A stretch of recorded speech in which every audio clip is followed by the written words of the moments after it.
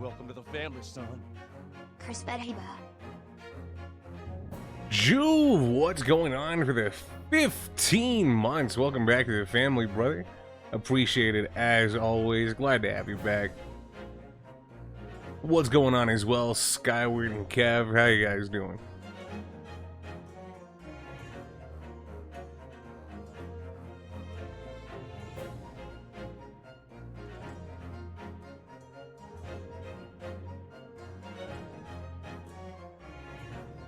HP going to bed for work makes sense. Good night, HP. Oh, he's just going to work. Never mind.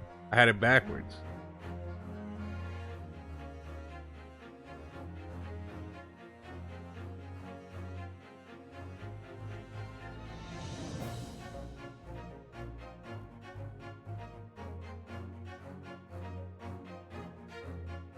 We'll give it a little bit, let people get in here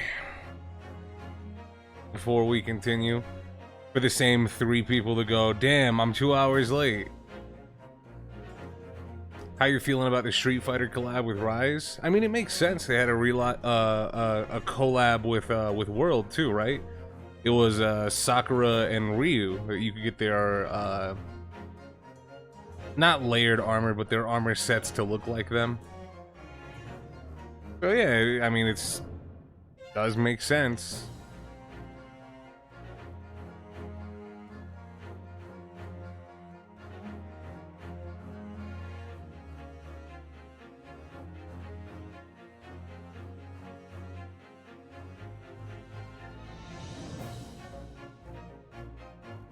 Kinro, what's going on? I don't know if that's gonna make me go back to playing Rise though.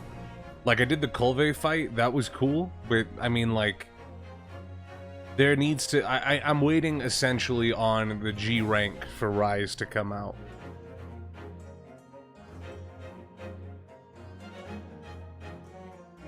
And I'm wondering if, because it was a full price game, kind of like with World, are they going to incorporate more G rank stuff into the base game before giving us the like G rank version? Like, Iceborne came out, but there was already G rank stuff in World when Iceborne came out. You know what I mean?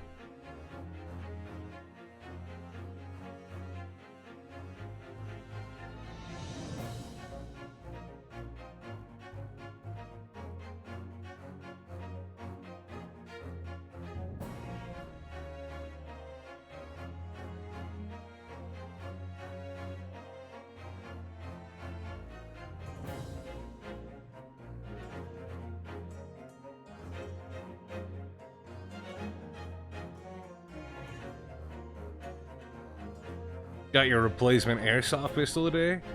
No issues with that, I hope, currently.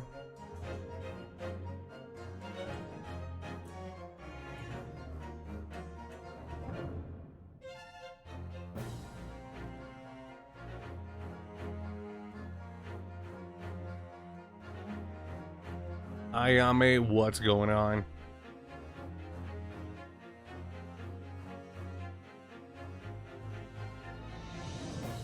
But yeah, no, Rise getting that Street Fighter crossover, getting some stuff to use with what's the word?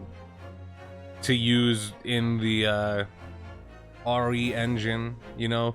Even though it's very clearly still that that Street Fighter 5 like look, it running in the RE engine is kind of cool.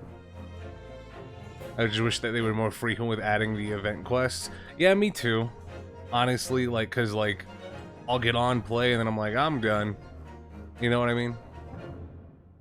Anywho, I believe it's good and proper time. We spent enough time. What's going on, SNR, J Smooth? How y'all doing? Now, last time we were here, we were met with a little bit of a conundrum. Family, son. I do be watching Chris streams. I guess he does. Mayor back for the 5 months. Appreciate it as always, brother. Thank you for sticking with us. But, what was I saying? Last time we were met with a little bit... Oh, fucking Christ. Guys, wait. I think this is the first time we've seen a hype train in a long-ass time. I've been fucking hemorrhaging subscribers, so this is a neat little treat. Kumaneki, though, back for the Prime, or back with the Prime for the 9 months. Appreciate it as always, brother. Thank you for sticking with us. What the fuck was it? I was recapping, right? So last time we were here, we unfortunately did have to stop the, the stream for just a little bit because, somebody was pulling fire alarms in here. But we were able to make our way decently into case 2. And case 2, I feel, is a decent case. It is a flashback case, so I don't know how to feel about that 100%.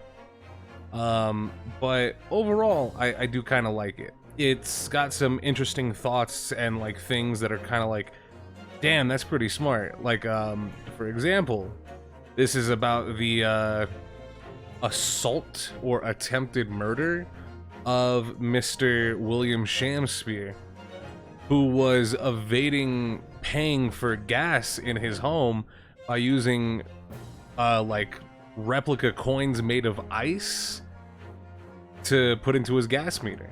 So he was able to get free gas to heat his home by making coins out of ice that he would put into the gas meter and would melt inside of there.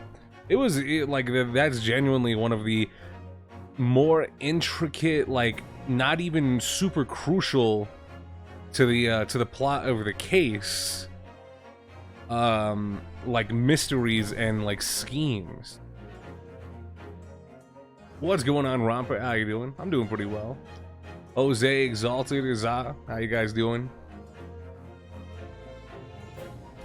But our client that we're defending, Saseki Natsume, back in his second court appearance. Vowing, how you doing? He is unjustly accused by the quote-unquote victim for trying to poison him, and we're trying to prove his innocence. And it seems like we're doing that by mudslinging the accuser. We're trying to figure out what he gains from accusing Mr. Saseki Natsume of poisoning him. And with that said, we're moving on. We actually, for the first time in investigations, well, not investigations, in Chronicles, we're taking a departure from the court to go back and reinvestigate the crime scene. You know, talk to more witnesses, gather more evidence, which is something that we have not done in this in these 2 games thus far, which is a breath of fresh air because it happens all the time in regular Ace Attorney. But now it is the 22nd of February, 1:11 p.m. back in the legal consultancy. And it looks a little bit cleaned up in here. We don't got like the tables and whatnot. Ugh. We made it back in one piece. Just. To be perfectly honest, I thought we were finished there for a while. Oh, I know. What a lot of close shaves. There's so many carriages on the streets of London, you were very nearly flattened several times. Bro, I'm wearing all black and it's snowing out there. How can they not see me? Oh, no, I didn't mean that. Yes, I know. It was a marvelous defense, Naruhodo. It really was. I was in awe of you. Oh, thank you. Now that your fervent exploits have won us some more precious investigation time, let's see if we can't find some new clues for court tomorrow. Yeah, let's do that. Is everything all right? I suppose. I still can't quite believe it, that's all. That I'm here in England working as a lawyer, I mean. In the Old Bailey, no less. The truth is, it shouldn't be me, should it? It should be him standing in my shoes. We're really, like, they're really leaning heavily on, and I said it during the first game, they're really leaning hard into what's the word? Into Kazuma being such an influence. But again, yeah, I mean, like I said it last time too, if you're gonna have a unique model, hey man, show them all, show that headband. It should be Kazuma. It was Kazuma's wish that you'd follow him to Great Britain and work alongside him. Yes. I mean, I never had the chance to ask him why exactly, but he clearly had a plan. I wouldn't be here today if it wasn't for him. You're doing wonderfully, Naruhodo. I've no doubt that Kazuma would say exactly the same if he were here with us. Thank you, Susato. Thank you.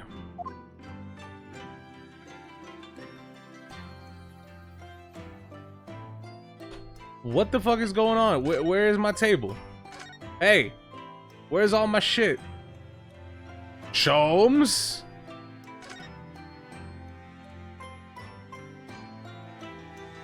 What? Perhaps we should put this spade away somewhere.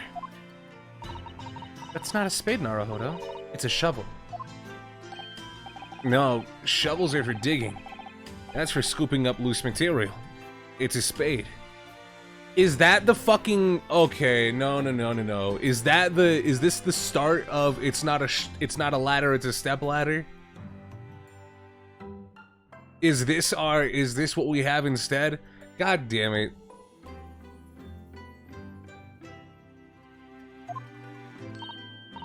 No, spades are for digging. That's for scooping up loose material. It's a shovel.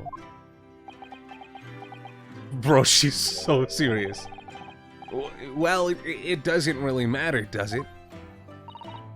You're so right, Naruhodo. We mustn't quarrel over such trifles. On reflection, then, I think I'll leave this spade where it is. Yes, I think that's for the best. We may need a shovel when we're working in the garden. You two are losers. God damn it. Is that really the only thing? I can't ask why the fuck my table is missing? I feel like this is all the same stuff, right? I feel like this is the asking Maya Fey where we're going next. What's going on, SM? Alright, so let's go see what you guys are up to down here, I guess. 22nd of February, Sholmes' suite. Oh, Runo and Susie. Hooray, you're back. You should read those, though. Are they important? Hello, Iris. You're in fine spirits as always, I see. I am, and you look as immaculately presented as ever, Susie. Oh, you flatter me. Well, you couldn't have come at a better time. I've just made a pot of tea. I'll set some cups. Really? Thanks, Iris.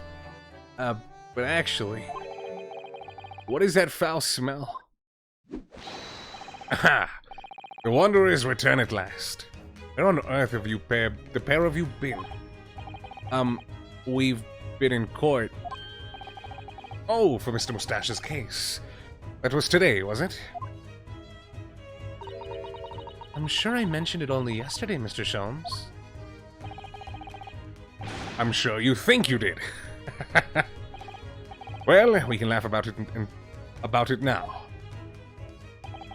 So tell me, how did the trial go? Reasonably well so far. We've managed to escape without a guilty verdict, at least. Really? I would have liked to see it. And I must pass the time of day with Mr. Reaper again. It's been too long. Is Lord Van Zeeks an acquaintance, Mr. Sholmes? Naturally. There's not a person in the world who doesn't know my name, Mr. Naruhodo.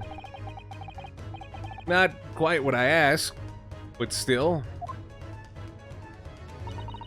Mr. Sholmes? Whatever is that odor? Yeah, what is it? It's faint, but absolutely awful. Ah, indeed. That's the scent of my victory, my dear fellows.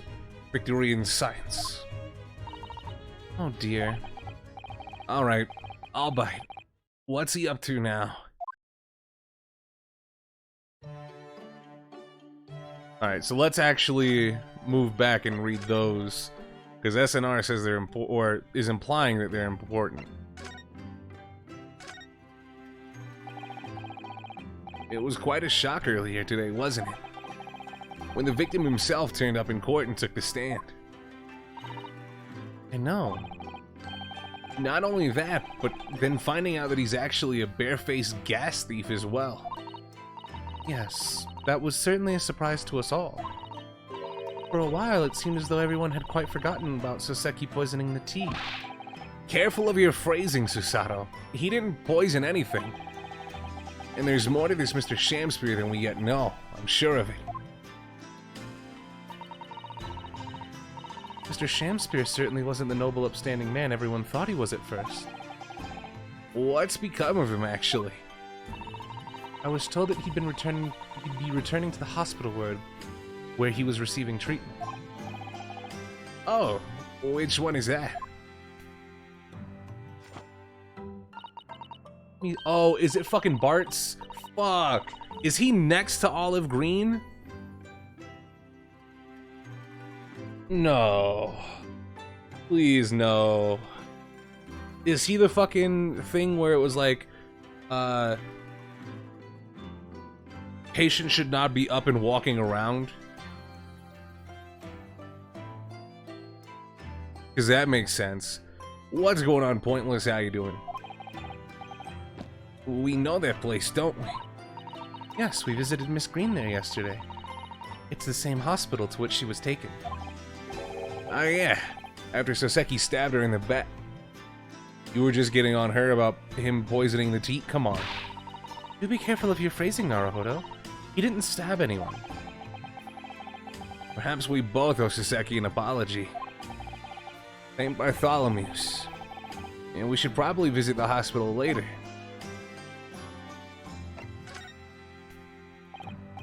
So, we know that Soseki took tea to the victim on the night in question. But as he isn't the culprit, then obviously... Yes, the poison surely wasn't in the tea. But if that's the case, how on earth did the poison get into Mr. Shamspear's body? I'm sure we'll find a clue at the scene. There must be something in Mr. Shamspear's room that will help solve the mystery. Well, naturally, Scotland Yard detectives have been over the place already. But it couldn't hurt for us to have another look around, I think. Definitely. And I'm desperate to know the outcome of our investigation, into the tea left in the bar of the soap. Well, if we run into Inspector Gregson, we could ask him about that. And Kazuma. Kazuma Sogi. The best friend I ever had? And the lawyer with such promise. Really saved my bacon in that horrible incident just before we left Japan. Flashback. I can still picture him now, looking so fierce and determined in court. And after the trial, that crazy idea he came up with.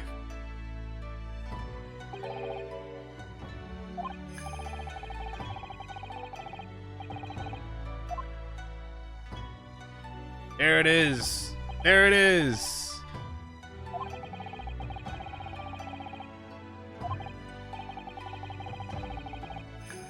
I wonder if this is actually a,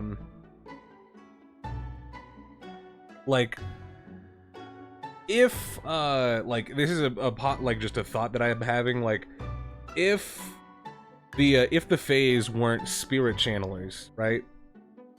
Would there have been this much focus on Mia in the other games, right? Would Mia have had as much screen time as this? And speaking of which, are we going to get a flashback case as Kazuma? Because that would be pretty fucking dope.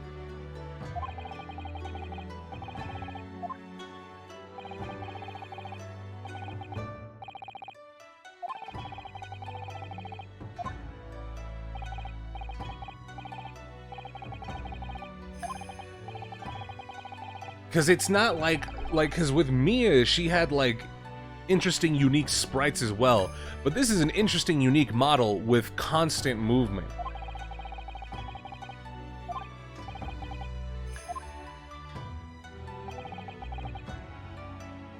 So I wouldn't be surprised if we actually, if we have, like, a flashback where we play as Kazuma. I think that would make sense, right?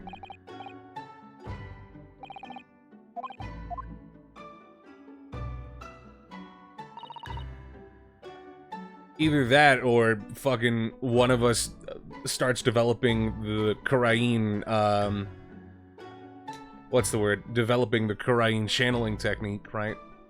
DGS2 had a DLC case as a playable Kazuma. Both it and the other DLC case started off with a warning about it may or not have taken place. Oh, god damn it. Okay, well that sucks. So, are those in Chronicles? Oh, sorry. I was just thinking about Kazuma. Yes, he's forever in my thoughts too. To change the Japanese judicial system for the better. That was his dream. And that's why he so desperately wanted to come to Great Britain to study, of course.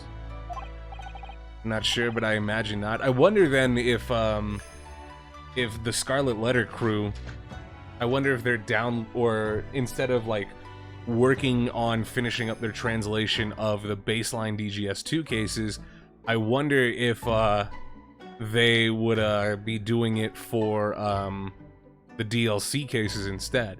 I think that would be pretty interesting, because technically their work is already finished, right?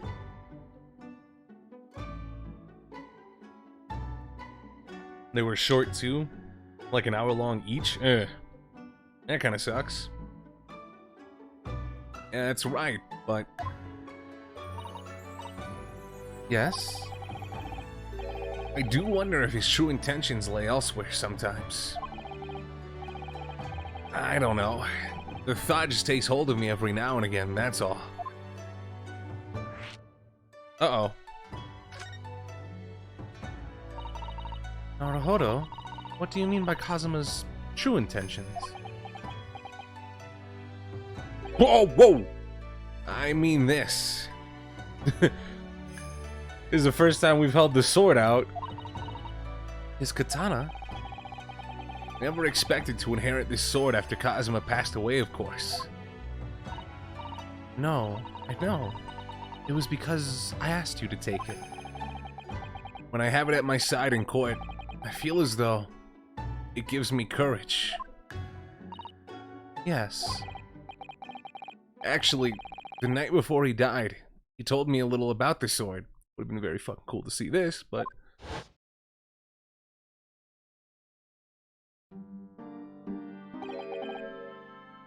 Oh no, we did see this. Yeah, Karma.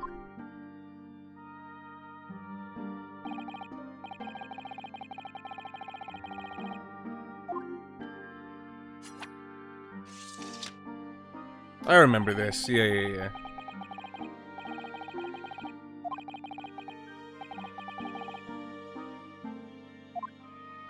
Karma guides me, I truly believe that. Manfred von Karma kicks the door down.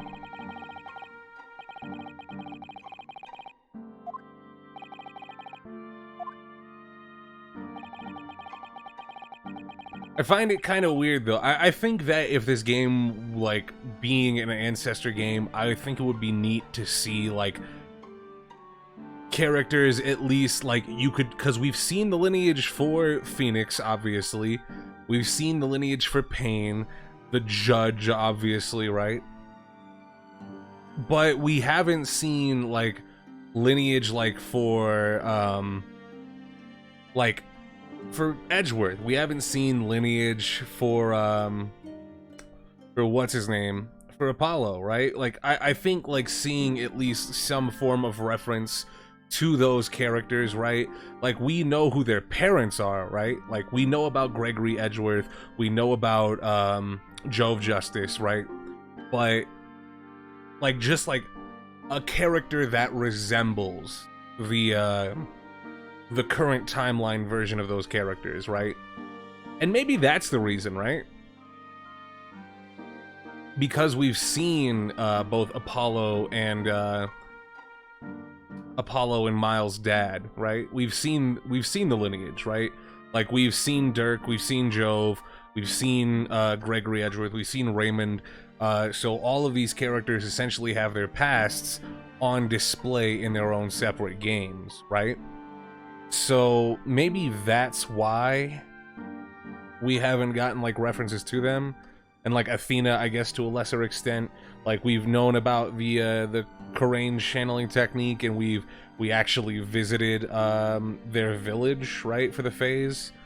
So I guess maybe it was specifically to focus on Phoenix, but I still think being this far in the past, seeing something that was like, hey, you know, like, because with Apollo, right, like his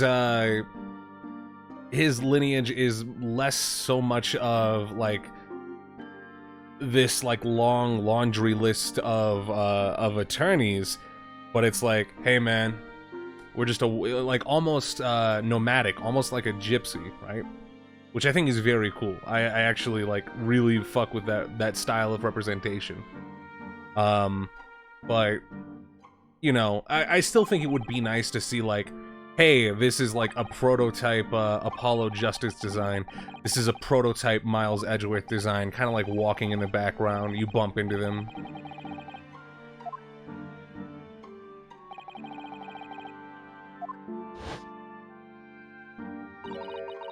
What did he mean by something very important that I have to do? I had hoped that the answer to that question would have become apparent when we arrived here, but as yet, I've not found a single clue. See. So yeah, like, and this is what I mean, like, right? Like, when I said, like, this, it would be neat to see, like, Kazuma, you know, like, in a flashback case, like, talking about his true intentions of what he wants to do in Great Britain. You know, maybe, like, some things he heard, because unless we do get some fucking channeling techniques, I think that the best that we're going to get is, like, conjecture. You know, of, hey man, this is what I think he meant, right? It's gonna become the fucking boss's will from Metal Gear Solid. So this girl here is Mia's ancestor? We have no idea. I don't know if Susato is supposed to be invocative of anybody else, right? With the kind of allusion to her being a telepathic, right? Like, I think you can draw, like, comparisons between the phase and Susato, you know, like how she seems to, like, especially with the knowledge of the manuscript of the Hound of the Baskervilles, you can say, like, oh, there is a little bit of a supernatural connection, but not so much that it's, like, bloodline related. Whereas Ryunosuke is literally just stated to be Phoenix's ancestor, right? So what do you know about Lord Van Zeeks? Lord Baroque Van Zeeks. Yes, it's an interesting sobriquet he has, isn't it? The Reaper of the Bailey. Once the legendary prosecutor has fought for someone's conviction, that person is doomed. Even if he or she is found not guilty by the courts, sooner or later the hapless soul will vanish from the capital. But vanish how exactly? By falling under a passing carriage or drowning in the Thames, or succumbing to a sudden fever, or quite out of the blue being set upon by a highwayman. There are numerous routes to one's final terminus, my dear fellow. It all seems a little far-fetched, really. Well, on the bright side, Mr. Mustache's fighting fit For the time being, at least. That's not overly reassuring. If the rumors are true, though, the obvious conclusion would surely be that those acquitted are, well, by Lord Van Zeek's own hand. As it happens, Miss Susato, that is quite impossible. Oh? Why? Naturally, the man very quickly came under such suspicion. However, whenever these incidents occurred, the Reaper always had a cast-iron alibi. Really? And so his reign continued. But 5 years ago, vanished from the courts, never to appear as a prosecutor again. That is, until you arrived in the country, Mr. Naruhodo. Yes, so I've heard. In fact, it was the very day I arrived when I was thrust into that trial at the Old Bailey. A bitter fight to the death coincided with the Reaper's resurrection. And really did end bitterly indeed. And here you are, facing Mr. Reaper again. Poor Runo. I don't know if you're just incredibly unlucky, or incredibly unlikable. I like him. He's cool. I think it goes deeper than just me. I sense a general loathing of all Japanese people. He's racist.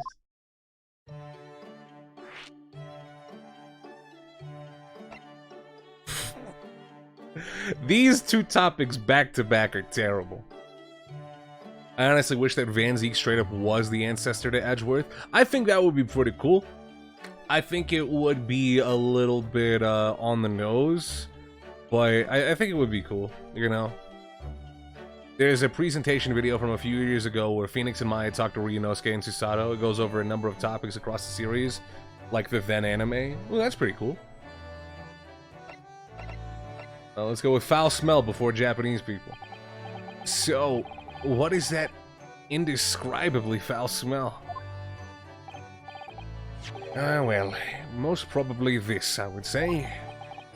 What is that? My dear fellow, it is of course my latest invention.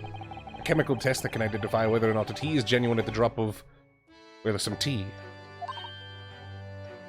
Oh my.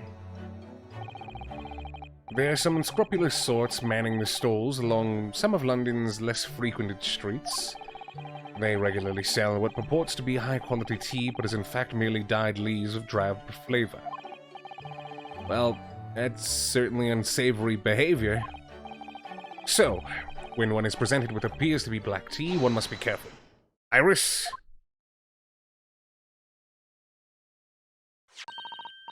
At the ready, Hurley. I just add a drop of my chemical into this cup of tea here. Do you see what happens? Turns black. It's turned completely black. What a foul odor it's giving off. Indeed, the blacker the tea becomes, the more foul the odor. The better the tea is. It would appear that this cup was a particularly fine Darjeeling. That's very ingenious. But, what do you do with that black liquid now? Why, dispose of it, naturally. Surely you wouldn't like to drink it, would you? There does seem to be a rather obvious problem with your new invention, Mr. Sholmes. Hence why this chemical test is merely a test, my dear madam. Right. The point is, we are entering a new era of science. In the world of criminal investigation, also. Yes, forensic science. Oh, these are such exciting times. I regularly engage in this scientific experimentation alongside my unofficial consulting detective work. The Herlock-Sholmes method will be the foundation upon which all modern investigative technique is based. This little tea indicant was a happy byproduct of my ongoing forensic science research. Forensic science. I suppose I should find out more about that. Fuck it, I'm gonna do forensic science first. Stop bringing new topics in. So, your t-test. Is that an example of forensic science? Indeed it is. An essential tool in cases that hinge on the knowledge of whether some tea is of high or inferior quality. Shout out Emma. Yeah, like, I suppose one of the interesting things about this is that you can, like, draw parallels for each character in the modern, like, series and trilogy and be like, oh, this character is like, because you can say, like, Sholmes is a precursor to Emma Skye. You can say, like, Gregson is a precursor to Gumshoe, right? And I can see that, like, line of logic and go, like, yeah. And you can, like, headcanon, like, oh, somewhere down the, like, this is a super long family tree that takes a lot of twists and turns, right? I just mean the forensic science part. I still feel like I feel like a lot of Sholmes' character has, like, those same notes as Emma Skye does, right? Particularly in Dual Destinies and Spirit of Justice. You know, whenever Emma Skye isn't, like, fucking, isn't investigating a crime scene or doing forensic science, she's just kind of, like, really, like, downtrodden. She doesn't want to talk to people. She just wants to eat her, what were they, Crunchos? Those little chocolate snacks, right? And how when Sholmes is investigating a case, he's just, like, very depressed. He doesn't want to do anything, you know? The very big, like, snackoos. That's what they're called, right? So, like, I have a feeling that, like, you can trace, like, and outline some parts of these character, like, qualities, right? And match them up with an existing character in Ace Attorney, like, in the present series, right? And I feel like the more that you can do that, the more it, like, you can, like, have this, this thought of this character is almost an analogy of that. Like, Sholmes is very clearly different than Emma, right? I think that's, like, completely 100%. But like I said, like, with the, you're most excited when you're doing what you want to do, I feel like they have that same character trait, right? So it's not exactly one-to-one, but you can view the analogy there, right? Which I think is very neat, you know? Like, I said yesterday that, what's his name? Fucking Van Zeeks kind of feels like the combination of Godot and Edgeworth, right? He kind of feels like he is a blend of those two characters. Not one-to-one exactly either of them, but you can pick out parts of his character. It's like, this trait is for Godot, and this trait is from Edgeworth, right? You know, I feel like you can do that with a lot of the characters we've met, right? Where I would say, like, Gregson kind of feels like the analogy for Gumshoe, but not in the sense of they're exactly like this, they have 100% of the same character tropes, right? That explains why I was getting Pearl vibes from Iris, not to be confused with Iris from the trilogy. Yeah, fair enough. Yeah, like, I would say that Iris kind of feels like she's an analogy to Pearl. I've only played the OG trilogy. Do I need to play Apollo Justice before this, or is this standalone? This is, to my understanding, the entire first game is standalone, and this is a sequel to it. Clumsy. So I would say that this, in a vacuum, you can experience and have no other prior knowledge of Ace Attorney, and have it be fine. Obviously, there's, like, little quirks and pieces that you would understand if you've played the original trilogy, but I don't think you need to play the second trilogy. I don't think you need to play the Apollo trilogy to play and understand this game. Not a huge number of cases, then. Perhaps a more practical example is required. Fingerprints? Not yet accepted in our courts as evidence, I might add. Really, we are dragging our heels here. I hadn't even heard of them until recently. Which is partly why I undertake research in this field myself, of course. Does that mean you're studying fingerprints, Mr. Sholmes? There are others in that field already, and I abhor the company of inferior minds. No, what I am researching is skin prints. Skin prints. A nomenclature of my own design as this chemical agent that makes that possible. It instantly reveals objects touched by whichever person is under investigation. Brilliant, Mr. Sholmes. As long as it doesn't turn everything completely odorous and black. I assure you, my dear fellows, you will witness my forensic talents in action very soon indeed. Saseki being compared to Larry Butts also? Yeah, what's going on, Joe? And I would say that's kind of true. Like, you can see character traits of both Larry and Soseki, right? Very clearly not one-to-one the same character, but they got some goofy elements to them. With Mr. Natsume, who I'm currently defending, being Japanese as well as Miss Susato and myself, I felt it even more keenly in court today. For some reason, Lord Van Zeek seemed to have an inherent disdain of the Japanese. Indeed. It is an interesting observation. You know something about it? Do you, Mr. Sholmes?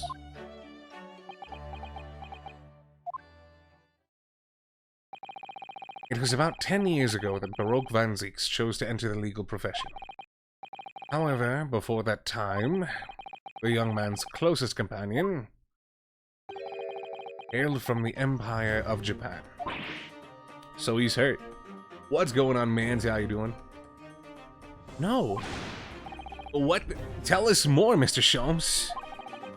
What happened? I believe I've made it clear before. I'm unable to tell you anything about the affair. Oh, but...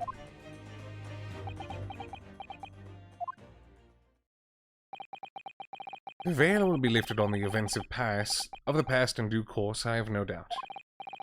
For now, however, it is Mr. Mustache who is most deserving of your attention, I believe. Well, fuck. Well, I think we should go back to the scene and see if we can uncover any new clues. That's the spirit, Runa. See you later. I love these two. Yes, until later. No, Mr. Sholmes.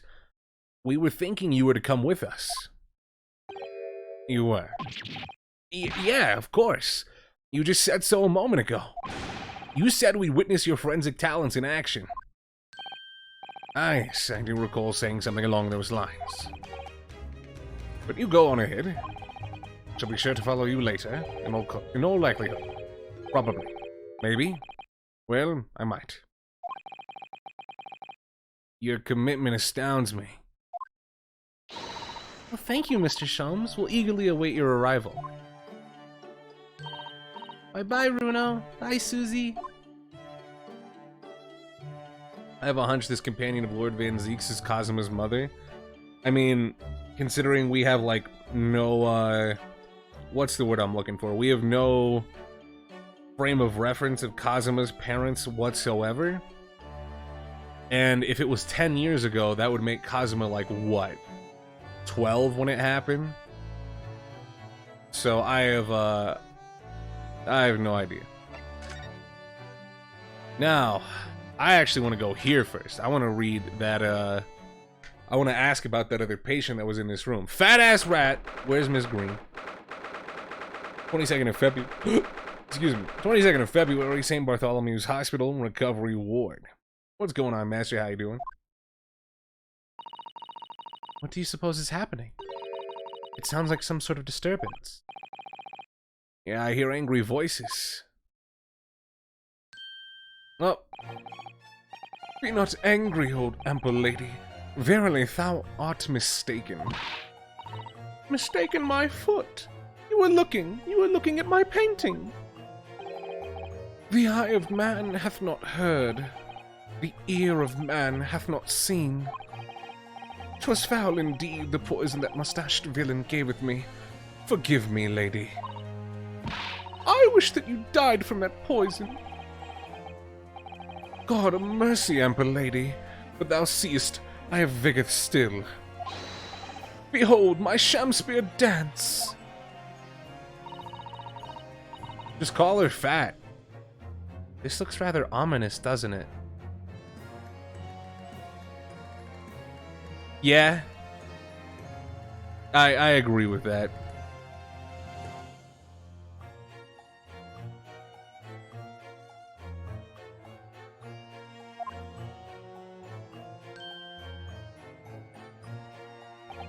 Ah, lo, 'tis the lawyer from the land whence riseth the sun. How now? What are you doing here, Mr. Shamspear? Mary, I do believe I am returned to another world. He was looking, that's what he was doing, looking at my terrible work. Eastern fellow, so dark ye clad. Faith, thy work in court this morning was wonderful. I do applaud thee. Oh, well, thank you. But that doesn't mean things will go so wonderfully for you tomorrow, does it?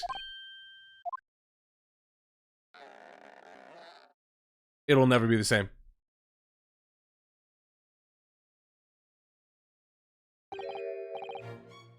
Anon, exeunt. You're gonna leave now? Thank you. Mr. Shamspear might technically be the victim in this case. But there's definitely a lot more to it than that. It's very hard to pin the men down. So sorry. I'm such an awful person. Ah, Miss Green. Is everything alright? Oh, yes. I mean, don't worry about me. They're about to discharge me, so I must get ready to leave now. Oh, I see. We're delighted that you'll soon be well enough to go home, Miss Green. Oh dear, you're too kind. I don't deserve it. What's going on, Memesy? How you doing?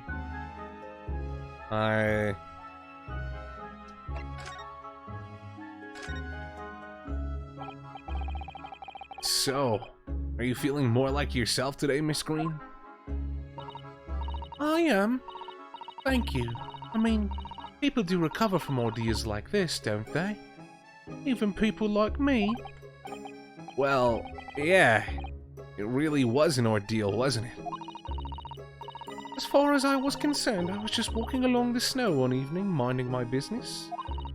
And then, completely out of the blue, I was struck in the back by a knife and collapsed unconscious for days. Of course, when I finally woke up again yesterday, the whole business had been cleared up already. What a terrible week it's been for you. What's going on, Memesy? How you doing? Oh no. Sure, I'm very lucky, really. I'll look back on this fondly. Really? Anyway, I must be getting my things together now, so I'm ready to be discharged. Oh yes, of course. Sorry to take up your time when you're obviously busy. Alright, well... Can we sneaky a peeky? Is everything else literally examined already? Because I would love to ask her if this man or that man was over here. Why is she built like the Pillsbury Doughboy? Are you body shaming her? There's no need for that. She's rotund, yes.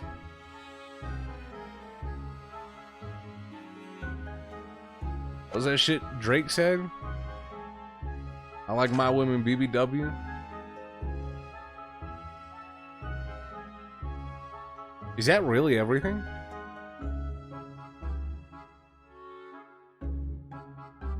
Drake was capping? I believe him.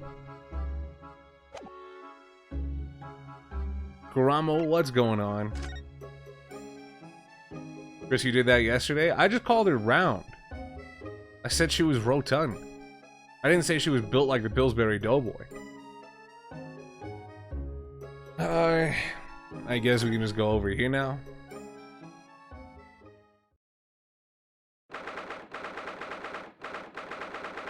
And I quote, bitch, you been round? Yeah, like I said, I called her round. And?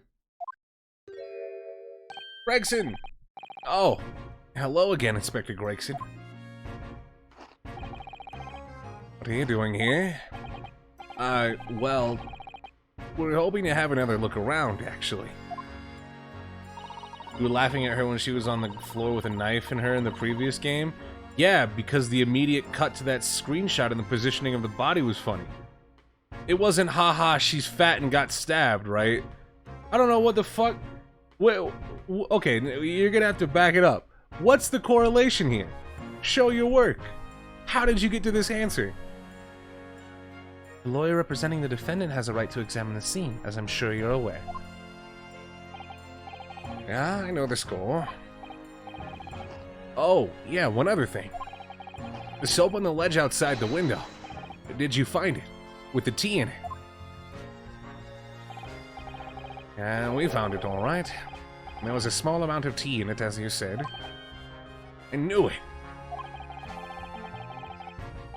It's with the identification section at the yard now. They're looking into it. The results should be available later today.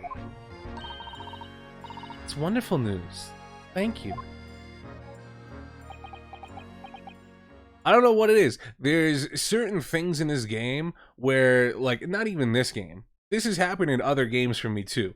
If you cut to somebody on the floor or somebody in a fucking awful position after they're not being in this, and the most notable example of this is the fucking Danganronpa V3 Case 3, where I was dying laughing when I found out how a victim was killed, right? Because I was like, holy shit, that's hilarious. And I can't tell you why. There's just something about this that's funny to me. I can't explain. There's just something about people going from being in not peril and then hard cut to being in peril that I find hilarious. I don't know what it is. Is there like a medical term for this? Like, is there something fucking wrong with my head that I find this funny? But like seeing her going, like having us like in the courtroom talking about the events, and then it just slam hard cuts to Olive Green on her side, knifing her back on the floor. That's fucking hilarious. I don't know what it is. Fucking slam cutting to people in danger or post danger is hilarious. Like, for example, it doesn't matter what it is, right? If this goes from me talking to Gregson to Holmes being on the floor in the background, I'll probably giggle, right? That's probably going to be kind of funny to me. Pretty impressive performance in court this morning. Sorry. Nothing, forget it. Just make sure you don't disturb anything in here. Alright. Well, he's not on the floor. Fucking look at him mean mugging. Why are you so mad that he's here? Just follow the eye line, right? Ooh, fuck you. Mr. Sholmes, what are you up to over there? Question indeed. Was it not your good self who asked me to attend to the scene? Oi, what are you doing here, Sholmes? What are you up to over there? What are you doing here? Dear me, once a great detective, one is always under scrutiny, it seems. Is now the time, Mr. Sholmes? If you examined Sholmes back at the suite, he would have sat at his desk and fallen asleep. Bro, what a guy. Are you about to show us your forensic talents in action as you promised? With the greatest of pleasure, my dear madam. Look at him. What's all this?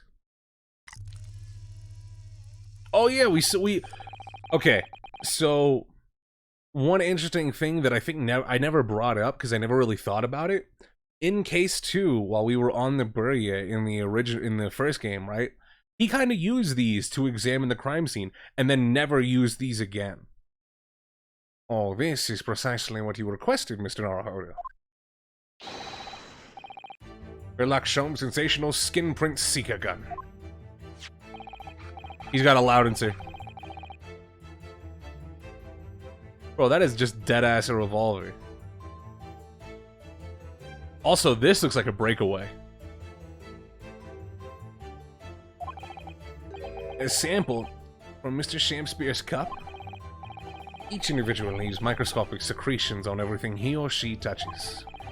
A sample of those secretions is all I need to produce this.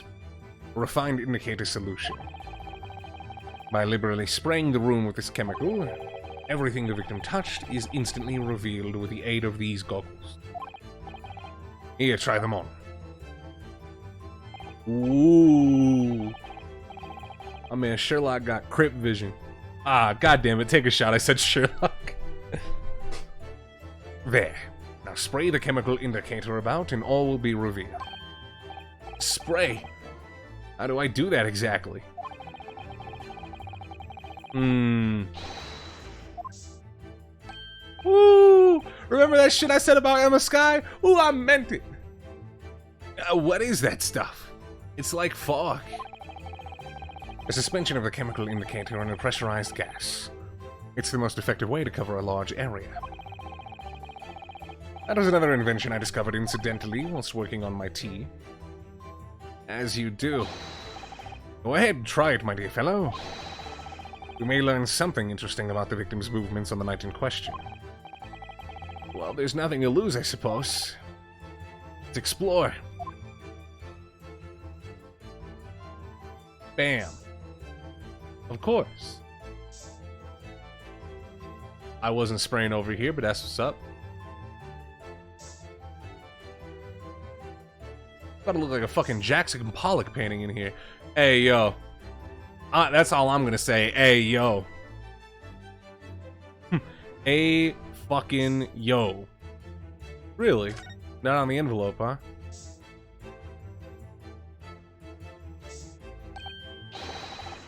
Look, there are a dozen handprints. There are dozens of handprints here. So there are. A great many indeed. So much so that it's hard to make out any one individual print, in fact. Sends a chill down my spine. Perhaps he was leaning against the wall he admired this picture. Alright, yeah, maybe admiring the picture, huh? Yeah, yup. Unlikely, I would say. It's a rather dull scene, after all. Without wishing to state the obvious, you wouldn't generally admire a picture from such close quarters, I feel. Oh, very true, Mrs. Sato. It's a bit of a mystery, then.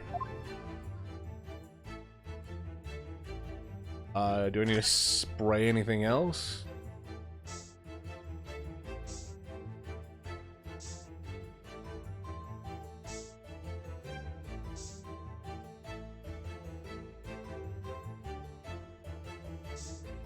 I really find it weird that we had nothing to get from that.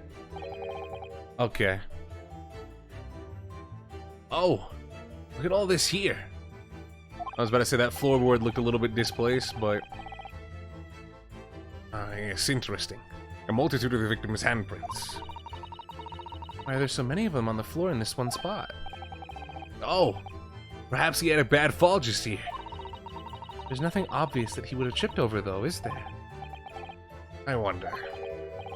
Personally, I often stumble when there's nothing obvious to trip over. I think that's something only a great detective would do, Mr. Sholmes. Well, this is quite a puzzle, and brings all over the floor. There's no obvious explanation.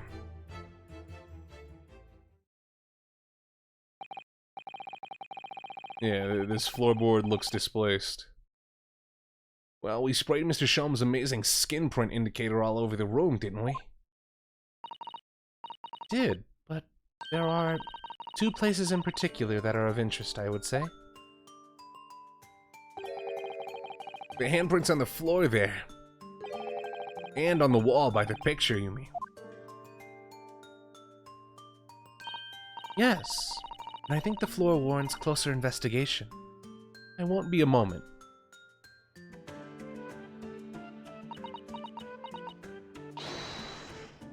Susato, there are people around. What is it, Mr. Sato? Look here, Mr. Naruhodo. One of the floorboards has popped out. One of the... You mean... It's a secret hiding place? Excellent work, Mr. Sato. So, what do we have here? Oi! What are you lot doing? Inspector Gregson. Stand aside right this minute. It's my job to investigate there. No need, Inspector. You continue to dig into your portion of chips whilst we dig around it in the floor here. Your fancy talk's putting me off my food anyway, Sholmes. A new bit of evidence is exactly what I need.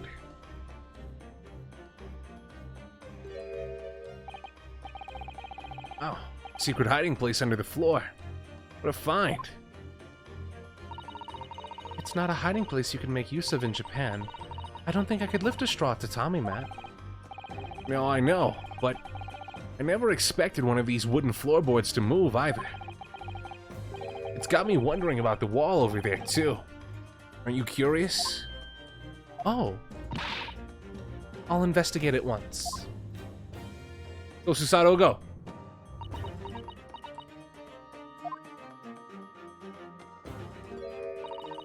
There's nothing behind the picture, sadly. Only the wall. How disappointing. But then, how do you explain the handprints? Really can't think why anyone would have been touching the wall over and over in one place like that.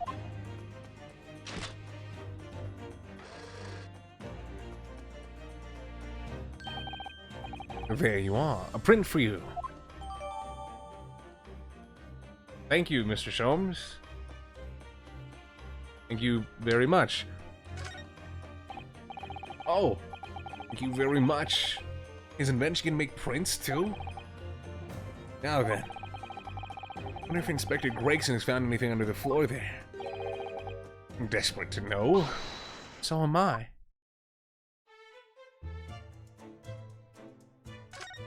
Yo, Gregson, yo, yo! I'd love to know if there's anything hidden underneath the floorboard there. Allow me to ask Gregson now. After all, we're well acquainted. Inspector Gregson.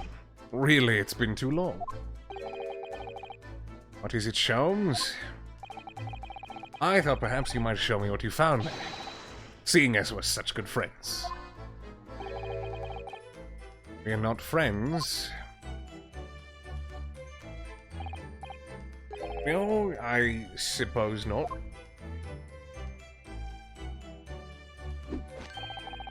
A dismal failure. Yeah, I heard.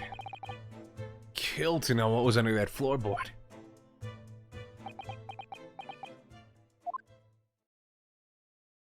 Let me take a peekie. Alright then, fair's fair. What? You discover the hiding place after all? Suppose I should at least fill you in. Really, Inspector? Thank you. Do it quickly, my dear fellow. If there's one thing I know about this man, it's that he blows with the wind, as fickle as the weather. Oi! Stop making me to be some kind of nut. 3 items under the floor there. Newspaper clipping, photographic print, and a tin box. Did you open the box? Gregson is still the guy? No, he's a fucking weasel. I don't like this guy. I'm acting under government secrets, you know, so I'm going to put a fucking small child away for murder.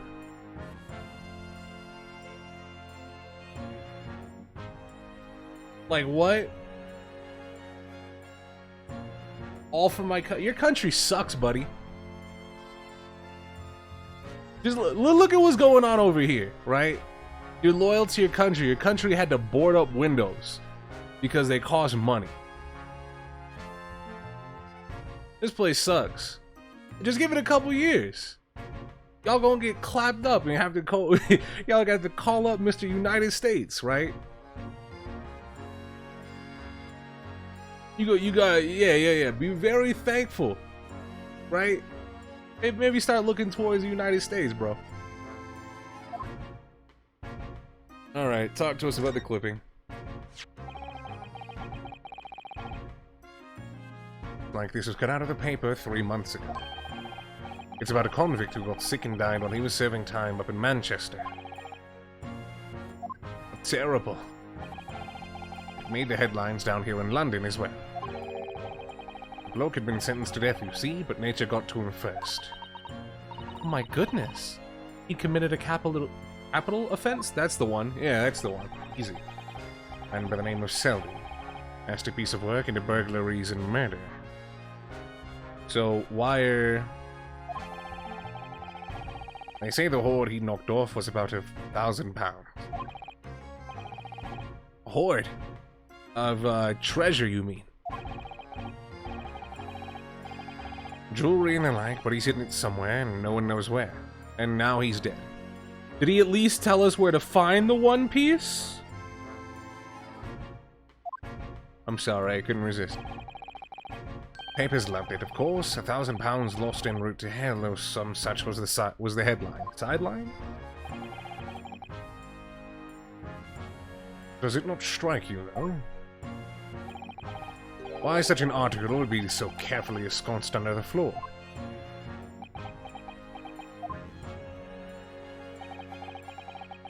I suppose now you mention it, it does seem a bit odd. Perhaps I'll go over the paperwork while we've got on Selden back at the yard and see if I can turn anything up.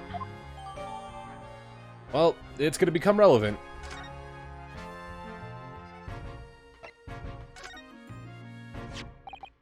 Bro, this case is actually really good. Now that I'm thinking about it, like, just... This case, if it ends up going in the direction that I think it is, it's feeling really good. So, this is the photograph I found. Looks reasonably recent to me.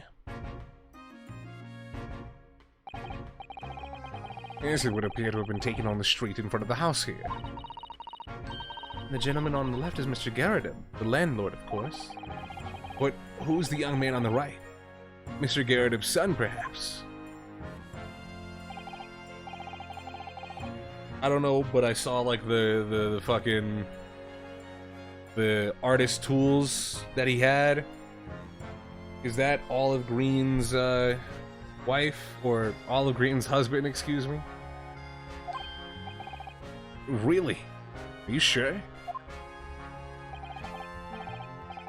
We can presume, therefore, that the yard already knows.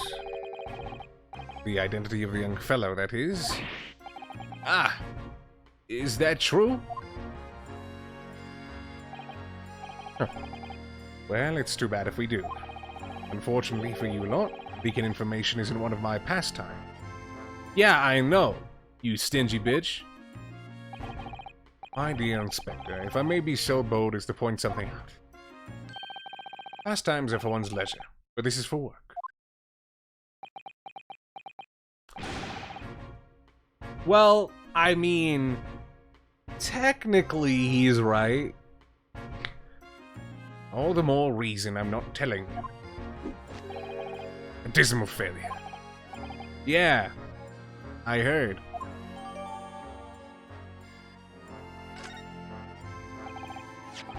I wonder, a photograph like this was hidden under the floor. I mean, Mr. Shamspeare himself isn't in it. Photographic prints are still rare treasures in the East End. I imagine Mr. Garrett was rather delighted to have been immortalized.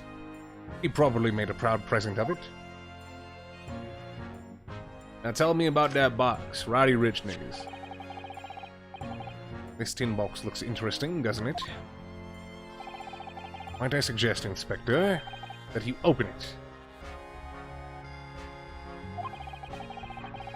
If you were to find something inside that reveals the truth behind this case, I wouldn't in the least be surprised. Funnily enough, I've already had a look. It's completely empty. What? Sham spear? Give us a clue, man. You didn't even have the chance to utter a word, Mr. Naruhodo. Anyways, at least we found out what's inside the box. Yeah, thin air. It's empty. Rather like how I feel inside. Is there nothing more to this box then? I wonder. Well, let me look at it. Is that the one piece of evidence I'm not gonna get? Wait, is that fucking Wagahai? Waggy! What you doing in here, boss? Oh, look. It's that lovely little kitty cat. What was its name? It's Mr. Natsume's, isn't it? I don't think we ever asked him, actually. Why don't we call it, Wagahai? You know, like Mr. Natsume refers to himself in Japanese. Wonder how he got in here. Clever cat. Oh, wonderful. Oh, then, Wagahai, here's something delicious I brought for you from the Cat's Meat Man. Cat.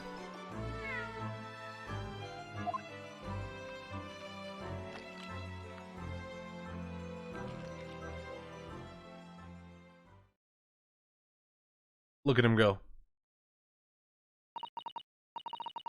Couldn't be happier now, look. I just hope we can bring some happiness to his owner, too. Do I get to examine Wagahai? Hell yeah.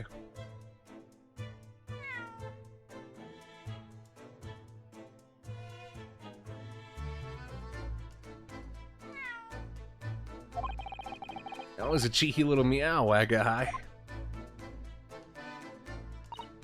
Oh, but he's so adorable. I could sit and watch him forever. I think he may not appreciate that after a while. And we have an investigation to get back to. Oh, okay.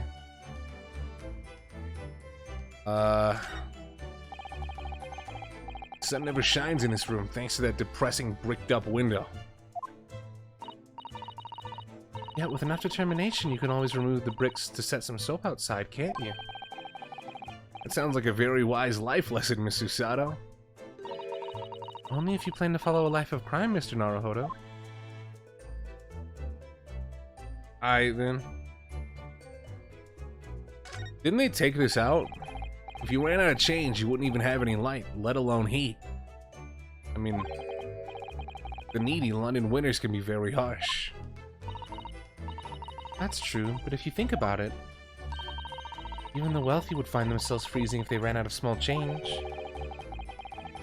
London winters can be very harsh for the forgetful too, then.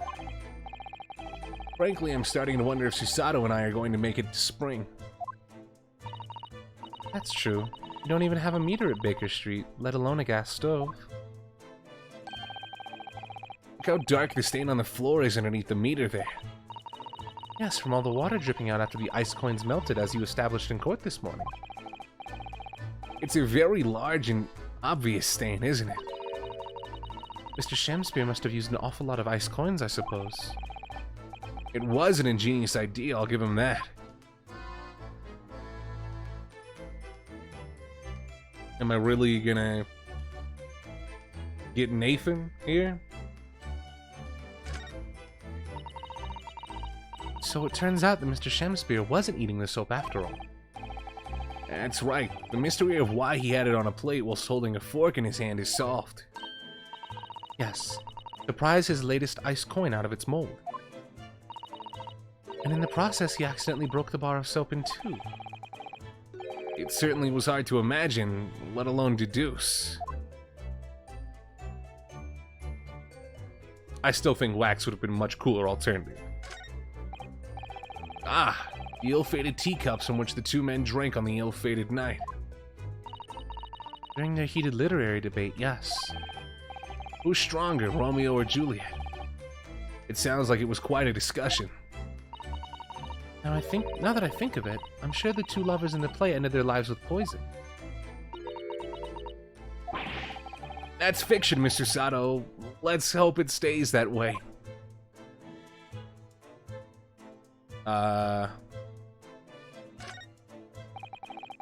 Gas wall light, we already looked at this. I just wanted to see if it changed.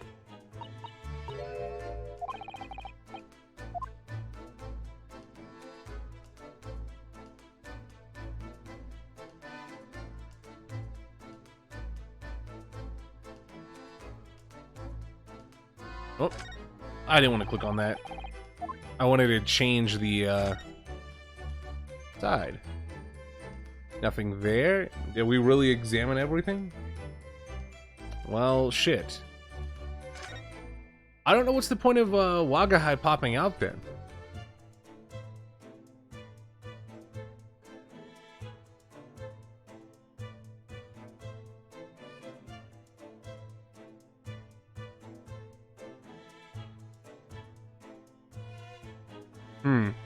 Okay, well, I mean, I guess we're done here then. We can go talk to, Saseki, I guess.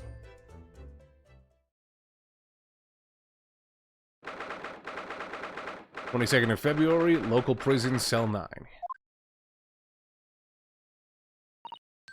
Oh, Mr. Natsume is back. So he is. Mr. Natsume, hello?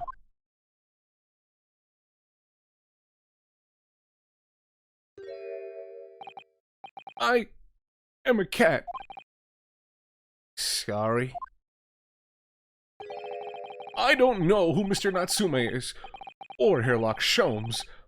I don't know about the courts or trials or Old Baileys. I am a cat. That's what I am. Just a cat. Mr. Naruhodo, he's trying to escape from reality. Trying to. Already has. Completely. So, what is your name then? Is he just gonna plead insanity? As yet, I have no name. Mr. Naruhodo, he hasn't fully thought out his new identity yet. Maybe it's not too late to bring him back to reality. Do you think you could open your eyes for us, Mr. Natsume?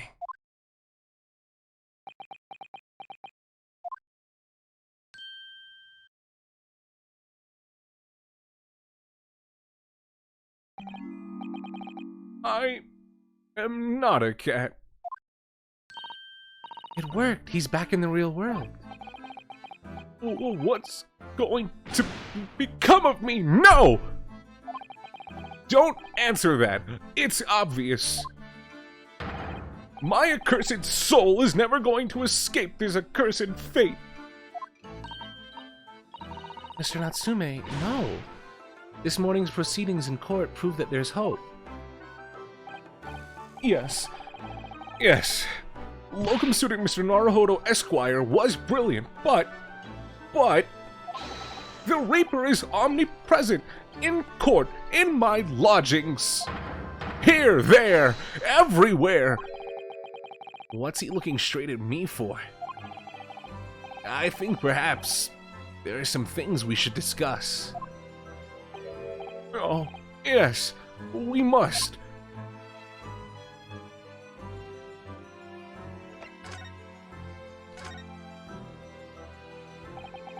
In my whole life, have I ever been so moved as I was today? No! Of course, if I cast my mind back, there were perhaps one or two other occasions that moved me more. But if I just block those out, then today, being in that courtroom was... It was the most moving experience of my life, locum student Mr. Naruhodo Esquire. You're too kind. Scotland Yard found the remaining tea just as we deduced and are analyzing it as we speak.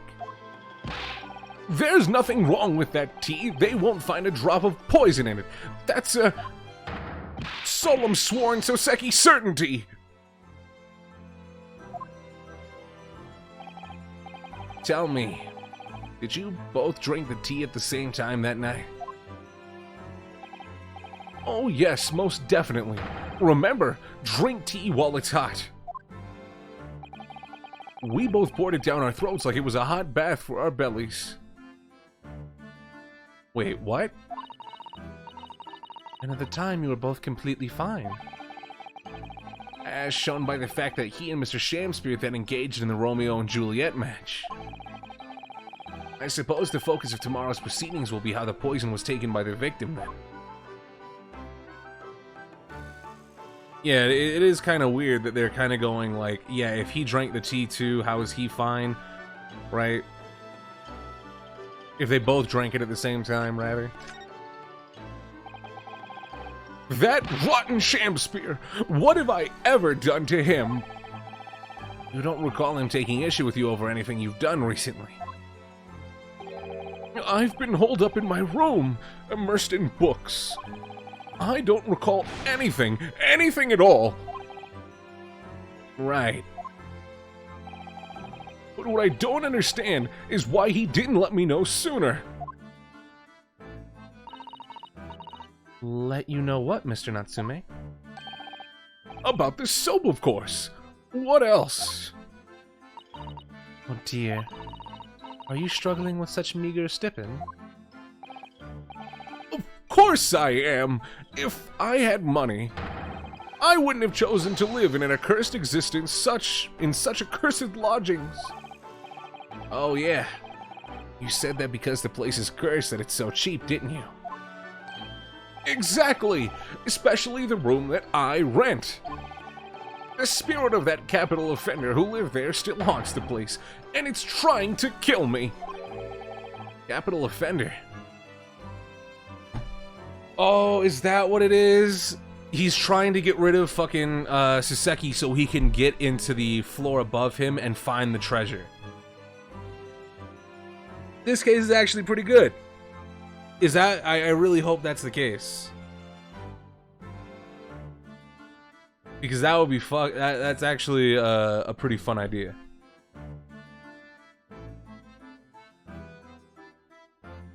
Because I was saying, like, when that newspaper clipping was found, I was like, oh, he wants to find the treasure, right?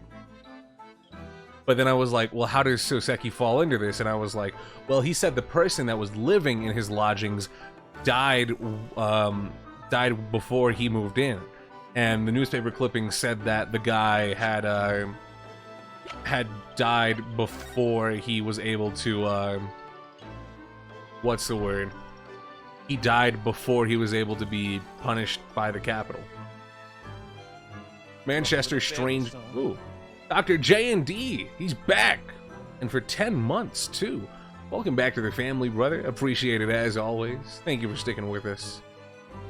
Manchester's Strangeways Prison announces the death of the convicted murderer, and burglar Selden by natural causes in the early hours this morning. He had been suffering with fever since the end of October.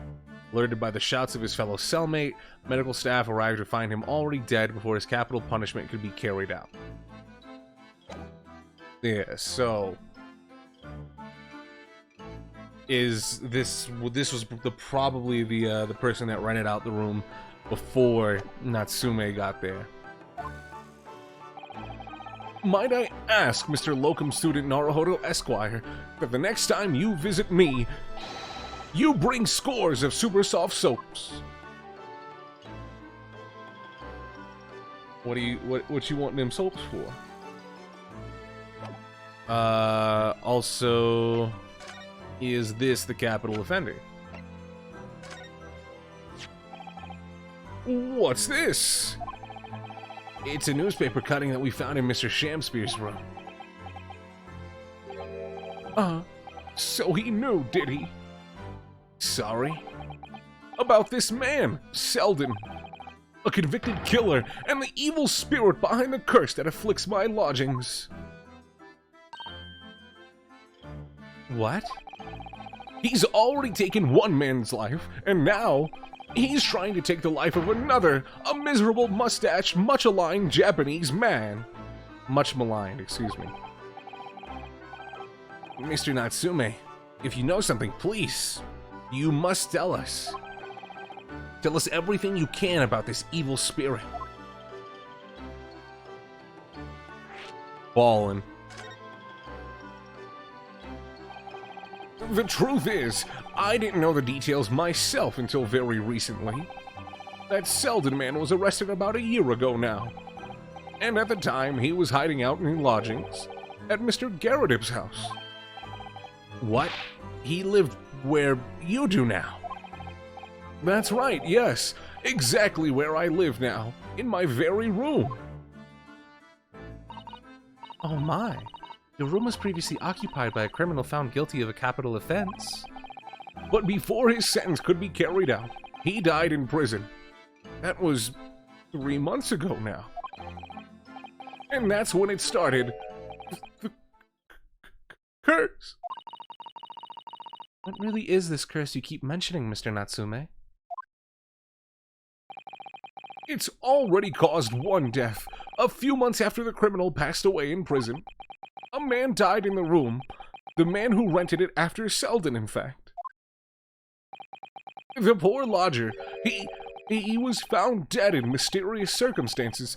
The room was locked from the inside. Locked from the inside? Exactly like the case we're dealing with now.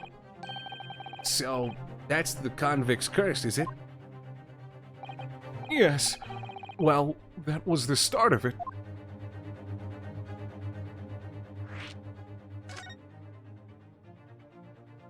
Shakespeare might be constantly entering Soseki's room. Either Shamspear or Selden himself, right? It's one of two options. The official cause of death was asphyxia. When they discovered the body, the room was full of gas. Gas? I only found that out after I'd signed the lease. When Mr. Garretib came to tell me later, I couldn't stop myself trembling. In fact, if I had known beforehand, I'd probably been too scared to take the room. Landlord's lease, luckily legal. Lucky for Mr. Garretib, maybe, but not so lucky for poor Mr. Natsume. And now you believe this curse is affecting you. It is. At first, I just felt as though I was being watched all the time. And then you talked about having nightmares, didn't you? The dead are trying to take me with them. They come for me and try to suffocate me. Just when I'm struggling to breathe, I wake up. And the room is as cold as ice. But why is your room so cold? The London winters are too cold to bear without any heating on overnight. But for some reason, even though I light the stove before I climb into bed at night, the pilot light always goes out and the room fills with gas. But that's terrible. That's exactly the same situation as what led to the previous occupant's death. And then there's what happened to Mr. Shamspear last night, when he was mysteriously poisoned. There's clearly more to that incident than can be explained by a curse, though. Whatever can be the cause of all these strange happenings in Mr. Garretib's room? Well, I think we need to go talk to Garretib about the photo, and potentially a little bit more.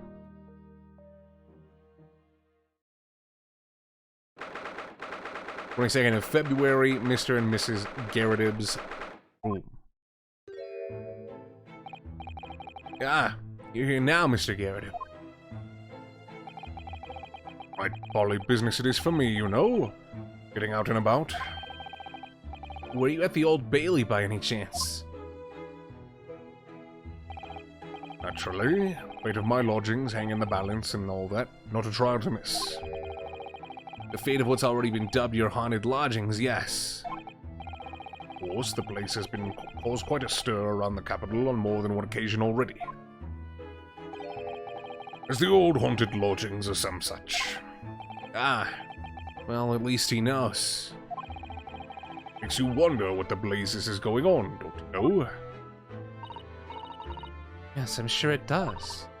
In fact, thinking back to Mr. Natsume's other trial just 2 days ago, Is anyone gonna notice him? you were at the Old Bailey then as well, weren't you? Testifying with your wife about what happened. Stopped off at the prison on the way home, in fact. Beastly business. I see.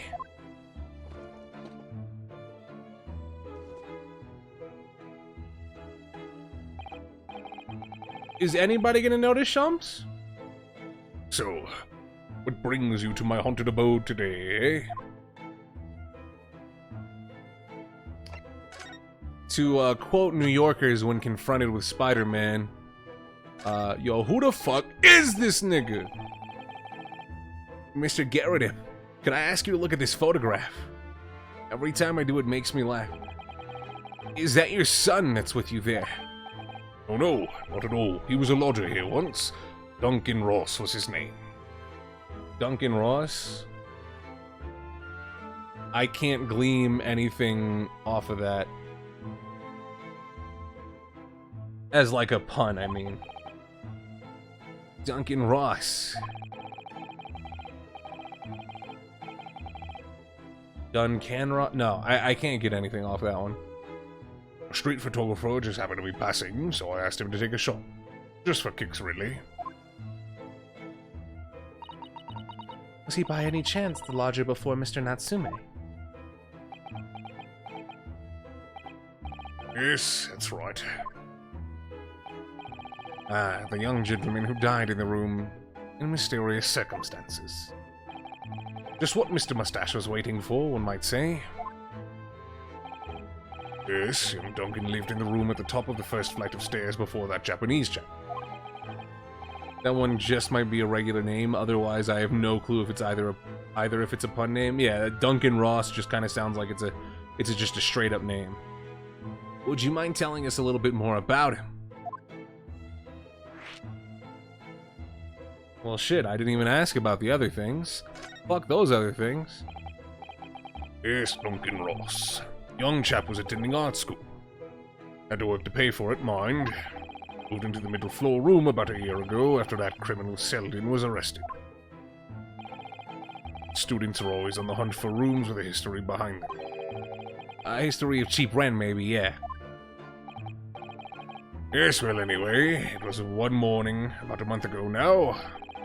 Hadn't quite worked out the old trick of watching the gas lamps to see what my lodgers were up to at the time. Though sadly, I was rather tardy to discover what had happened. The smell of gas had alerted me it was. Yes. Synonymous with the smell of death. Called the police straight away, of course, and the officer kicked the door off its hinges. But once we got inside, we all barely collapsed. Because of the gas? Yes, room was full of it. No air at all. Stove must have gone on, or the poor chap was sleeping in his bed. So Mr. Ross suffocated to death. Of course, the police. Now I'm a little motivated. Mickey with the 5 gifts over to Ibanke, Mega Celia, Sneaky Disc Beast, Boogie Beam, and Purple Splade. Thank you very much, Mickey. And if you heard your name called out at all, be sure to thank Mickey for her generosity as well. Just dropping in because I'm not caught up yet. Oh, come on, you could have got spoiled, Mickey. And then what? What would have happened if you got schmoiled? Thank you very much, though, Mickey. Very appreciated. Of course, the police gave me a sound ticking off because the gas pipes were so old and all that. Can't tell you how much it set me back to have the lot replaced all over the house. But even after you had all that work done, Mr. Natsume says the same thing. That the stove goes out at night whilst he's asleep in bed. Oh, that's the Bollick curse, the convict's curse. done my duty as a landlord now. Someone's feeling defensive. Alright. Let's talk about your lodgings. Some fishy fellow from the Far East and a failed actor chap of questionable character, eh? Yes, the house does seem to have become something of a magnet for rum fellows of late. Thanks to that bolly curse. The convict's curse, you mean? Ah, the stories, have you? Rotten scoundrel was arrested here, then the next chap in the room goes and keels over. There was that woman who dropped dead just outside the street, not to mention the actor yesterday. Why next, eh? Well, can't help but get the collywobbles, can you? When you say the woman who dropped dead outside on the street, do you mean Miss Green? Because Miss Green, who was stabbed by the knife, and Mr. Shamspear, who was poisoned last night, are both very much alive still. Yes, well, so is that blasted convict's curse, it seems. Personally, I should become quite content with such lodgings. A bath, a toilet, a fireplace. Fascinating history. Why, it sounds like the lap of luxury. I'm not so sure about that. Well, there's no bath or toilet included. No fireplace either. But you do look out for your tenants, don't you? By watching the rise and fall of the flames in your gas lamps up here. Yes, never hurts to keep an eye on things. In case there are any mishaps or such like. I think you've had your mishap already, sir. That's not helpful, Mr. Sholmes. Heaven forgive me. The words just came to my lips.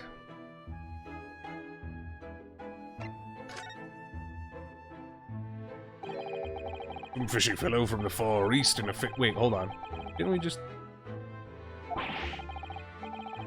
we all... I was asking about his lodgings.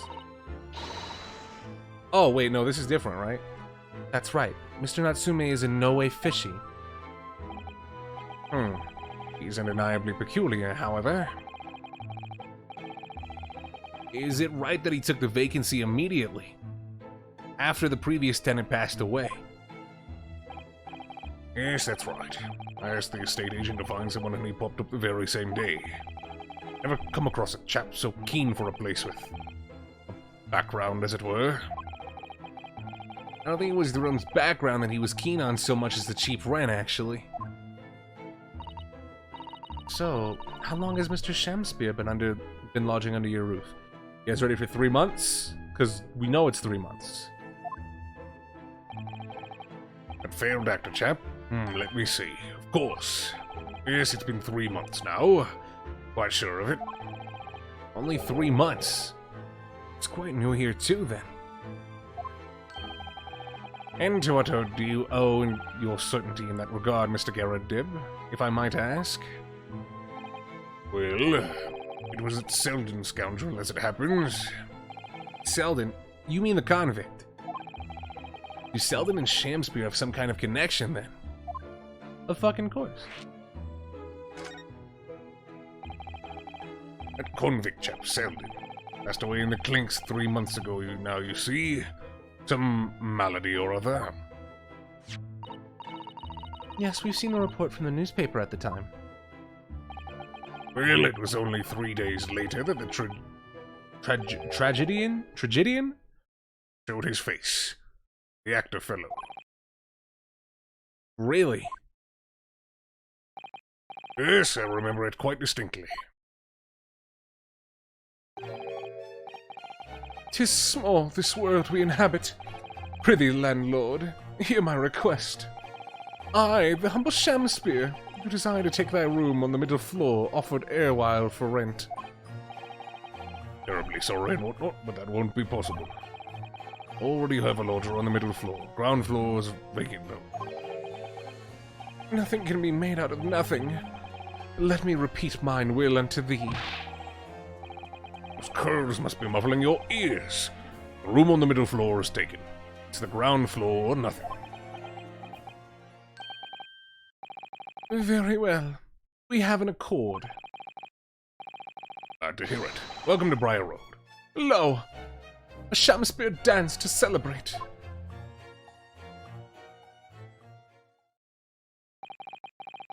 From what I heard in court today, sounds like the chap was thieving gas.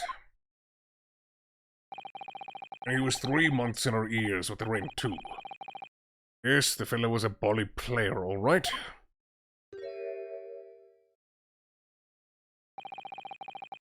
Thank you for your candor, Mr. Garrideb. We are most grateful. By way of appreciation, allow me to say 1 or 2 words. Give me my robe, put on my crown. I have immortal longings in me. What's happening to you? Shakespeare, my dear fellow, one of his most famous lines. I wish to divulge my own learning of the subject, for I have a turn for literature too, you know. Perhaps you could turn your attention to more apt lines then.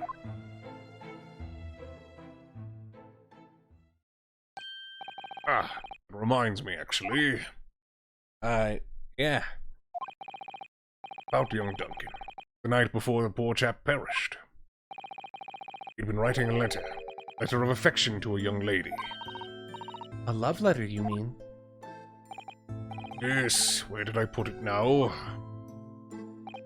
Ah, here it is. Left it on my desk. If you'll excuse me, let me see now. What does it say? To my most beautiful and charming sweetheart. Do you think that we should be reading such a personal piece of correspondence? My dear Miss Usato, that is precisely why I preface my reading with, if you'll excuse me. I will not excuse you, Mr. Sholmes. No. Sadly, he didn't address it, though. So I have no means of delivering the thing. Rather sad, really. I see. That's gonna play on my mind. But really, the identity of Mr. Ross's sweetheart has no bearing on the case. I think we should leave it well alone. Yeah, I suppose you're right. Indeed, the intended recipient's address is missing. However, there was a name attributed to the man's most beautiful and charming sweetheart. Mr. Sholmes, please, I've already had to chastise you about this once. My undying love to you, my colorful darling. Olive Green. Well, there we go. Well, he wasn't her husband. He was just maybe not husband, but like lover. Olive Green? The woman who was plunged into a coma after a knife plunged into her back outside this house 5 days ago. The victim of the last case Soseki was in court for regained consciousness only yesterday. Is it just chance that her name has to come up now? Could it possibly be a mere coincidence? Mr. Naruhodo, whatever can this mean? Reading personal correspondence could have its merits, you see, Miss Usato. He's so glib. Well, thank you for your help, Mr. Garrideb. Peace out. We gotta go. I like how it's called hospital bed and not hospital room. 22nd of February, St. Bartholomew's Hospital Recovery Ward. Mr. Naruhodo, I just finished speaking with the doctor. It seems Miss Green is well enough to be discharged at last. This is good news. Hopefully just before she leaves. Ah! What is it? Hey, you making lean back there? Miss Green!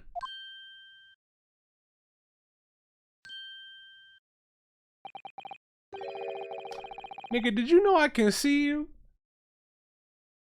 What was that? She just clearly hit something behind her back. One moment. I'll be with you in a jiffy.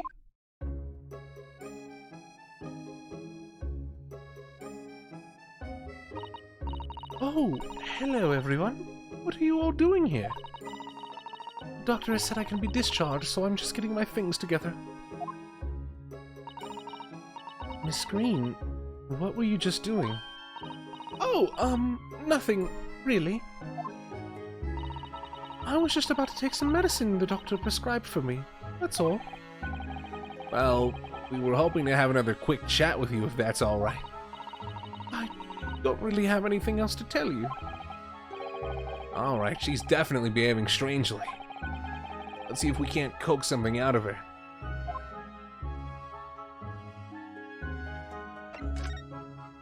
Fuck is that? This is the bottle that Miss Green was just about to drink from when we arrived. Yes. She looked rather preoccupied, didn't she? Perhaps it's very bitter. Can't stand bitter medicine. I suppose that could be it. In fact, whenever a doctor prescribes me medicine for a number of days, I always take it all at once. Oh no! Well, if you have to take something you don't like, it's best to get it all out of the way in one go, isn't it? Oh dear. I thought it was Miss Green I should be worrying about at the moment.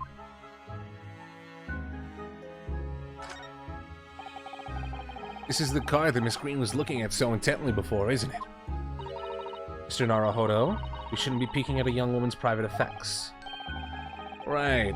I should say peeking for a gentleman's effects only. You mustn't do that either. Maybe you, Miss Usato, shouldn't be peeking into a young man's mind either, huh? Fucking bitch. Anywho.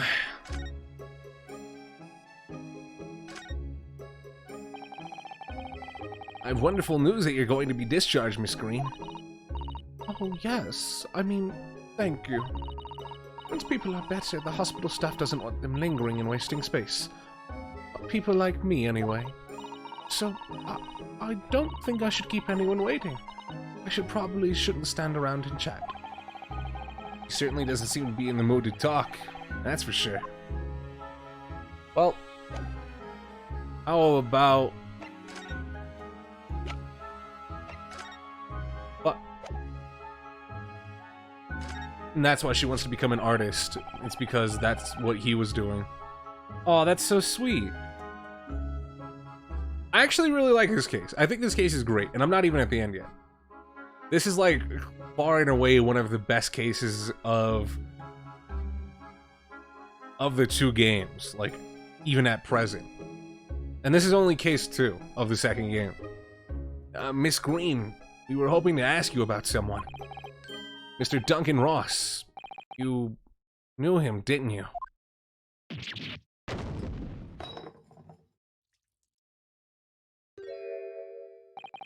Oh, the rat's gonna drink it and fucking die. Oh no! So sorry. The bottle of medicine fell down when she did. Miss Green, are you alright?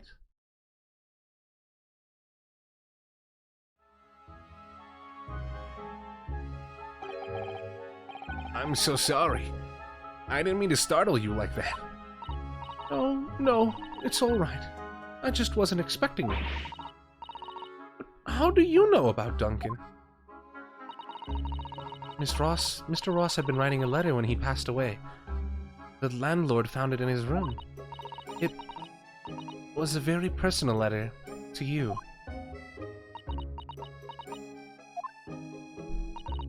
It was at the art school. That's where I met Duncan. A year ago now. He was working to fund his studies. He dreamt of becoming a professional artist one day. And the two of you became romantically involved? Yes, that's right. We were very much in love. We were engaged to be married, actually. That's why he decided to move into a cheaper room to save money for the wedding. Oh, that sucks. And that's what led him to Mr. Garretips. Yes, he told me he found the worst but cheapest room in the entire East End. And then 1 month ago, that's when it happened. I'm so terribly sorry, Miss Green. Well, it's all in the past now, I suppose. Is that why you about to fucking join the Lean Boys back here? What's going on? Or Miss Green. You look so desperately sad. I was starting to think that's just her look. But now I see that she has every reason to feel the universe is against her.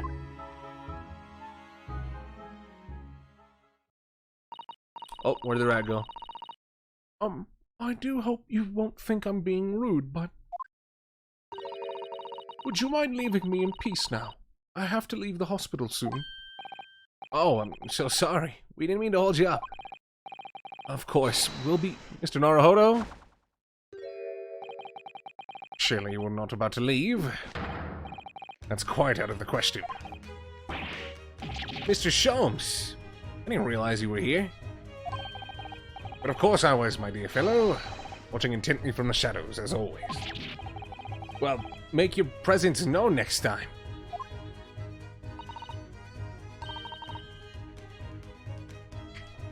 I had to take a drink. That fucking Garrett voice was killing my throat. Mr. Sholmes, what's all this about? Something which occurs to me with some regularity, Mr. Sato, is this. Why do detectives insist on such an ex post facto modus operandi? Why solve a case after it's happened, instead of preventing a case before it happens? That is what sets a great detective apart. What do you mean? Hold on, that rat? Yeah, that rat's fucking dead. Like I said, it was fucking poisoned. She was going to literally, like, you didn't think the mention of Romeo and Juliet was on accident, did you? There's a case waiting to happen under our very noses, Mr. Naruhodo. So let us avert disaster. Let us prevent this case from ever happening, with nothing but careful observation. Alright. All the clues you need are set before you. Need only look, do not fail to see. You can do it, Mr. Naruhodo. I know you can. I find it funny that, like, out of all of your senses, your sense of sight is, like, the one you can most turn off, right? You can just close your eyes and not have to see. You can't close your ears, you're always going to be listening. If something smells, you'll always be able to smell it. If something gets in your mouth and you taste it, right, like, you're always just going to taste it. And no matter what, like, you're always going to be touching something, you're always going to be feeling something. But your eyesight, you can always turn that shit off. Anywho. Oh, shit! A rat! Mouse seems to be dead. Look, I didn't notice it there before. Did you? I think perhaps it drank the medicine that spilled out of the bottle. But that's the bottle that Miss Green was about to drink from when we arrived.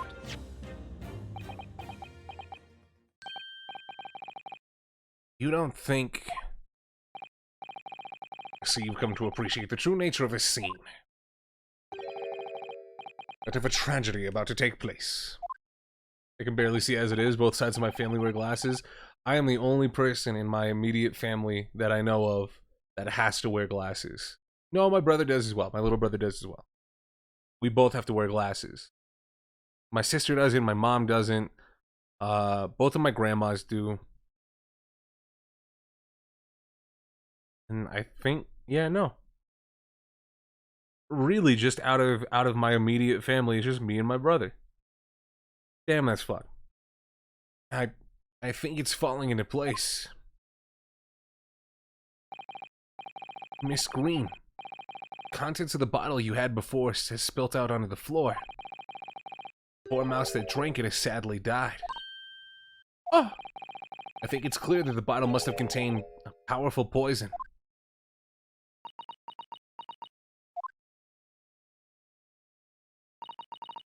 Don't worry, I will attend to the mouse presently. You can do mouse CPR?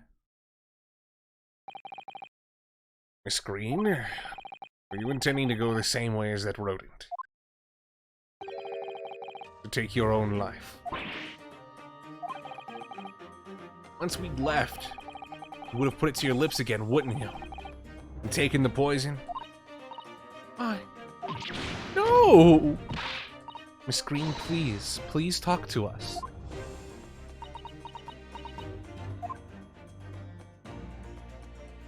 Well, can I read the note now? It definitely feels as though this card must be relevant. I mean, when we first arrived, Miss Green was standing with it in her hand. What can only be described as a very tense atmosphere. Yes, it may very well be related to whatever incident Mr. Sholmes believes was about to happen here. Perhaps we should ask Miss Green about it. Oh, I thought we were just gonna read it. Well, I guess both are relevant then. 10 seconds later, we ought to arrive at a very different scene here. In all probability, we would not have enjoyed this most delightful conversation. Of course, perhaps it hasn't been quite so delightful from your perspective, Miss Green.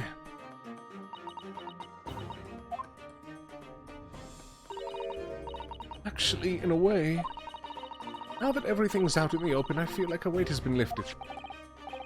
Tell me, how did you acquire that medicine? Well, with this being a hospital and all, when the doctor comes to examine me in the mornings, he always leaves the medicine cabinet open for a while, so I snuck this out when he wasn't looking. It conspicuously lacks a label for what it contains. I'm afraid I don't really know, but I thought if I drank it, it might just stop the pain somehow.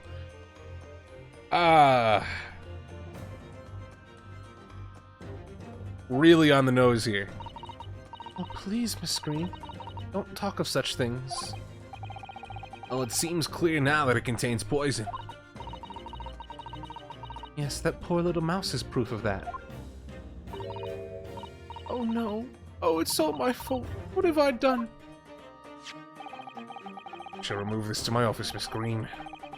I take it you have no objection. No, none. Alright, what's in that card? Either this. Oh! Where have we seen a ripped envelope before, boys? Neither the sender's name or address appear to be written on the envelope or card. It arrived by post at my home the day before the incident that put me in the hospital here. I have information regarding the death of Duncan Ross. Come to the Slug and Salad on Briar Road at 5 p.m. on the 17th. Bro. Is that the... Oh, yo, that's actually... Yo, I like this case a lot. I really like this case. Don't tell anybody else about this letter or the meeting. It is a matter of utmost importance.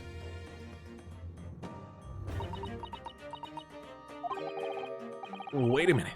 The 17th of this month. That's the day you were stabbed on Briar Road. And 5 p.m. It's precisely the time when the incident occurred. The Slug and Salad, yes. Up on the northern corner of Briar Road. Briar Road.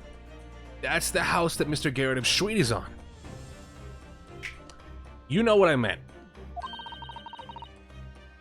Does this mean that... Yes, I'm sure you've guessed. That day when I was struck in the back by the knife, I was actually on my way to the Slug and Salad. Goodness. So, that's what you were doing on Briar Road that day. I'm sorry I didn't say anything before. Did Shamspear kill Duncan? Either he killed him or was responsible for his death. I think I really will have to ask you to excuse me now. I've told you everything. Yes, I'm very sorry to have to drag up such painful memories for you. No, it's fine. Miss Green. Please, promise us you won't try to do anything like that again. Yes, don't worry. Your detective friend has the bottle now anyway. Besides, been stabbed in the back and had a close shave with a bottle of poison, and I'm still here. I think I'm destined to see things through to the end. It might sound a little conceited, but well, that's how all this has made me feel. I really dislike how shady Shakespeare is now. Bro, when it was implied that he was A, stealing gas, and B, was after this fucking, like 1,000 pounds left behind by a career criminal, I was like, oh, yeah, that's not great. Leaving Miss Green and St. Bartholomew's behind, we made our way back to Baker Street with Mr. Sholmes. Well, it would appear we've reached the end of our investigation trail for today. It's late. And Mr. Norohodo, did you discover anything that may be of use to you in court tomorrow, do you think? Details about Mr. Shakespeare, Mr. Garadeb's lodgings, the convict Selden. There are many facets to this case, and we're yet to see the heart of it, if you ask me. That's my feeling anyway. Can't help wondering about the results of the analysis. Into Mr. Natsume's tea, you mean? Yes. Will they have found strychnine in it or not? Well, I fear that either way, it will be hard to escape the grip of our friend Mr. Reaper. Oh dear.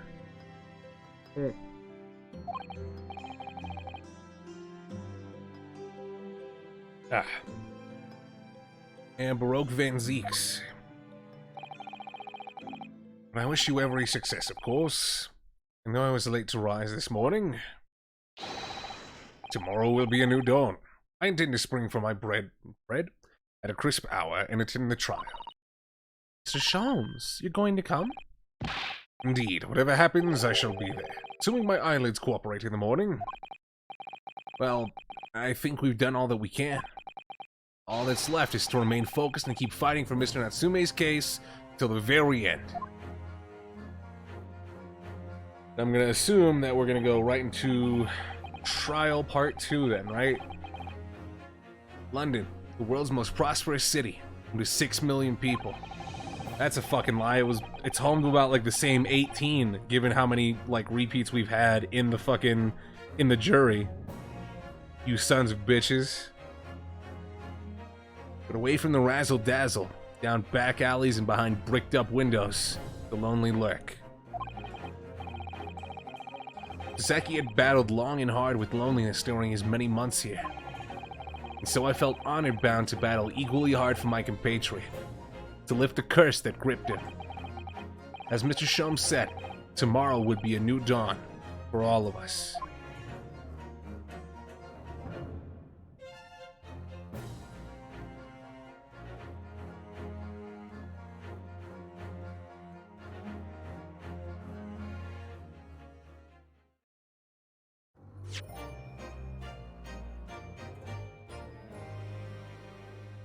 I really like that jingle. I know I said it before.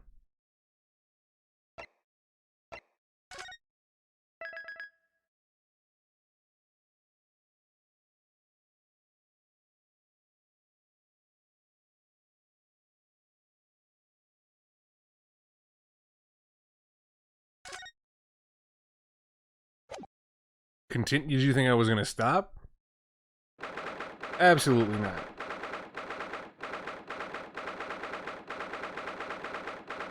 "23rd of February, 9:23 a.m., the Old Bailey Defendant's Antechamber. I'm gonna need you to back the fuck up. Thank you.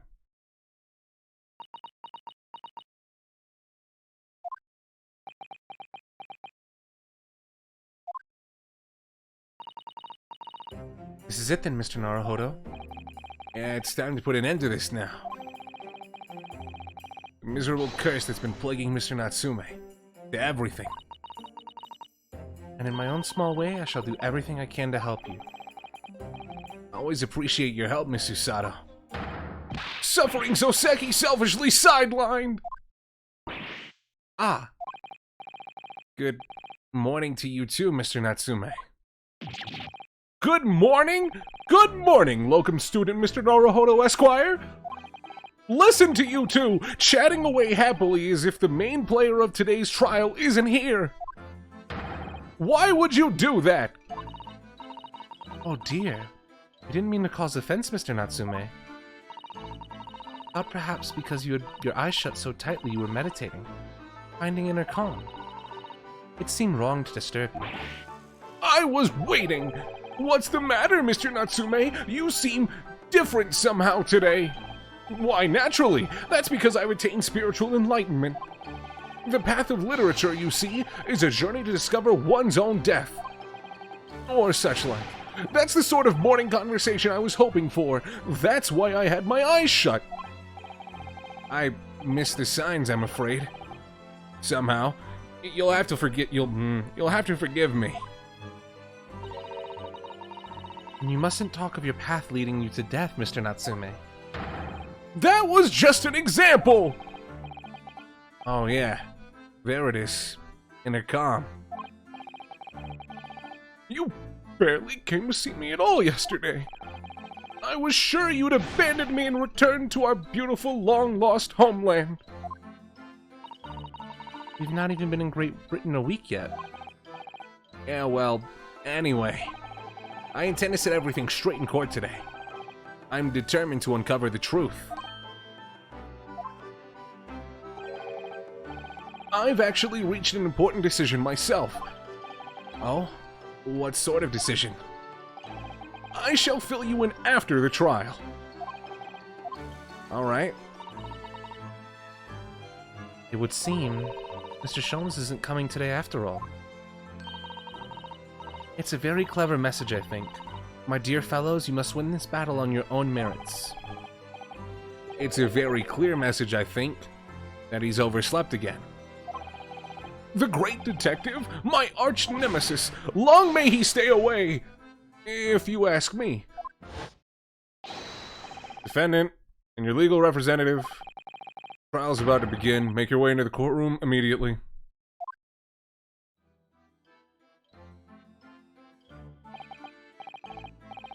Today, once again, we face the Reaper. When the Reaper stands for the prosecution, the defendant's fate is sealed. But I don't believe in that legend any more than I believe in Soseki's curse. The truth is hidden here somewhere, and I won't let it escape me. I have to keep believing in my client, and keep fighting till the very end. That's all.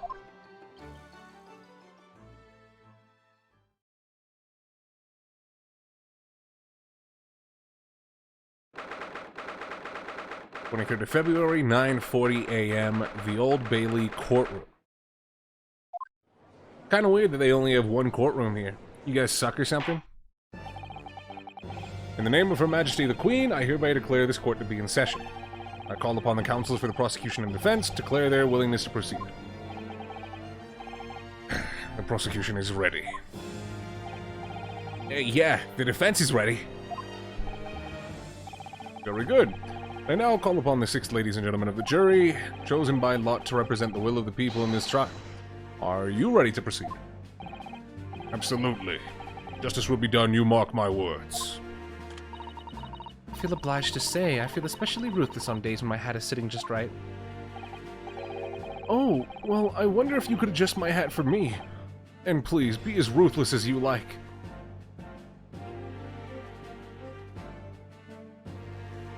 Somebody get him. Someone put this man in a whole box. Thieves deserve to die, if you ask me, especially gas thieves. I've no sympathy for the man at all. Look, I said it yesterday and I'll say it again now. I don't have time for this. I got my own problems. Oh, may the Lord show us all the light here, and lead his flock to a righteous verdict again today. Now, Lord Van Zeeks, what can you tell us? The prosecution's report, please, for the court, in relation to the theory expounded by the defense yesterday regarding the defendant's deed. So he does have the results. He's poured up.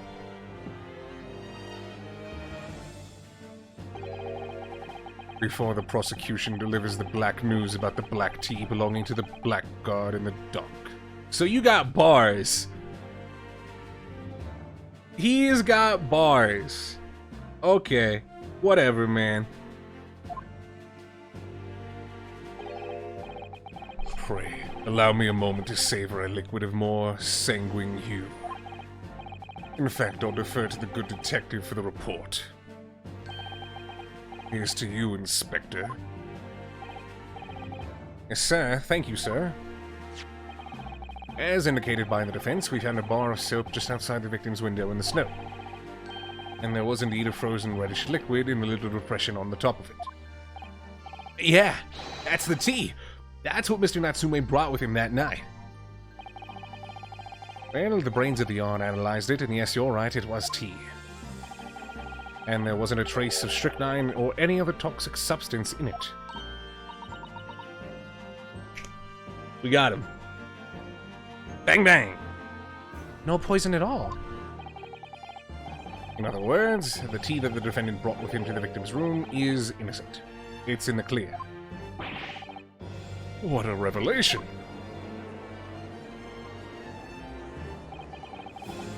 As I suspected. This makes it quite clear. The defendant, Mr. Soseki Natsume, is... My learned friend, jumping to conclusions again. A typical Nipponese reaction. Well, there's some more casual racism. Go ahead and take another shot. What? Yes, it's true. No poison was found in the few drops of the liquid recovered from the soap on the window ledge. But, what logic is that? Would you take a drop from the Thames and conclude that the water in the ocean isn't salty?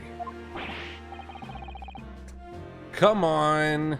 Come on, Van Zeeks. You know exactly where you're going with this, you stupid son of a bitch. My word! Water in the ocean is extremely salty, Counsel. Exactly. Unfit for drinking, just as the victim's tea was on the night in question, as the court has already heard. Bitter was the precise word from the lips of Mr. William Shamspeare, whom the prosecution now calls back to the stand. Okay. Very well. I will uphold the prosecution's request. Mr. Shamspeare.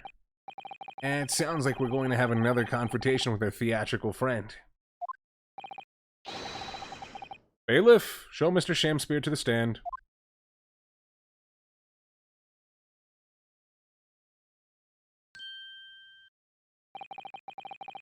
Mr. William Shamspeare, the victim of this despicable crime.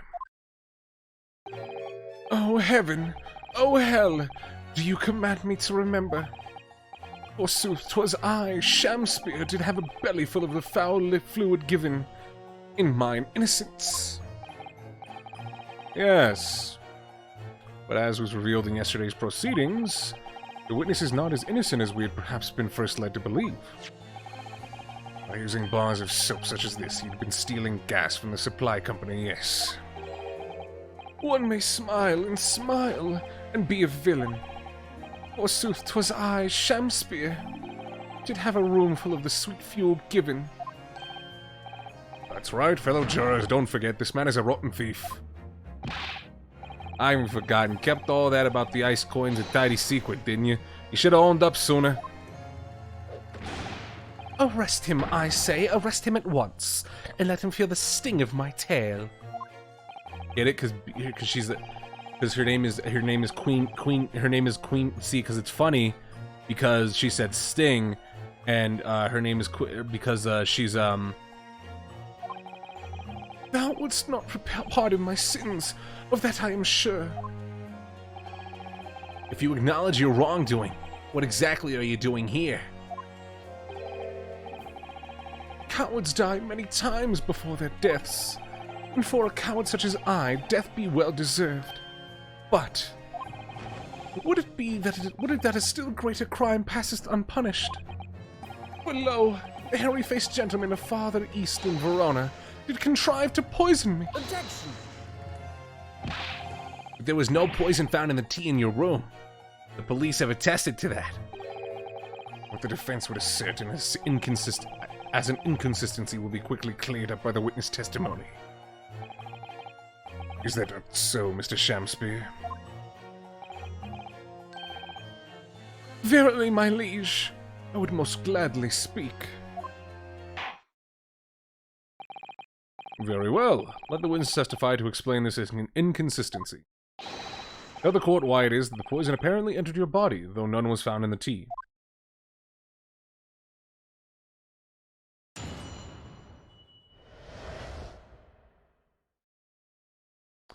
The tea inconsistency. So now even the testimony has bars. The Japanese man did come to my chamber with tea brewed in a pot. It was in my cup alone that the wicked miscreant secretly poured in his wicked poison.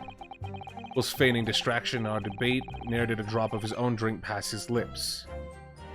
That's not true, he drank his own tea. When he departed by and by, I did use the tea that remained in his cup to make my coins of ice. Thus, 'tis no surprise that the poison be not found in the tea I did pour in the molds of the soap. Wait, but his cup was empty. He drank all of his tea. You can't say that there was no... Like, you can't say that there was no, what's the word? You can't say there was no poison in his tea if he drank all of his tea. Anyway. The poison was slipped into the cup after the tea had been poured. The normal way for poison to be administered in my experience. What do you mean in your wait, no, run that back. What do you mean your experience? How many people have you been poisoning? Hey, wait, whoa, Run that back. What did you mean by that?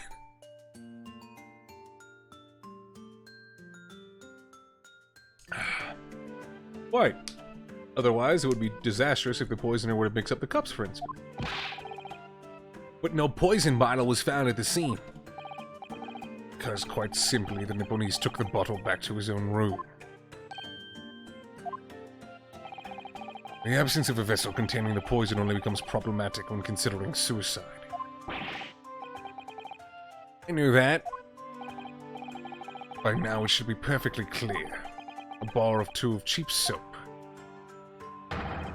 is wholly insufficient to wash the deep stains of guilt from the accused's hands. Sirs, Adams, 'tis true that I, Shamspeare, be a common thief of gas. But, listen here, ladies and gentlemen.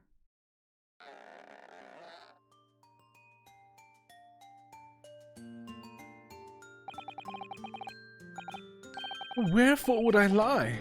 Verily, I have no cause. I have naught to lose. Well... Do declare. Thank you for your testimony, witness. Counsel, please proceed with the cross-examination. Yes, my lord.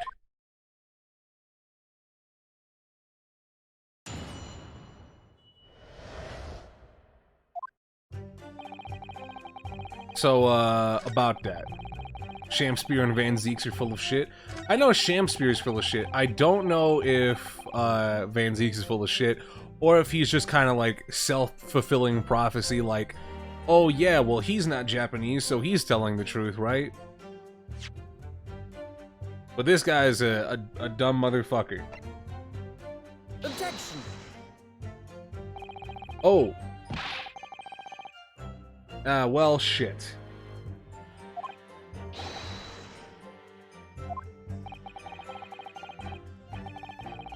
Did I not get to the right one?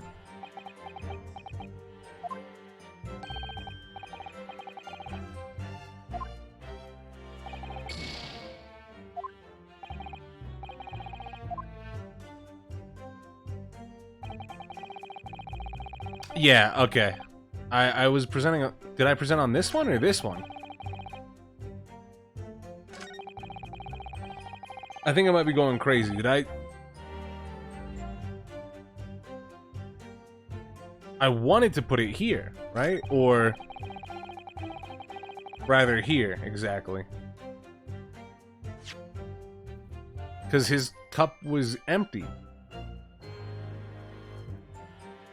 Is this not right?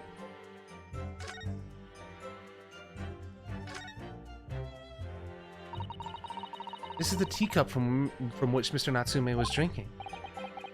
And like the other one, the inside of this cup is completely clean. I suppose he must have drunk the contents before the tea had a chance to leave a mark. I always gulp it down, too. Sorry, Mr. Naruhodo? Well, if you just sip it little by little, it gets cold.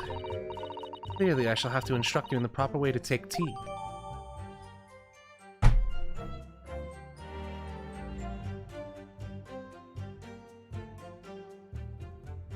Is that why?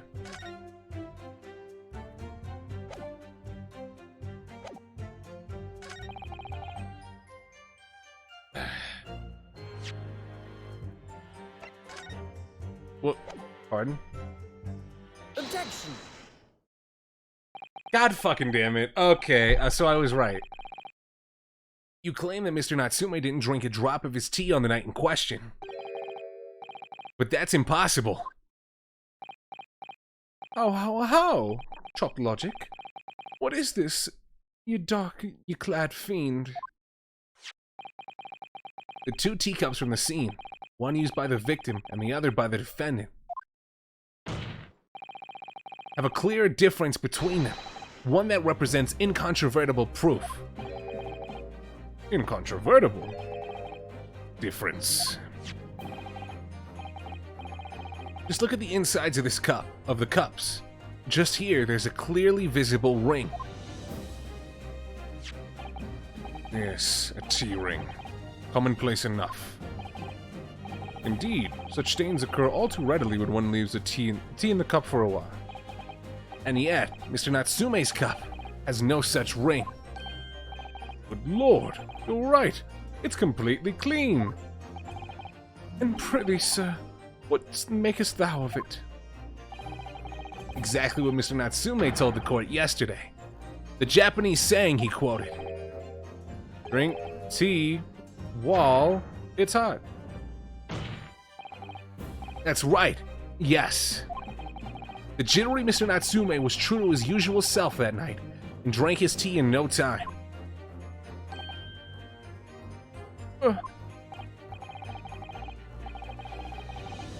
If, as you claim in your testimony, he didn't touch a drop of his tea, a ring would have developed on the inside of his cup as well, after the several hours the tea was left standing. But, In short, Mr. Shamspear, you clearly lied to the court. Get thee to a nunnery! Objection! What you got to say?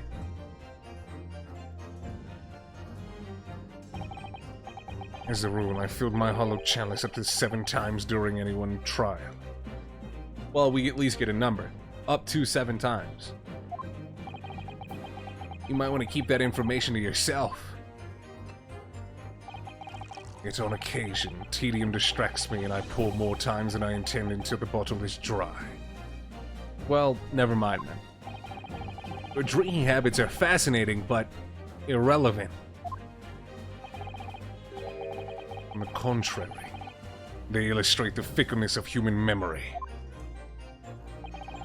To William Shamspear. Yes, my liege. Though you previously stated that you made the coins of ice from leftover tea in the accused cup, could it be that you were perhaps mistaken? Would it be that, yes, perhaps there was some tea remaining in the small teapot left at the scene? A fact that had vanished from your memory until now. Bro, come on.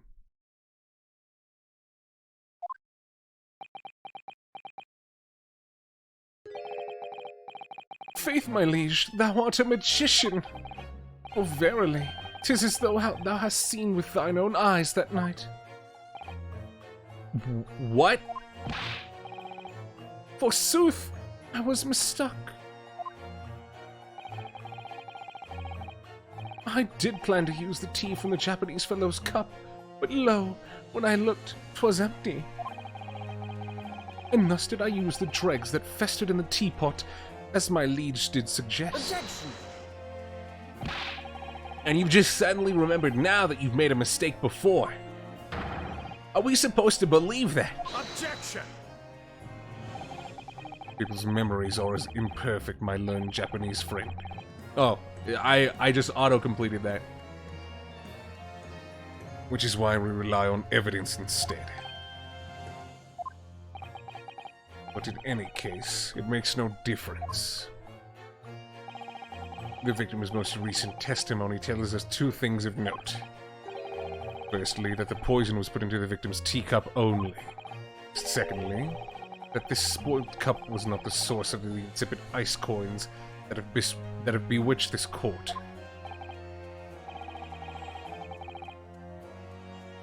The prosecution makes a fine summary of the facts. Furthermore, the testimony remains valid and in full support of the established facts. In other words... There goes the cape. He was waiting! The inconsistency claimed by the defense simply does not exist. No! What does that mean then? I do declare it means that there is no issue with the gas thief's testimony. Apart from the bit about the thief and gas, obviously. The old man is pissed. Oh no, what do we do? What do we do? After I did dine at Grubb's Grubbery Alehouse that night, naught did pass my lips but the black tea given to me by that Japanese, whose back be stooped as low as death. And on what did you dine, sir? Why, I did partake of my favorites. A broth as wouldst be called soup, and a leaf as wouldst be called salad. And as in sounding... Hold on. Give me a second.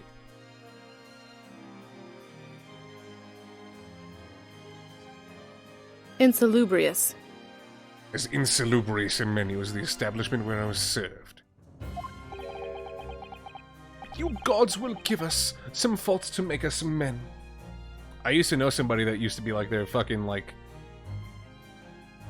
bio sentence bio on Facebook. Willing would I suffer what punishment is seen fit to serve a wicked gas thief. But I pray ye wise and noble fellows ne'er forget this simple truth. That be one thing, and this be another. It's a super fucking pretentious quote. It basically just means, yeah, I can make, I'm gonna make a fuck ton of mistakes because it's only human, right? So it means no much as I fuck up, you can't fault me for it. Jurors old, your humble servant Shamspeare doth entreat you. Punish the Japanese fellow for his sins. My lord, if I may speak, my lord. Yes, Mr. Foreman? I believe we may have been duped by that rotten defense lawyer. Did I miss something? Did I miss a step here? What happened? By me? Are you guys all on the fucking payroll? You declare you may be right. We all know the waif there was making coins of ice to keep himself warm. But this lawyer lad says if he's stealing gas, he deserves a dose of poison, eh? He's been leading us up the garden path, that's what he's doing. I really never said anything like that. But what we've just heard from the victim there has opened our eyes again. We've reached a decision this time, and we won't be swayed from it. The court acknowledges the position of the jury foreman, and will duly hear the jury's findings. What? No! You can't! Ladies and gentlemen of the jury, you will state your decisions now. Guilty! Motherfuck. Guilty. Guilty! Guilty. Guilty! Guilty!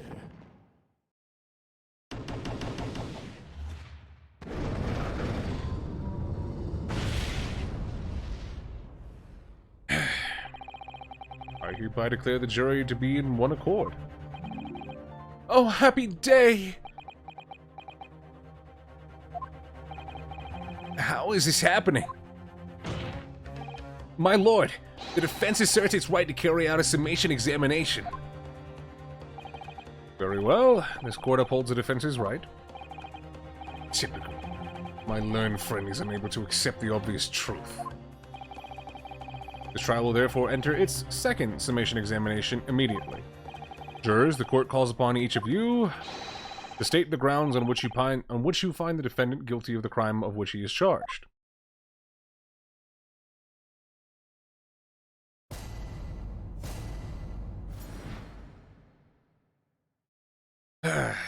Well, I'm a man of logic mean, having considered all the evidence, the defendant must logically be guilty. I do agree that gas is far too expensive. I can quite understand why the man would want to avoid paying. What the fuck are you guys on? Right? Like, maybe I'm going crazy, but wasn't it just yesterday that they were like, oh man, he's stealing gas? What a son of a bitch. What an awful person. You know? What a terrible man.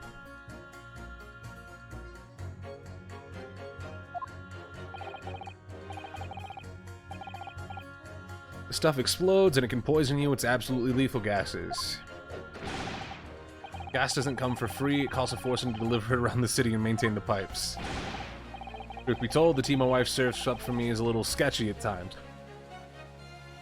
Dog, get a divorce. I'm gonna be honest with you. She ain't got no prenup. Just get a divorce. If nothing else passed the victim's lips that night, then there's no other explanation, is there?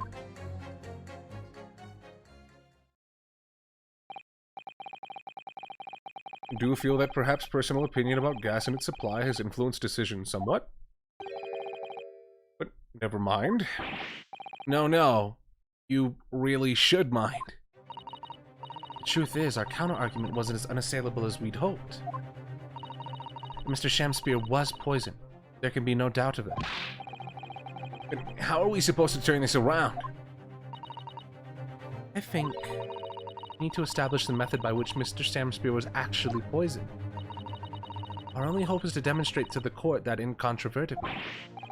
But that's almost surely impossible at this stage. If we don't manage it, though, Mr. Natsume will be found guilty. Yeah, I can only trust the old man, right? That's the only guy I can trust. Everybody else sucks. So delays counsel, proceed with the summation examination.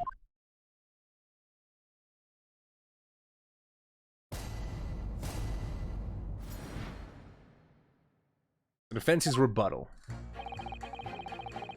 Okay, go to the B lady. Hold it!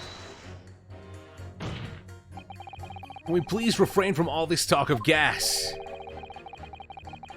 There's an all-out attack underway here, in case you hadn't noticed, against my company's gas. And I'm supposed to sit here and take it, am I? I don't think so. She's really buzzing. Get it? B? Buzzing? Because her name, you see, it's funny because it... All I've heard about our wonderful fuel is explosions and poisonings. What about electricity, What about getting electrocuted? What about that? A little explosion here, and there is nothing in comparison. An explosion could hardly be described as nothing, madam. Nevertheless, the theft of your gas is deplorable. My point exactly. The gas thieves aren't even the worst of our enemies. We are far more devious reprobates to contend with it on a daily basis, you know. More devious? Who, madam? Other gas companies, of course. Other gas companies? Not quite what I was expecting. We generate gas and deliver it to our customers fair and square. Whoop. I bet. Indeed, nobody is questioning that, madam.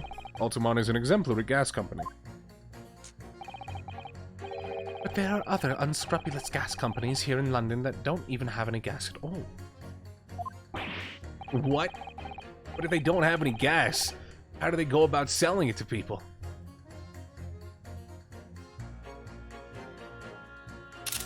Need that for reasons. Mind your business, mind your business. You wouldn't think it possible, would you? But they steal our gas, you see, and sell that. They steal your gas? How on earth is such a thing possible?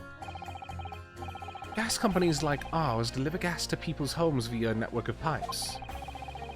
But those devious reprobates secretly disconnect our pipes and divert our gas into their own rotten pipes. Chat wants to know. I mean, if you know, you know. If you don't, you don't. If you don't know, best of luck figuring out where to buy gas in your city. But, best of luck. Then they make a contract with those households supplied by those pipes, and take money for the precious gas that's rightfully ours without us even knowing. Keep scrolling. But diverting gas into their own pipes illegally, what a brazen form of theft. When we visit customers' houses to collect the money from the meters, we always have to check whether or not one of these devious companies has been up to its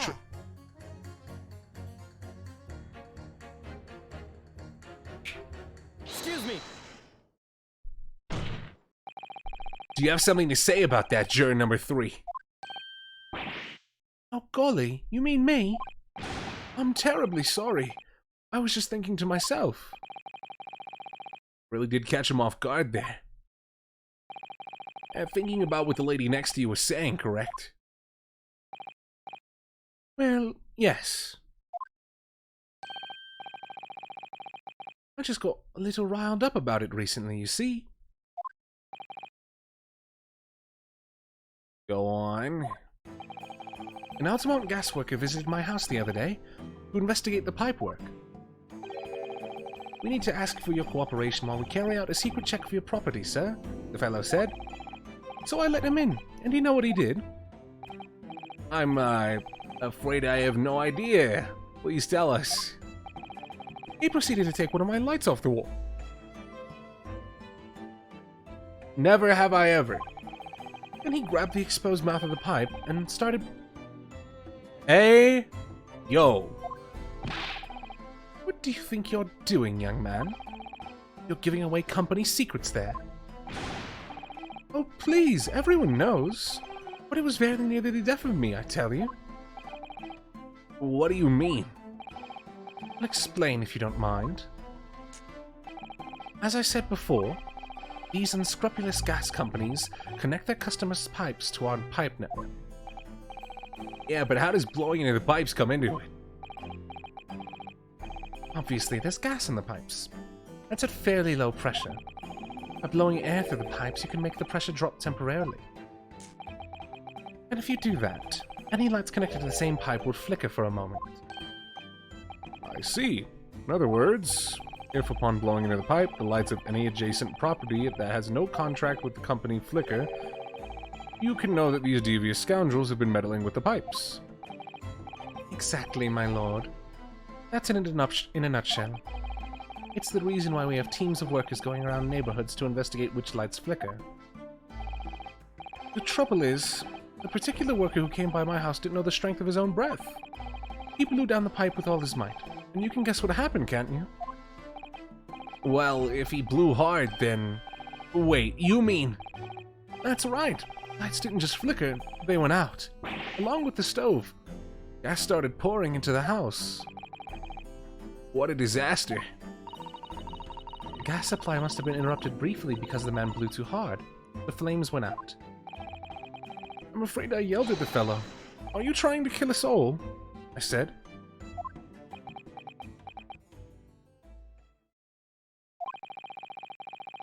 So by disconnecting a lamp and blowing into the exposed gas pipe, it's possible to extinguish lamps in stove connected to the same network of pipes. And when the gas starts flowing again, it just silently seeps into the room. And because Garrett has his fireplace, it doesn't really matter to him. He doesn't really keep his light on that much, but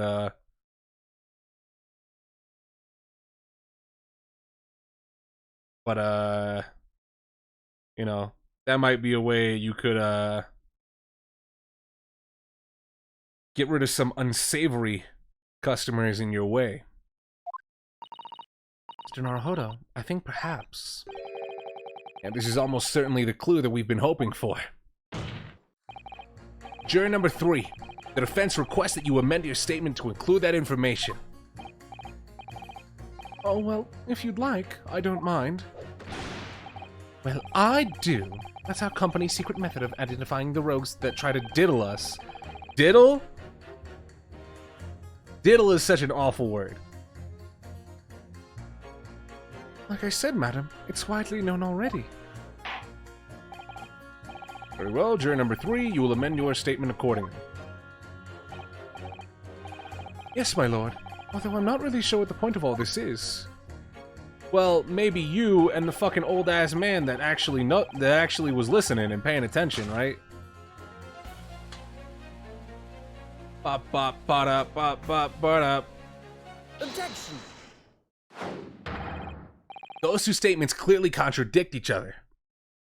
And that would explain why he had the handprints on the wall right underneath the lamp, right? Gracious. To whose statements do you refer, counsel? Juror number 6. Did you hear what juror number 3 just said? Eh? What? Yes, of course. I heard him mumbling about something or other. There is another explanation here, I believe. Something besides Mr. Natsume's tea did, in a manner of speaking, pass the victim's lips on the night in question. What? What explanation? No wonder.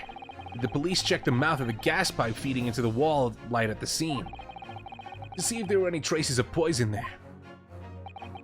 I was curious to see what your floundering would result in this time. With the mouth of a gas pipe, Scotland Yard have enough to do without exploring such irrelevance. What a piece of work is a man.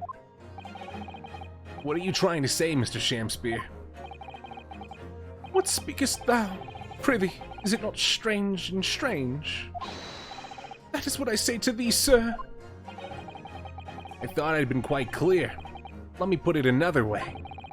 The strychnine could have been on the mouth of the gas pipe that feeds in the wall lamp in your room. And that is how the poison came to enter your body. Good lord! Are they tasty then, gas pipes? Is that what he's saying? Or is the gentleman suggesting that the poor man was so desperately hungry he tried to fill his belly with gas?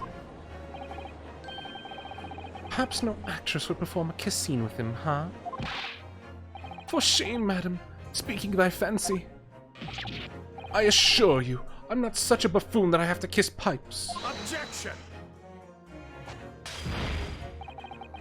This is no summation examination. This is a farce. The prosecution will not stand for any more of my learned Nipponese friend's conjecture. Well, it's not conjecture, and I can fucking prove it! To begin with, the lamp in the victim's room is high on the wall. In order to have placed his lips on the pipe that feeds it, he would have to be a contortionist. These are empty assertions. There is no possible proof that the man did as you say. Objection. It's true. I have no proof that Mr. Shamspear put his lips to the pipe. However, I can say with some certainty that on multiple occasions, Mr. Shamspear has been doing something in front of that lamp on his wall. And I have evidence to prove it. Alright, got our attention, lad. I'd like to see how you can be so sure of yourself. So would I. Let's see this evidence, then. Now that I've got the jury's ear, I need to make this opportunity count. This is the proof that time and time again Mr. Shamspear stood in front of his gas lamp. Thank you, Herlock, for this, by the way. Either that or he was getting fucked against the wall. Take that! So... What the... These are... Wait, what are they called? Ah, yeah, skin prints that were found at the scene. Skin Prints Council? I've never heard of such things. The Justice Ministry is currently assessing whether or not to permit fingerprints as evidence in court, however. My lord, this is an exciting new forensic technique developed by the great detective, Mr. Herlock Sholmes. It reveals of all the places that Mr. Shemspeare touched in his room. Never seen anything like it. I mean, that's black magic, isn't it? Well, if anyone could invent something like this, it's that great Sholmes fellow, that's for sure. I agree. This monk's edition of engineering thumbs was quite fascinating. We found skin prints in many places that you would expect. On the table, on the costumes. However, Mr. Shemspeare also appears to have been touching some very unexpected places in his room. For example, here. Around the hanging picture there. Indeed, multiple handprints appear to be visible. I wonder, you've been appreciating the artwork, perhaps? At first, my colleagues and I thought the same. However, imagine standing with your hands where those prints are, and you would find yourself directly in front of... In front of... Ah! I don't believe it. The gas lamp. Though the reason why isn't immediately obvious. It's clear that Mr. Shemspeare has regularly been standing with his hands to the wall in front of that lamp. Right, what have you been up to, you nut? I'd ask the court to recall juror number 4's earlier statement. Me? What did I say? You said that blowing into a gas pipe would make the lights in the entire building flicker. Now, if you'll recall juror number 3's statement. What? Me now? When the gas worker who visited his home blew with too much force into the pipe, it caused all the lights in the gas stove to go out, and the gas started to leak into the rooms. Obviously, that incident was an accident. However, the simple fact is, Mr. Shemspeare would have blown too hard in the gas pipe here in his room. He could have extinguished every other light and gas stove in the building at will. Crikey.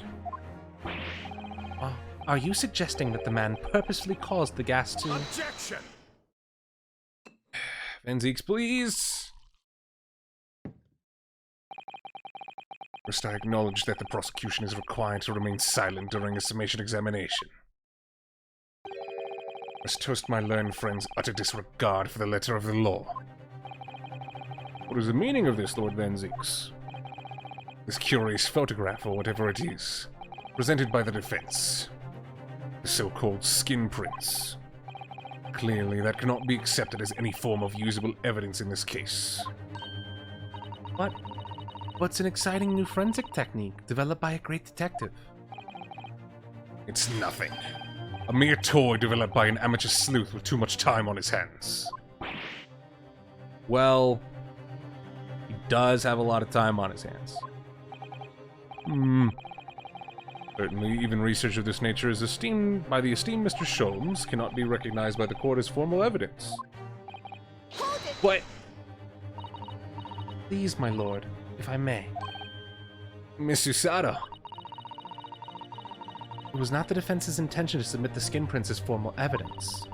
We merely wish to present the results of the great detective's investigation of the scene, as a tool by which to explain the possibility to the ladies and gentlemen of the jury. You fucked on, Venziques. And if the trial were to come to an end now, we should never learn the truth behind these mysterious handprints that everyone has now seen. I don't believe we can allow that to happen. I'm sure the jurors would agree. All 6. You're right. Whether those strange handprints are a significant clue or not, it's down to us to decide. Juror number 3. Yes, I do declare the great detective's investigation results sound absolutely fascinating. And I want to hear what that shady actor fella has to say about those shady handprints.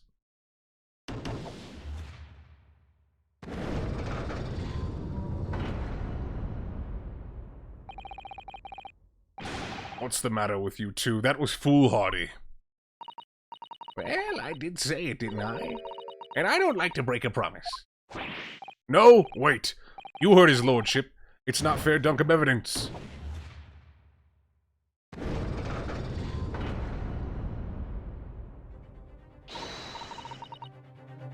I'm gonna put it out there. The old man is my nigga. He's deaf, he can't hear us, but that is my nigga. Every single time.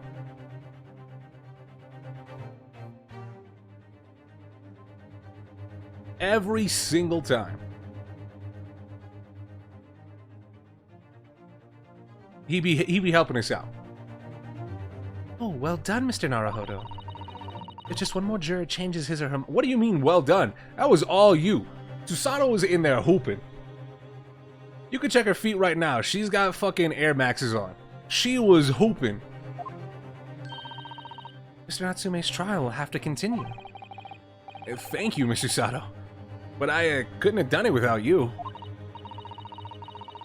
Oh no, it was you who identified the clue after all. This was very much your success. Look at him. The old man was also the surgeon? Yeah. Why, Mr. Shamspear? You seem to be losing your composure. Just one more juror, Mr. Naruhodo. You can do it. Very well. Continue, counsel. Amend logic and having considered all the evidence, defendant must logically be guilty. Well, I mean... Hold it! You haven't been. All the evidence, you say. Right, and there's no room for doubt. It's all pointing at that Japanese man with the big mustache. You have no room to talk, mutton chops. Says the Englishman with the bigger mustache. But the defense just demonstrated another possible explanation for the events on the night in question. What do you make of that? What? So-called skin prints? It's an exciting new forensic investigation technique developed by the great detective himself. The numerous handprints on the wall are clearly out of the ordinary. And if Mr. Shamspear has indeed put his mouth to the gas pipe on the night in question, it can't be denied that there's a possibility where that's where the poison was. Yes, I won't deny that it's playing on my mind. But, as the prosecution rightly says, we should pay no heed to unacceptable forms of evidence. And besides... Yeah? Even if the fellow has been up to some mischief with the gas pipe dozens of times before, Keep doing it. doesn't mean he got up with the same shenanigans on the night in question, does it? Oh. If you can't make your case better than that, I'm afraid I can't change my stance. You make a very valid point, sir. You're not changing back. What? That's true. Perhaps I was a little hasty. Oh, no. Wait. Look, got your chance here, haven't you? So it's time to prove your theory. If you and your Japanese cohorts can, that is. Just leave our nationality out of this, please. Mr. Naruhodo, if we can't substantiate our position, I'm afraid the jurors that changed their mind before may very well change them back. What can I do? Is there any more proof I can give here? Can I show that Mr. Shamspear really did blow down the gas pipe on the night in question? Technically, can't we?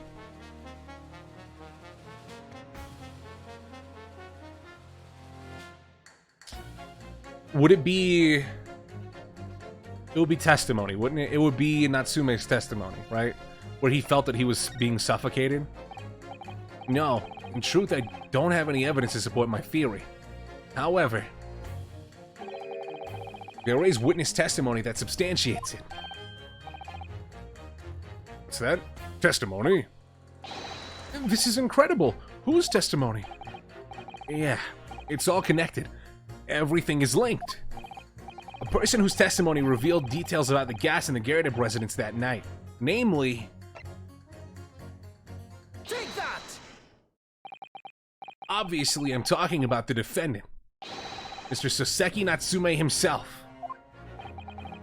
Defendant. At the very beginning of the proceedings here in court yesterday, Mr. Natsume said the following. My lodgings. There's been a whole series of strange happenings in my lodgings.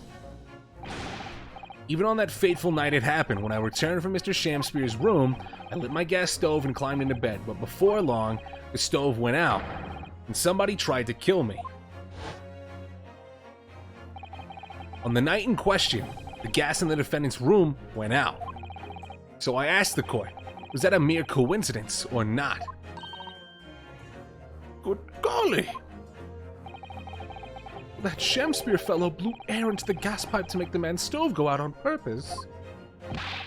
Now hold your horses there. What would he do that for? Bro, look at him. Mr. Foreman! What is it, man? We cannot allow judgment to be passed whilst this doubt remains. It's true that I don't have conclusive evidence yet. However, you must surely agree that there is more to this case than meets the eye.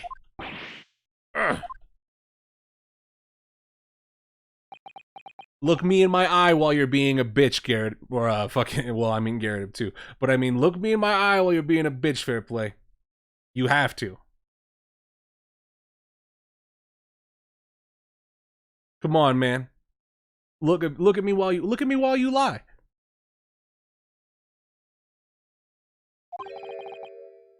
Fair enough. Like I said at the outset, I'm a man of logic first and foremost. Fuck you.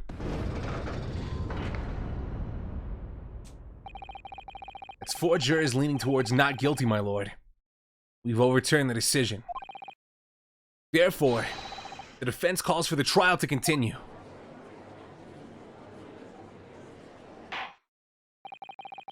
As the defense has rightfully indicated, the summation examination has concluded with a majority of jurors altering their decisions. 2 jury members now call guilty, 4 call not guilty. Therefore, the jury's opinion is conflicted, and in accordance with the law of this land, I hereby order the continuation of this trial.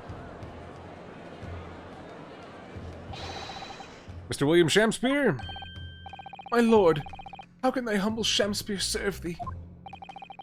What say you in response to the various revelations made during the summation examination? So God mend me, I do solemnly swear. I recall aught of either the lamp or the pipe. Sounds like there was another pipe you were putting up to your lips, you fucking addict. Your handprints have made a tidy mess all over the wall there. How do you explain that, eh? I am done with this. The dignity of this great courtroom has been sullied enough already, juror number 5. Oh, me? As I went to some pains to point out already, a print from the self-professed detective's toy has no place in a British court of law. As such, whether or not this man did indeed stand before the gas lamp with his hands against the wall remains at this time an established conjecture. We would all do well to remember that. Objection! But the prosecution must concede that it would be extremely simple to verify. Just order the mouth of the gas pipe feeding into that lamp of Mr. Shamspeare's room to be tested. If there are traces of poison there... Objection!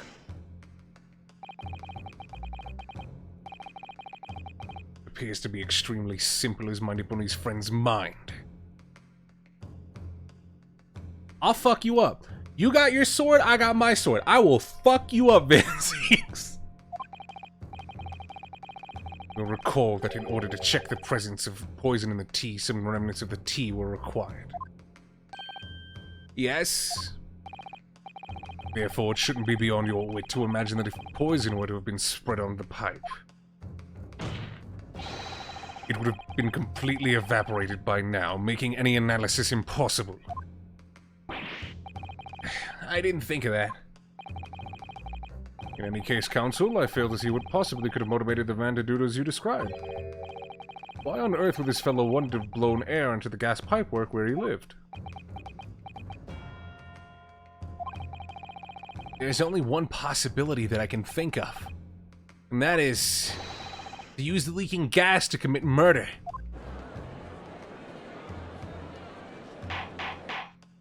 Order, order.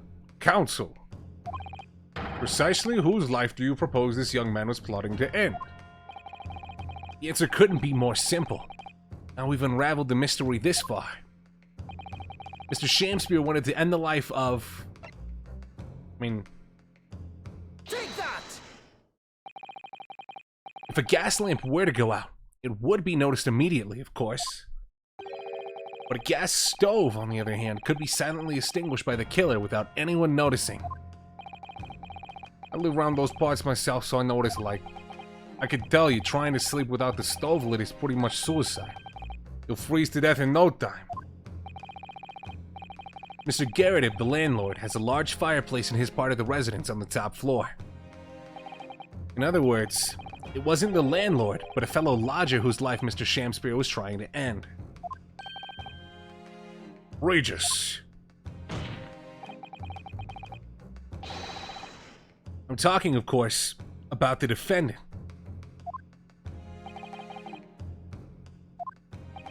Mr. Natsume isn't the villain in this case. He's the victim this man was trying to murder.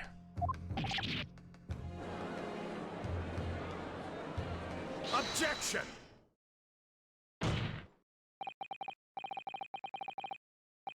The accused is actually the aggrieved?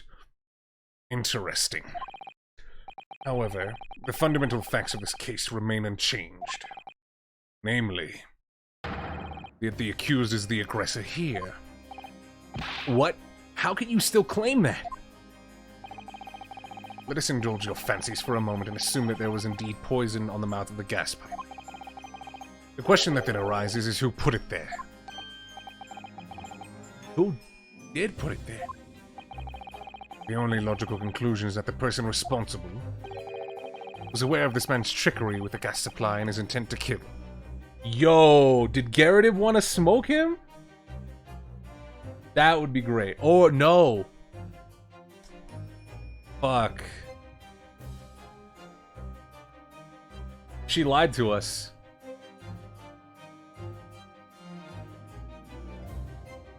She lied to us. I was gonna say Garrett trying to get people out of his fucking house. That would be dope. But because he was like, Shamspeare was 3 months behind on the rent. Yeah, I want that nigga going too. But Miss Olive Green. It's very unfortunate that,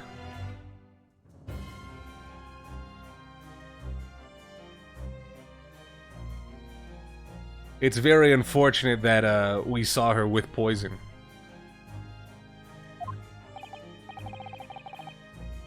Yes, that would indeed seem logical. If the assailant were unaware, how would he or she have known to lace the end of the gas pipe with poison? So now we must ask, how could anyone have known of Mr. Shamspeare's murderous designs? You mean to suggest?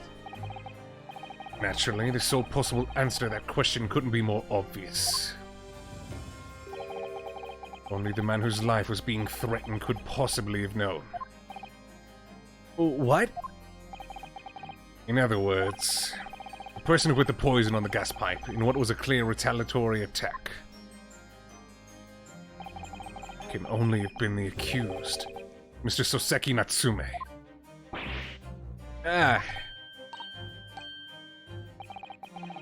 Whatever Mr. William Shamspeare may or may not have contrived to do, he was nevertheless the victim of a potentially lethal poison attack. And the only person who could have possibly perpetrated that attack is the accused, Mr. Natsume. The defense counsel's theorizing has failed to avert suspicion from the accused. Far from it. In fact, now that a clear motive for the poisoning has been successfully established, that suspicion is greater than ever. Would you not agree, my Nipponese friend?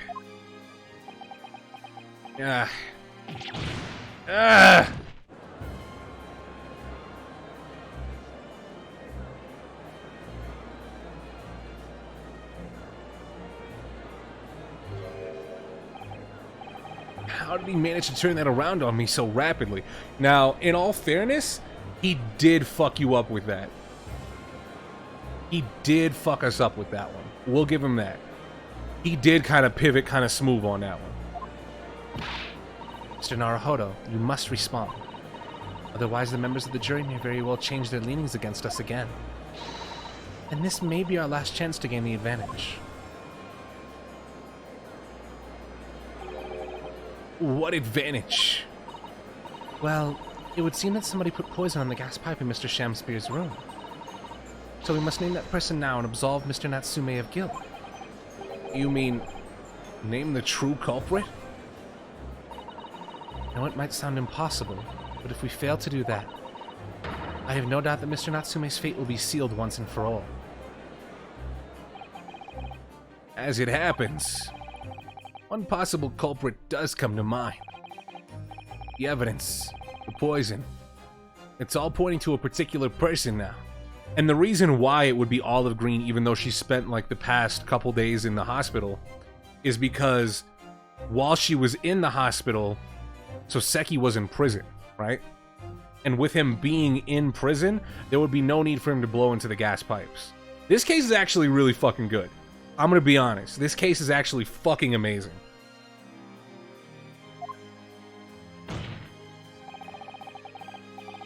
The prosecution calls for the jury to consider their leanings again.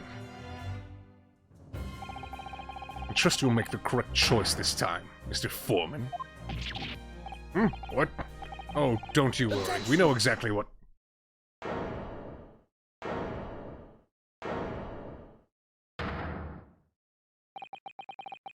There is one other person who I believe could have been involved in all of this. The true culprit of this crime. The true culprit? A term found in only second-rate novels featuring the third-rate great detectives. My Nipponese friend. The police investigation's home spending a day reading that one time also hurt him? Yeah. Because if Soseki wasn't inside his lodgings, there's literally no reason for him to try to kill him, right? And if the police are around, you don't want to be fucking around with the gas, do you? Like, you can still use your ice coins, right? But unless you know Soseki is home, why would you try to poison him, right? There's zero reason why you would A, know, and B, attempt to do it, right? Unless you knew he was going to be home. And on the night that Soseki visited him, it's like, oh, shit, he's home. You know? And then you can do it, right? So I think that is, like, the more I think about this case, the more I'm actually really fucking liking it, right? I feel like this case is a culmination of some very good stuff that has been developed over the course of Ace Attorney as a whole, as a series, where like certain things get proven and it's like the logic through lines are like very short to try to jump to, right? This evokes to me feelings of 2-4, the Matt and Guard case, right? I feel like this game is, or at least this case, is probably in the standing for being one of my favorite cases. Easily top 5, right? I really fucking like this case. This farce has gone on for so long already, I see no reason to cut it short before its disappointing climax. Thank you. Tell us, my learned Nipponese friend, what is your latest theory? Who is the so-called true culprit of this crime? Take that!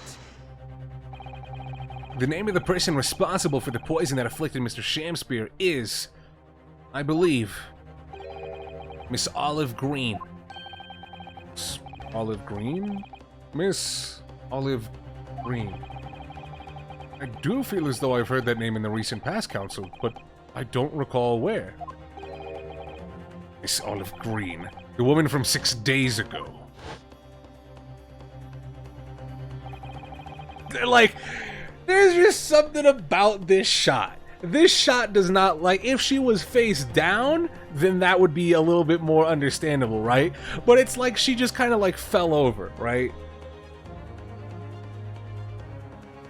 The victim in the recent case of stabbing on Briar Road. An incident for which Mr. Natsume was arrested, I hasten to add. Oh, of course, yes, Miss Green. She was left comatose for some 3 days, I believe, but I hear she regained consciousness 2 days ago. I hardly need to remind the court that Mr. Shamspeare's poisoning took place 3 days ago. Given that the woman was lying comatose in a hospital bed at the time, she appears to have a rather fine alibi. True. On the night that the incident occurred, Miss Green was in the hospital unconscious. So on the face of it, it would seem that she couldn't possibly be responsible.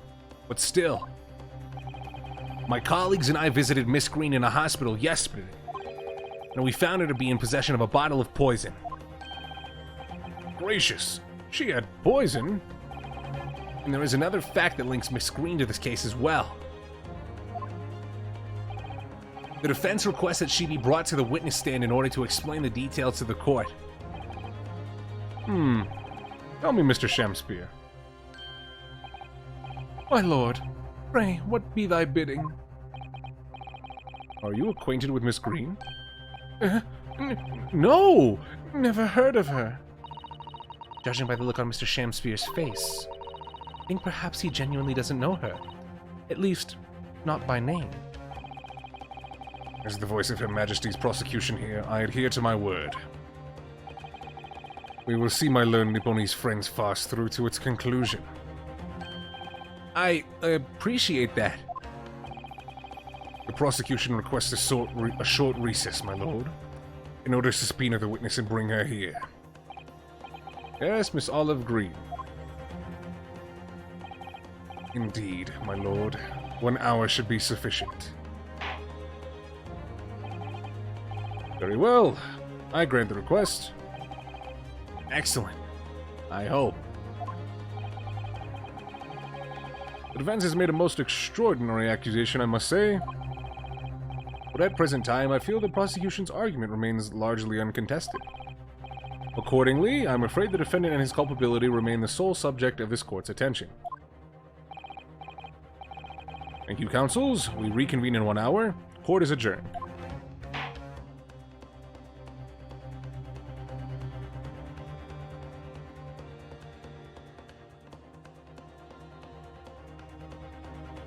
Like, okay, so let me break down why I like really like this case. Like, this case is so good to me for a couple reasons.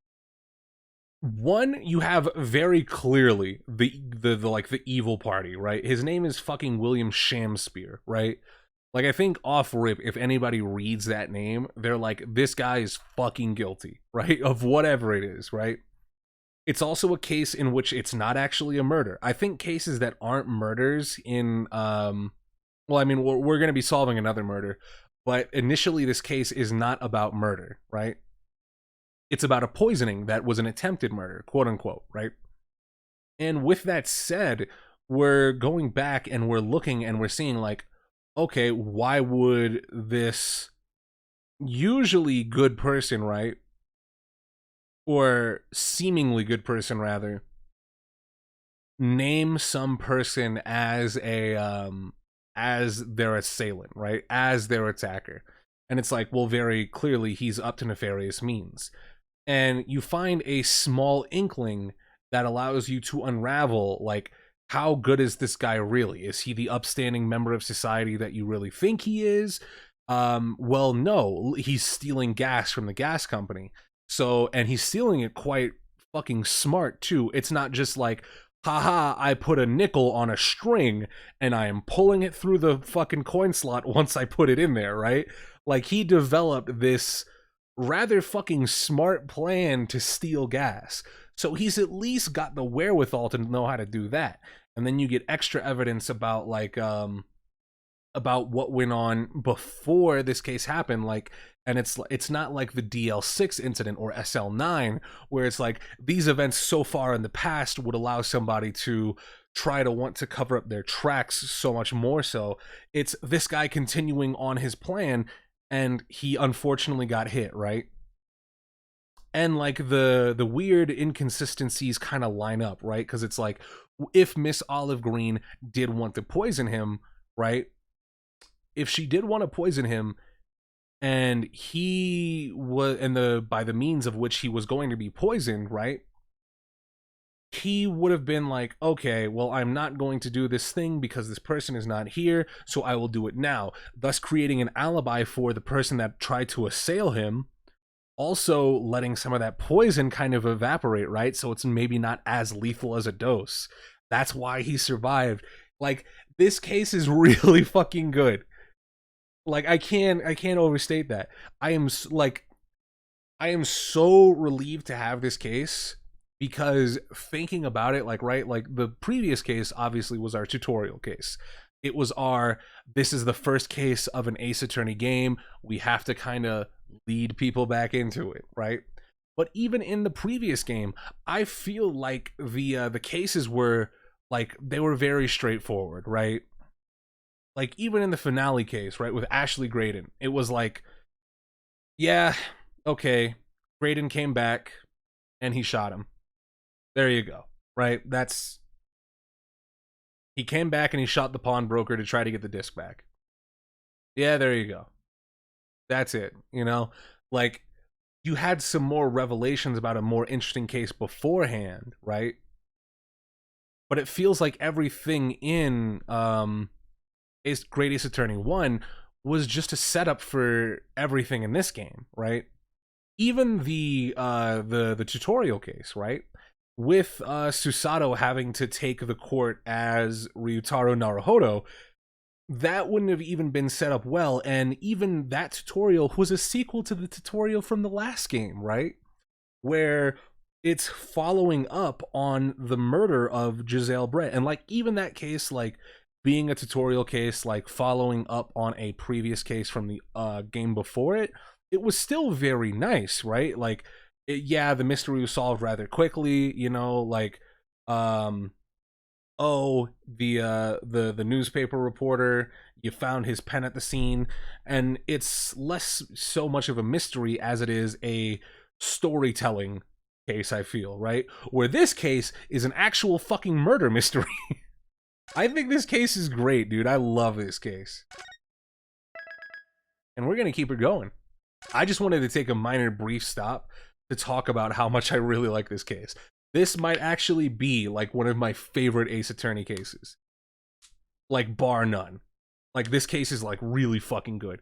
And I would like to point out that it's not with any like major attachment to any of the characters.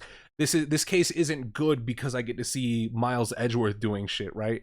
This case isn't good because Apollo Justice is here, right? This case is just good, right? Like, that's what I really like about it, right? Like, you could remove and insert different characters and different things, and you would still essentially have the same case. Like, in this case right now, fucking Van Zieks is on top of it. Anything that you possibly bring up as a possible, like, here's what might have happened, Van Zieks is just there to shut it down, right? He is there to go, no, that's not what happened, right? And you could say that's leading the witness, right? When Shamspear was testifying and he was saying, like, oh yeah, no, I got the drink, I got the tea from Mr. Natsume's cup, right?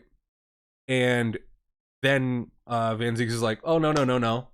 He could have possibly forgot and got it from the teapot instead, not the tea from his cup.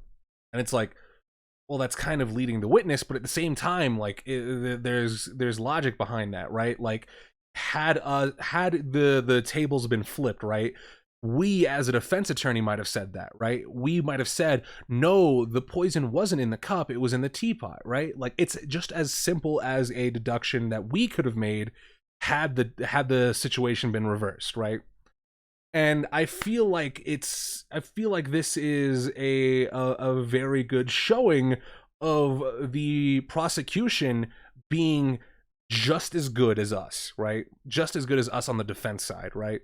Because we've had moments before where it's like, oh, the prosecution has a good point, oh, the prosecution has a good point, and then we instantly shut it down, right? And that happens a lot. That happens with Miles, that happens with Von Karma, that happens with Franziska, happens with Godot, it happens with Clavier Gavin, happens with Black Quill, happens with Nayuta, right? Happens with literally every prosecutor in the game. you have this moment where they're like, here's my big fuck you moment, right? And you're just like, yeah, no, because the facts don't line up, right? And it might take a little bit of thinking to get there, but this proves that Van Zieks is just quite literally on our level, right? He's doing the well, maybe just as well as us, right? Which I find very refreshing. I really fucking like this case.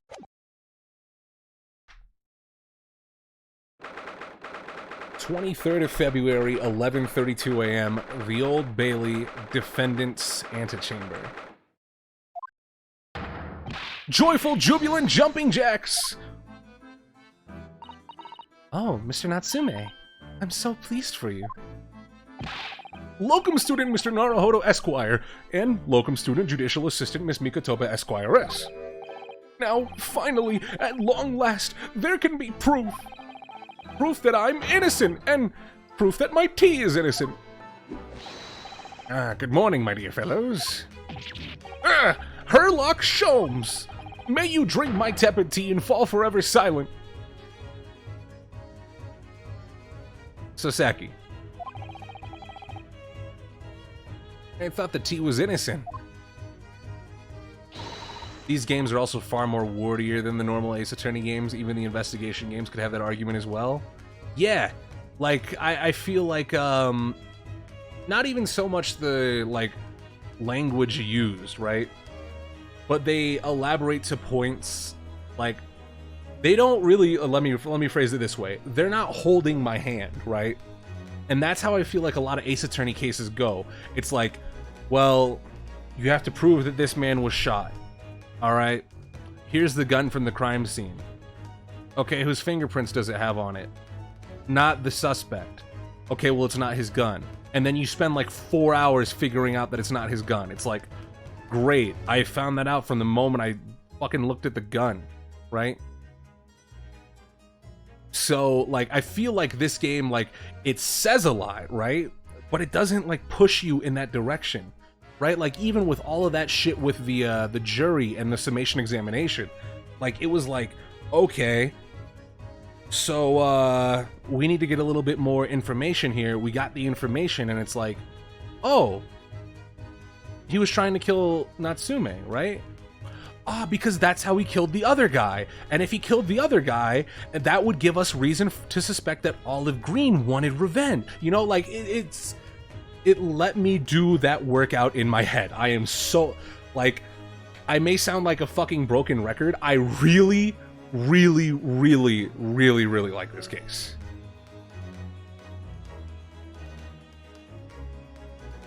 The only time so far you got your hand held was in the first part of the trial of 1-5. It was Van Zieks leading you to trap and set up Gina. Yeah, but, like, I don't mean necessarily, like, hand holding as in, like, one-to-one,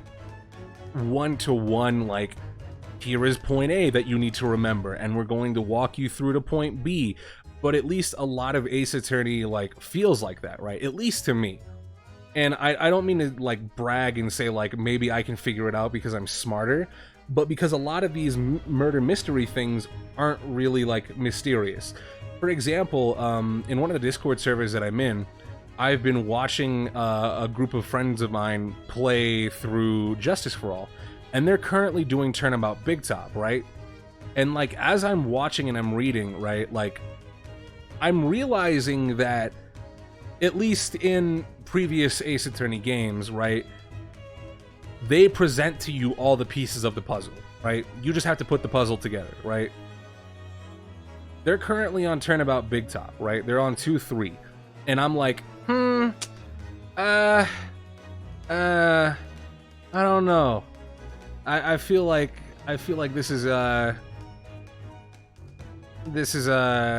right. You've gone into many cases with hardly any evidence. Yeah, and it requires a secondary investigation. And then upon that secondary investigation, you get more pieces, and then you build more of the picture. And then it's like, all right, we need a break for a third time. You get more evidence, more pieces to a picture, right? And that kind of happened here. But I feel as though, like, the mystery, it isn't really, like, spelled out for you. That's why I really, really like this game. And I've even said before, I don't like the circumstance at which we're getting this case being a flashback case. And now I kind of feel like that even more, because this case is fucking fire. Right? This case is just really good. Because I feel like at this point, I'm not missing anything, right? I'm not missing a piece of evidence to tie everything together. I feel like everything that I have has let me figure out the mystery of the case, and we're on the third part of the trial, right? We have one more part of the game to go, or of the case to go, right?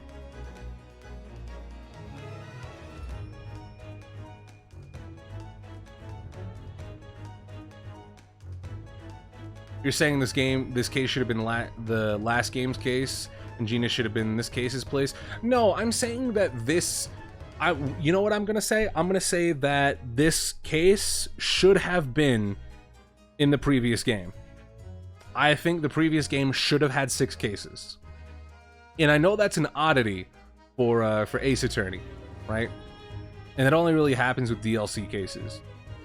But I really feel like this case should have been unless, you know, there's some revelation with case 3, 4, or 5 where it's like, oh, this chapter had to happen here, right?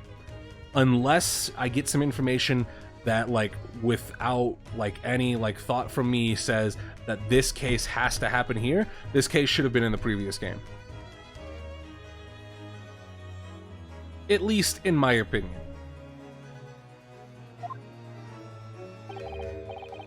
Please save your derision. I know what you're all thinking. Good morning, he says, when it's very nearly time for luncheon. Your scorn is written clearly across your faces. Nobody said or thought anything of the sort. The truth is, I was determined that today would be the day. As sleep seduced me last night, I thought, tomorrow, for once, I shall not oversleep. I'll rise early and be present in court to support my companions. Such spirited determination has a beauty all of its own, does it not? Oh, yes. And then I began to muse on the subject. Why do people oversleep, I queried. Why, time after time, do they make the same foolish blunder? And then the answer came to me. So delightfully simple. People oversleep because they sleep. Thank you, Sholmes. Well, is that not an astute insight into the matter? Oh, you're so fucking dumb. You thought that you were just gonna stay up so you wouldn't oversleep? Oh, I hate this guy. Upon which realization, I attempted an experiment. I didn't sleep a wink at all night. And the result, my first night, I was exhausted and began to be assailed by the first fits of drowsiness. Shocking. And so the conclusion of last night's experiment is this. A good night's sleep is quite simply essential. Yeah, I think most of us probably knew that already. But this presuppose I proved by the experimentation. That, my dear fellow, is the scientific method. Ah, yes, and one more thing. Do you remember this? Well, I guess I did need this to prove, you know. I guess I did need this to prove the, that Miss Olive Green had poison. But I mean, like, we knew about this, right? Its existence was known to me. Yeah, of course. It's the poison that Miss Green was about to drink at the hospital yesterday. Oh, you didn't manage to... It was a laborious task, as the bottle was near empty. But such inconveniences do not hinder Sholmes. I managed to confirm that it contains strychnine.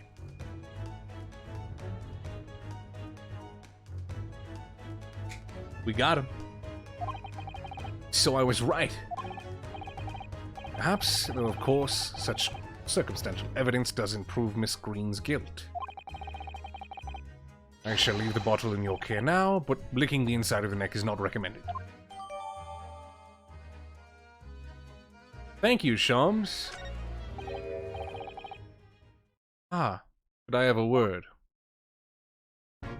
Gregson. How good of you to come. Forget it. Excuse me. Wait a minute, Inspector.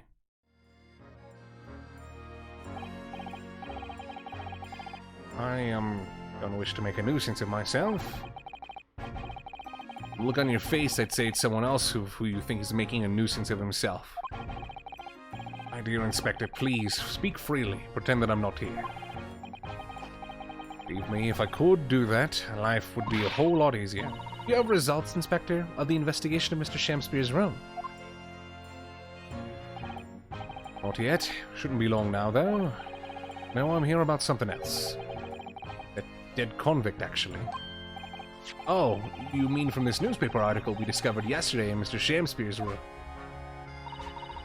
A man by the name of, yes, Selden. I went through the archives at the yard and dug out the fellow's file. There's something in there that, well, it caught my eye. Something caught your eye? What, Inspector? What? I've copied the relevant parts for you, so you can read it yourself. Thank you! Capital Offender's file. Let's take a look at it. These documents. Yeah, we're gonna take a look at them.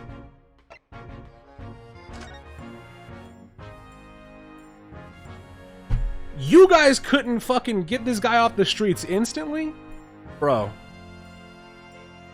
18 counts of burglary, 6 counts of suspected murder. Died of natural causes whilst in prison, his final moments witnessed only by his cellmate. The estimated 1,000 pounds worth of loot he stole remains unrecovered. Manchester Strand. Wait, we've already read this. Didn't we? Yeah, we already read this. Wasn't this the newspaper article?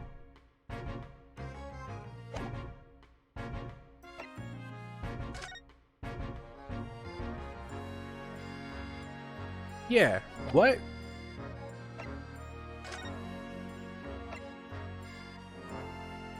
So I guess we just we'll be able to present this in other in 2 different spots then, I guess.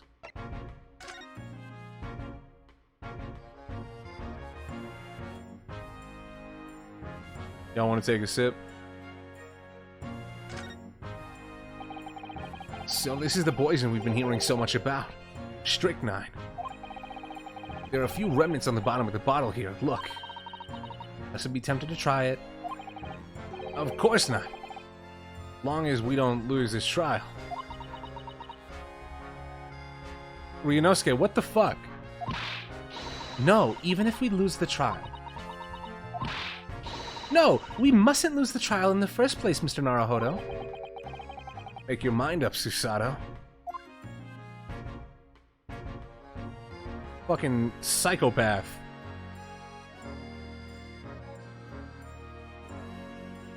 Alright then, I think that's all we can get from the bottle. Alright, well. Yeah, I think the, like... And like I was saying, right, like... Yeah, we got these 2 pieces of... I really hope we don't get any more. But we got this, right? Like, and... Without all of this, we knew this information, right? We knew all of this information. Even, as a matter of fact, half of this information we knew, right? Like, we knew all of this.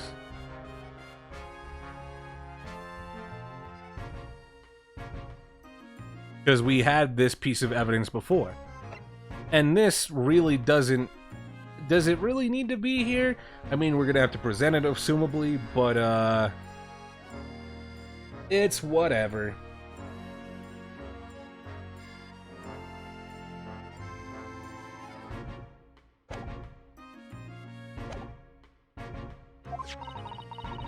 Ooh, the details that were in the newspaper cutting we found in Mr. Shamspeare's room. I'll rearrange everything in the court record so we don't have duplicate information. Well, thank you, Susato. What's going on, Ave? Why are you giving us a copy of this important file, though? Well, you're the only one who turned up the clue in the first place, aren't you? I'm just making sure things get handled in the proper fashion. Oh, Scotland Yard's workings are so wonderful. This doesn't absolve him. I still think he's a piece of shit. This is not his redemption arc. Indeed, my dear fellows, and the inspector here has a shining diamond in its crown. A shining diamond in the rough, maybe. Look, I just don't want to be beholden to a lawyer, that's all. There he goes. Counsel for the defense and the defendant. Court proceedings are about to resume. Make your way into the courtroom at once. Well, I shall leave you then. I'll be listening with interest from the public gallery. Not nodding off at all. Certainly not. Thank you, Mr. Sholmes. Rather tired of seeing Mr. Mustache in floods of tears, so personally. So, the best of luck to you. Locum student Mr. Naruhodo Esquire! Yes, Mr. Natsume. It's time, isn't it? Yeah, this is it. Miss Olive Green and Mr. William Shamspeare. This is going to be the final battle. I won't really have saved Soseki until I've explained the whole truth of everything that's been going on. But it's all coming to a head now. You can do it, Ryunosuke. You have to.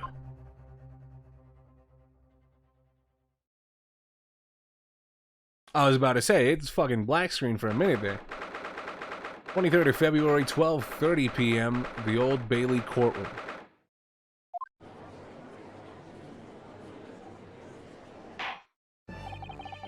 In the name of Her Majesty the Queen, I hereby declare this court to be in session again now. Before the recess, we heard a most startling accusation from the defense. Namely, that the victim of the case we heard only a few days ago is the true perpetrator of this incident. A reckless, rash, and prejudiced charge of wrongdoing, in my opinion, my lord. However, prosecution has tried to extend every courtesy to this new amateur newcomer from dubious eastern shores. Thank you for the racism.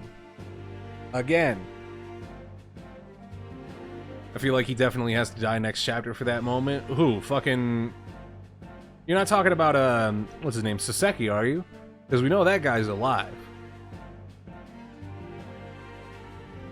I really hope you're not talking about Gregson. Because then who'll eat the fish and chips? That backhanded consideration. Rather cold assessment from the Honorable British Prosecutor, I must say. So, Lord Van Zeeks, is the new witness present and ready to take the stand? Well, I mean, like, I've always... And I still think he's going to get smoked, right? Because his name was among the four, right? From the telegram in the last game, at the very last case of the last game. He was among the four listed there. We had A. Shin, Kazuma Asogi, we had John Wilson, and then we had Tobias Gregson, right? So I feel with his name being within that list, right? He is probably on the chopping block for being a victim in one of these cases, right?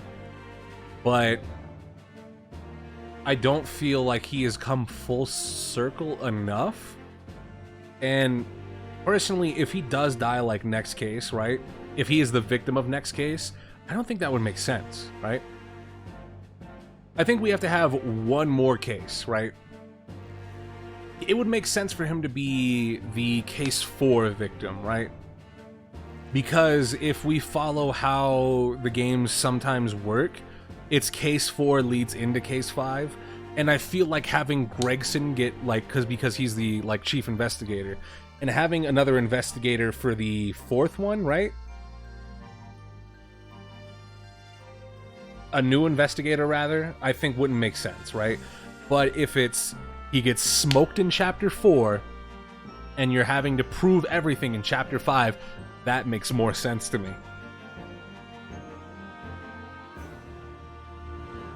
That I think makes the most sense. What's going on, Zone? How you doing? Ready and waiting in the witness's antechamber, my lord. Very well. Bailiff, bring the witnesses in.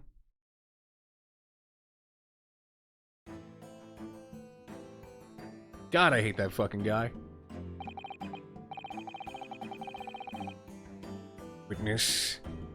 Witnesses, state your names and occupations for the court, please.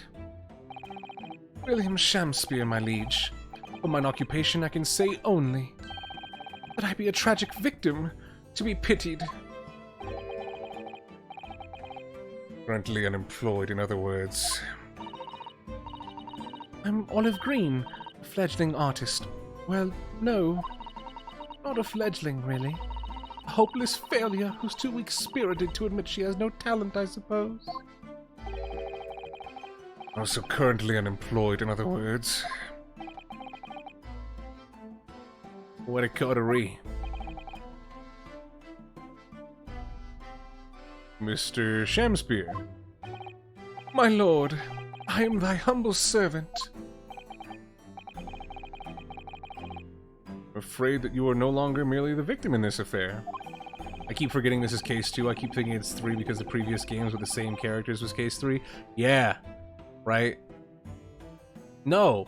That was case 4. In the previous game with these characters, it was case 4. Because case 3 was McGilded's case, right? God, that feels so weird. Because remember, case 2 took place all aboard the Borea. It took place entirely on the Borea. That was it, right? Yeah, your brain is fucking scrambled, huh? The possibility has been raised that you are in fact the assailant, intent on taking the life of your fellow lodger. The part you have played in this whole business will be thoroughly scrutinized, I assure you. I would for naught else, my lord. And Miss Green, Yes? you are aware of the reason you have been summoned to this courtroom today, I presume? Yes, the officer did explain. He said I poisoned this ridiculous buffoon. And do you accept the charge, Miss Green? Did you do it, Miss Green? No take backsies. I don't know anything about any poisoning. And I don't know anything about this man. Come, lady, die to live. Verily, I know not thy prickly, pea-pigmented personage. Very well, let us proceed with the matter at hand. That being to ascertain whether or not Miss Green has any involvement in this affair. It's all very strange indeed. Why would you suspect me? I barely ever go to the East End anyway. It so happens that I passed by that neighborhood 6 days ago, that's all. And on the night that this man was poisoned, I was still in the hospital, fighting for my life. So, and also, here's a minor detail, right? That I think kind of goes a little bit... I really wish I could draw this. I can kind of illustrate it, right? With my mouse. You guys can see the mouse cursor, right? Like, this has been on screen every time I start wiggling it about to point something out. You can see it? Okay, so let's pretend then that the bottom of this pillar, right? Like this puffy part of fucking Shamspeare's sleeve, right? Let's imagine that this is the apartment building that Gildebeb, or is it Gildebeb? Have I been saying? Hold on.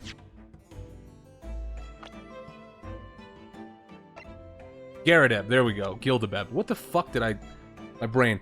Let's imagine that this is Garadeb's house or, like, apartment building, right? So on the night that Olive Green got stabbed, she was walking down, right? However, her destination on Briar Road was up, right? She was going towards the north side. But she was stabbed as she was walking back this way, right? So, why the fuck would she be returning in this direction? If not to go to the apartment building. Right?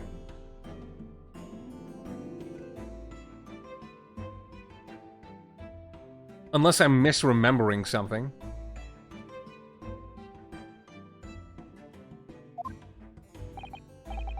Yes, having been unfortunately caught up in the incident on the street outside the Garradib household. I wonder if that's going to come up. That seems like a very minor thing, right? Like that wouldn't have any bearing on proving whether or not she would have any, or how she returned back to the apartment building, right? But I still feel like it's something you could prove, right? Had you need to be able to prove it. However, it does require information from the previous game. So I don't know if they would put that in the case or not. That's what I'm saying. An incident that rendered you unconscious for some 3 days. I was struck in the middle of my back by a knife, though no fault of my own. And now I'm under suspicion. What other irrelevant things might I be suspected of? It's all very disturbing. Your energies may better be spent worrying about this random knife attack, I feel, Miss Green. At this point in time, all that appears to connect you with Mr. Shamspeare's lodging is the Briar Road incident only 6 days ago.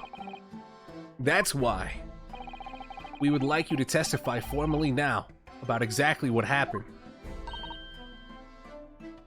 Oh no. The incident 6 days ago? You mean, you want me to relive that awful accident? Unfortunately, yes.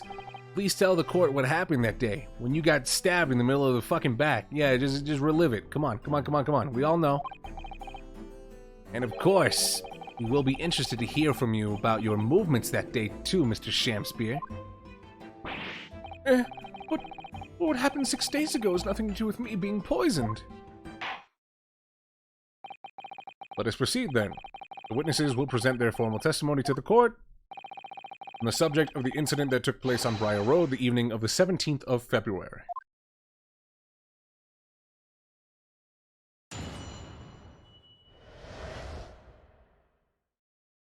Evening of the 17th February. 6 days ago, about 5 p.m., I was walking along in the snow and I was suddenly stabbed in the back. Coincidentally, it happened to be just outside the house where the men in this case have their lodgings. Coincidentally, right? I was at the tavern on the eve of which thou speakst, for I had bespoke my supper. It was the first time I'd been in the area, I had a little matter to attend to, that's all. Anyway, I was admitted straight to hospital, so I knew nothing about all of this business.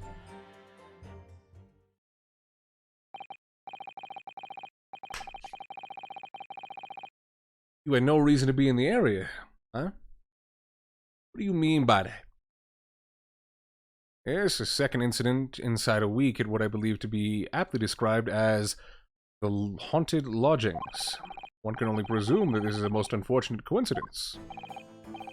Meanwhile, you say you were not in your room, Mr. Shamspeare. It was the following morn when I did awaken that I learned of the dire events. Mary, what a commotion did the officers of the law make on the floor above mine! And Saseki was arrested on suspicion of attempted murder. Suspected there was nothing connecting these two witnesses but happenstance. It's true. It does seem as though they were unrelated at first glance. But I'm not so sure. There's something lurking in the shadows here. I feel certain of it. And this is my one and only chance to expose it. Counsel, you may now cross-examine these two witnesses if you wish. Yes, my lord.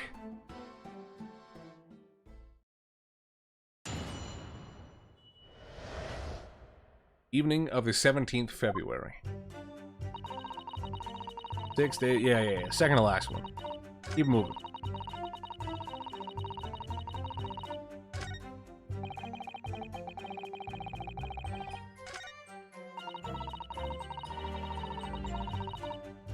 Yeah, how about you tell us about this little matter you had to attend to, and why you had no reason to be there? Hold it! What little matter, Miss Green? Please elaborate. It was nothing, really. It's not worth mentioning. If you remember, you mentioned it to us yesterday at the hospital. Ah, It was related to the card you were holding.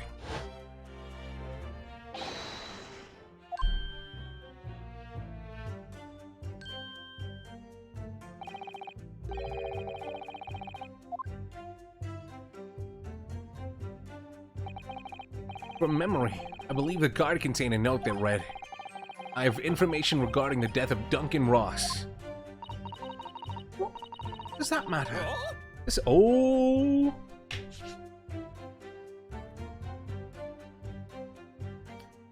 What you got to say, boy? Excuse me. Mr. Shamspear, you have something to share with the court? To be or not to be? That is the question. Ah, pray forgive me. The great bard's words springeth from me within ne'er a thought. Don't tell me. It's because you're possessed by Shakespeare's spirit, right? Hearing Miss Green's words a moment ago seemed to make you think of something. Something of relevance, perhaps. Well, nay, sire. 'Twas nothing at all. Presumably you know the name, though. Mr. Duncan Ross, I mean. After all, we're both lodgers in the same house.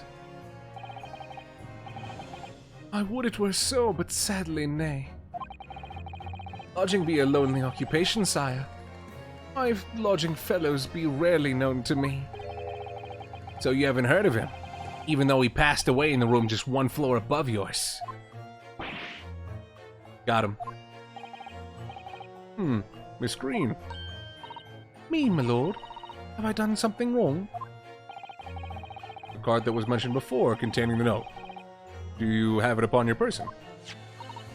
I do, yes, but I don't need it anymore. In fact, I should throw it away, really. Before you dispose of it, the court will take it as evidence, please. Yeah. Of course. That's what links Mr. Shamspear and Miss Green. Yeah, like, because even with this being added, right, like, we still had the other half, right? We didn't have to go get this. Again, I'm being partially like showing of like we had everything, right? We had all of the information. Also, this note is empty as shit, boy.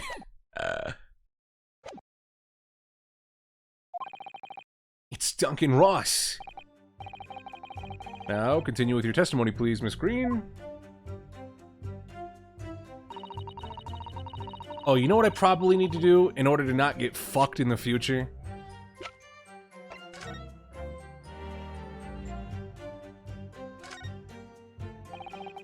The envelope has been ripped open rather carelessly, hasn't it? The screen strikes me as the type to open correspondence more neatly than that. Ah. What is it? The way the envelope is torn, I'm almost sure I've seen that exact shape somewhere else. Oh, you don't mean... Were you thinking of this piece of evidence, Mr. Naruhodo? Exactly. That's it. Try to match them up. They go together perfectly. This torn-off end of the envelope and clearly belongs with this card. Fuck you. You ain't gonna get me. You ain't gonna get me, boy. Alright. Alright. You don't know her? You don't know her. Is that what's going on, right? You were going and getting some soup and salad for no reason? You stupid son of a bitch. A tavern, you say? Which one? It was the Slug and Salad where I did tarry.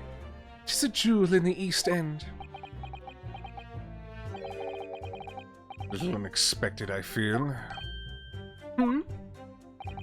What do you mean, Lord Van Zeeks?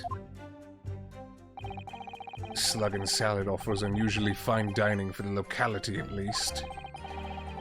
Not an establishment you'd expect to be patronized by a man with not even a crumb of bread in his room.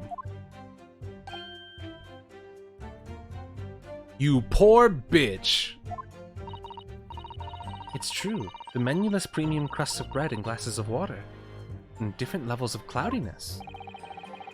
I would have expected Grub's grubbery in the local vicinity to be more appropriate for your means.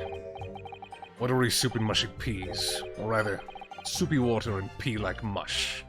Give me 1 second, y'all.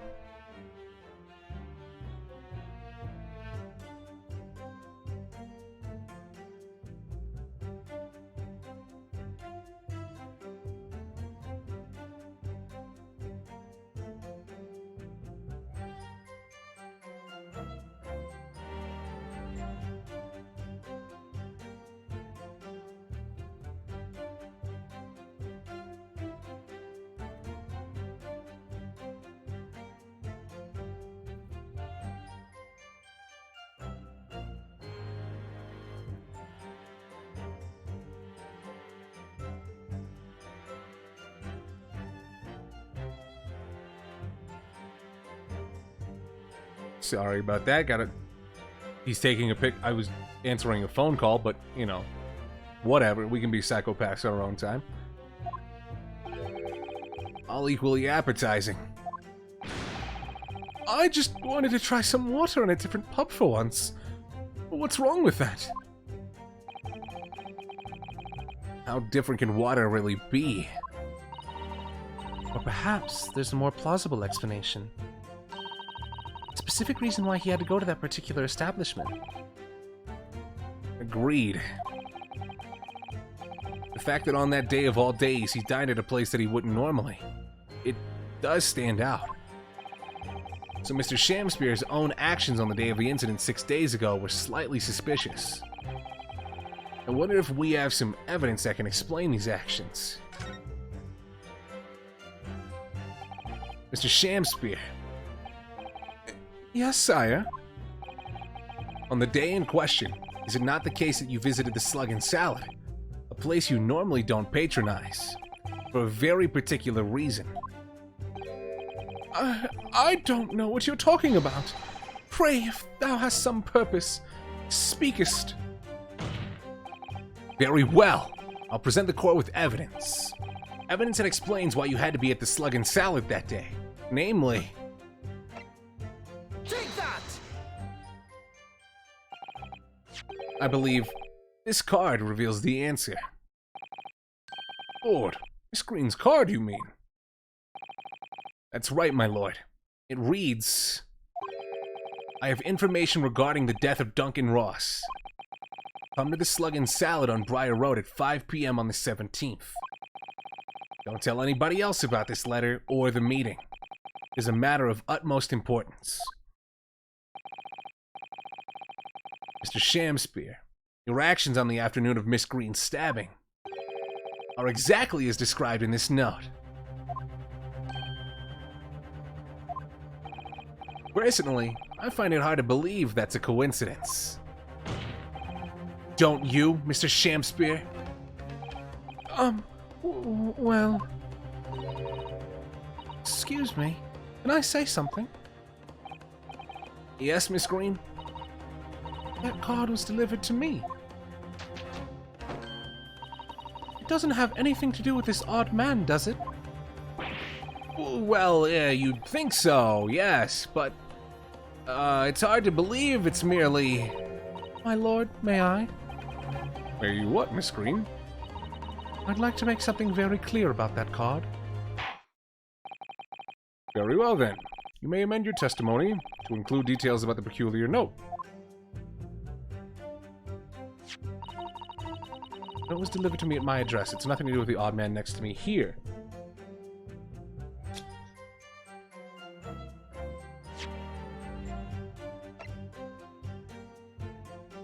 John Cena green screen. Are you sure about that? Objection! The day before the incident, exactly 1 week ago now, this note was delivered to your address. And upon carrying out the instructions in the note, you found yourself in hospital. Yes, I did. It's terrible, everything that happened to me. Yeah, it is terrible. If it's all true, that is. Ryunosuke, you can calm that down just a bit, right? You kind of swinging a little bit hard there, cousin. What do you mean? Miss Green, have a look at this, please. It's a torn off end of an envelope. Oh, is it? And it so happens that it fits together perfectly with the envelope of the note you received. Where did you find that? In Mr. Shamspear's room. In my room? Mr. Shamspear, do you perhaps remember this note from somewhere? Well... Your actions that afternoon followed the instructions in the note to the letter. Come to the Slug and Salad on Briar Road at 5 p.m. on the 17th. And so that's exactly where you went. Let me ask you again, Mr. Shamspear. You already knew about this note, didn't you? And you, Miss Green. What did I do? As this torn off end of the envelope proves, the note was originally in Mr. Shamspear's room. So how is it that it came to be in your possession? I don't have the first idea. Just a fledgling artist, after all. There is only one explanation. You broke into Mr. Shamspear's room and stole it.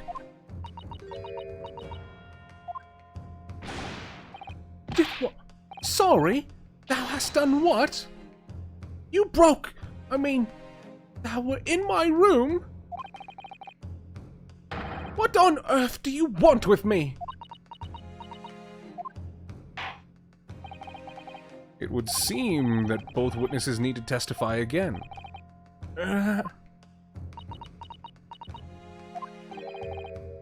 Miss Green. Yes. We'll still have the court's sympathy, I'm sure.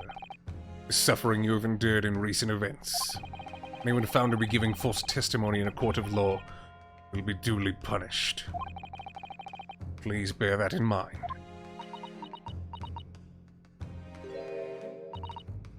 Yes, I know.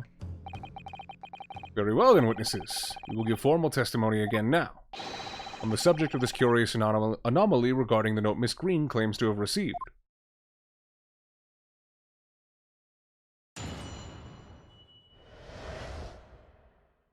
The anomaly of the note.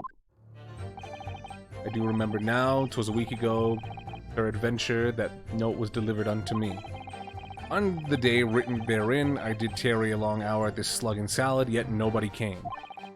Thereafter, on the evening I shared the company of the Japanese fellow, I did see the note had vanished. What? I don't know what you mean. You think I snuck into this man's room, do you? Why would I? I can point out the villain here, and as for that torn-off piece of the envelope, I don't know anything about it. Strychnine time. You not claim to receive this letter, do you, Mr. Shamspear? Faith, 'tis so, my lord. And I would swear to have set it upon the table in my humble lodgings. Yet, 'tis clear to me now that I have since returned from the tavern that night. I have not laid eyes upon it. Is this still the first case? This is case 2, Goose. So, no? Question mark? Yes? No? No? Yes? No, yes? I don't know. Well, that being the case, young lady, it would appear that your testimony was... A lie? Is that what you think? How unfair do you think that I'm the one lying? I beg your pardon.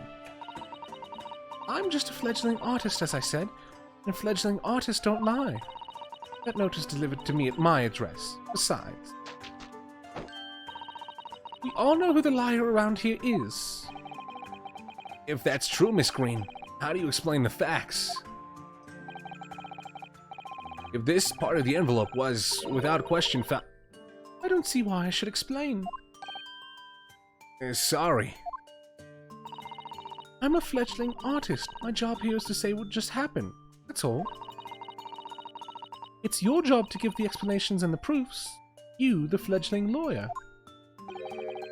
The fledgling will do his best. Evidently, my learned friend's cross-examination is our only hope of learning the truth. Well, counsel? I'm ready, my lord. Very well, then. The defense will now proceed with the cross-examination of the witness. Miss Green clearly did break into Mr. Shamspeare's room.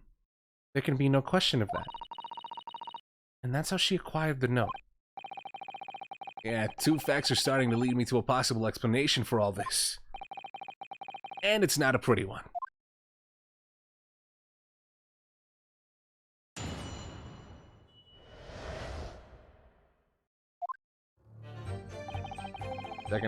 I'm finding that a lot of these testimonies end up relying on something of the fourth statement, right? It's usually like press on the fourth statement, and somebody will react, or you get more information, you get a piece of evidence. Why would you? Or it's just present evidence at the fourth statement. Objection! I'm balling.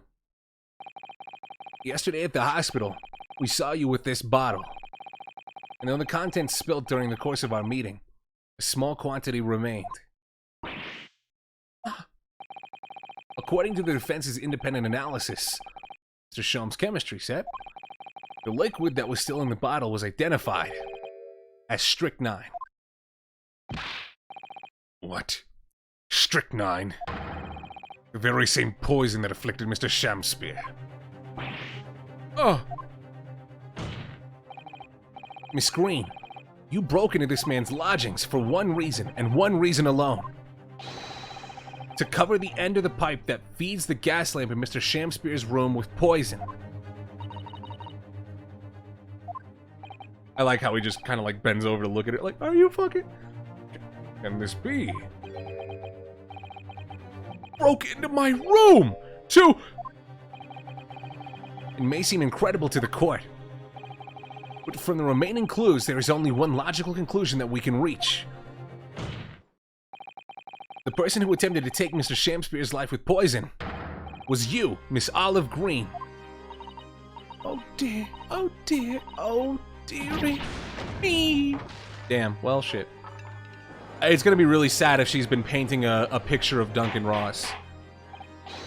Order! Order! Counsel, are you seriously suggesting this woman put poison on the end of the gas pipe with intent to kill? Yes, my lord. There's no other way to explain the facts.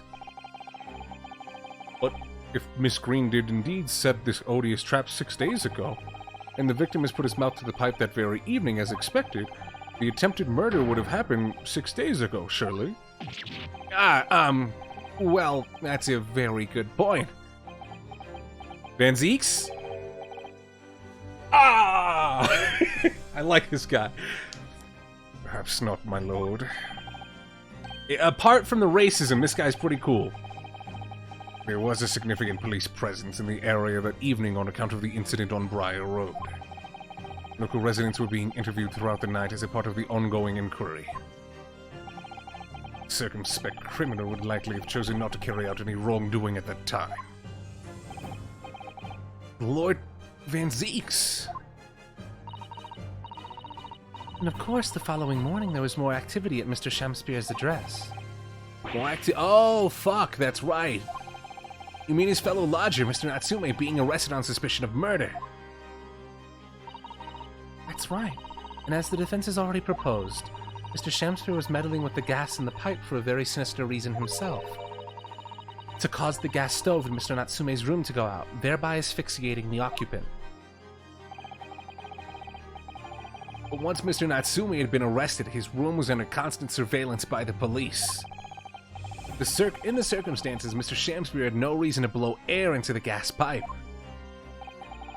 His intended victim being in prison. The need to temper the gas. With the gas removed, the poison on the pipe lay dormant. And then, 3 days ago now, the situation changed again. Right! Mr. Natsume's trial, which took place here at the Old Bailey, came to an end. A trial in which the man stood accused of stabbing Miss Green in the back, but was duly acquitted.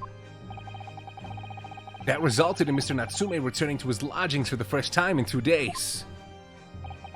And that very night, his gas stove mysteriously went out, and Mr. Shamspeare was mysteriously poisoned.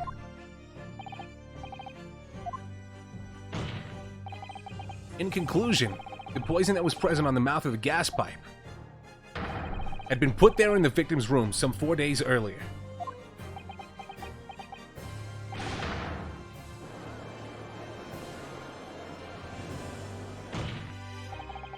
With that new understanding, it becomes clear that this letter was all part of the plan. What plan? The court will recall that the note gave instructions to visit the Slug and Salad at 5 o'clock, and that the recipient should tell no one else. The reason for those instructions are clear now. To ensure that the lodger would not be at home on the stated time. To make sure I wasn't home? Exactly. While you were out, Miss Green could safely slip into your room, knowing that she wouldn't be disturbed. You mean to say that letter was written by Miss Green, yes. And in order to cover her tracks, she took it away with her when she left. Just after she smeared poison over the mouth of the gas pipe in your room. Order, order! What do you have to say for yourself, witness? Come on. We're right. Come on. Just who are you? Why did you try to kill me?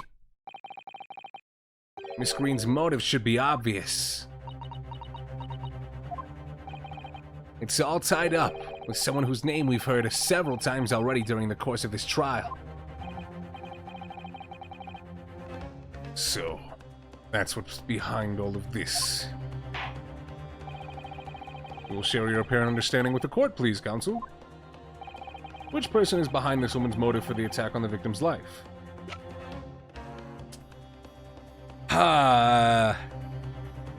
This makes me feel bad, like, presenting it like, aha, yeah, this is the guy she loved, and he loved her.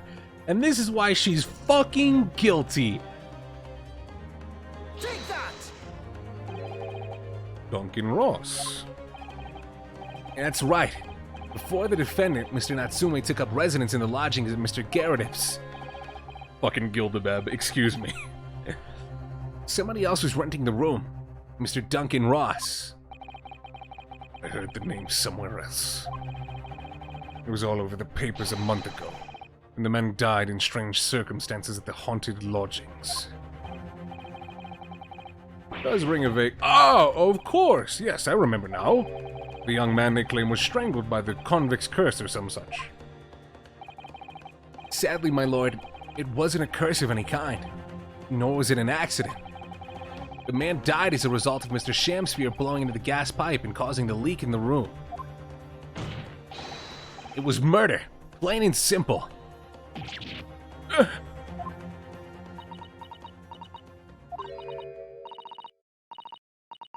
Well, what do you know? The world is so unfair. Curses, curious deaths.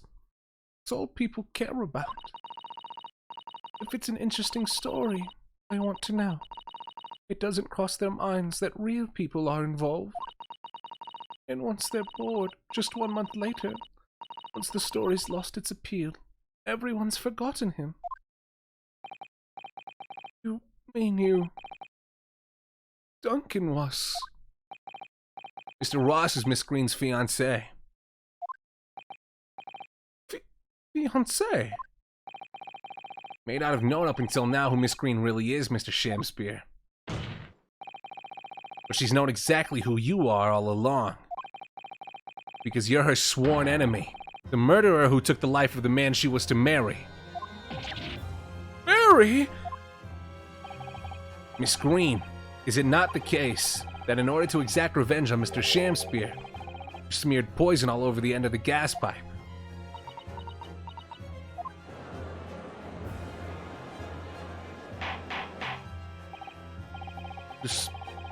This is all quite extraordinary.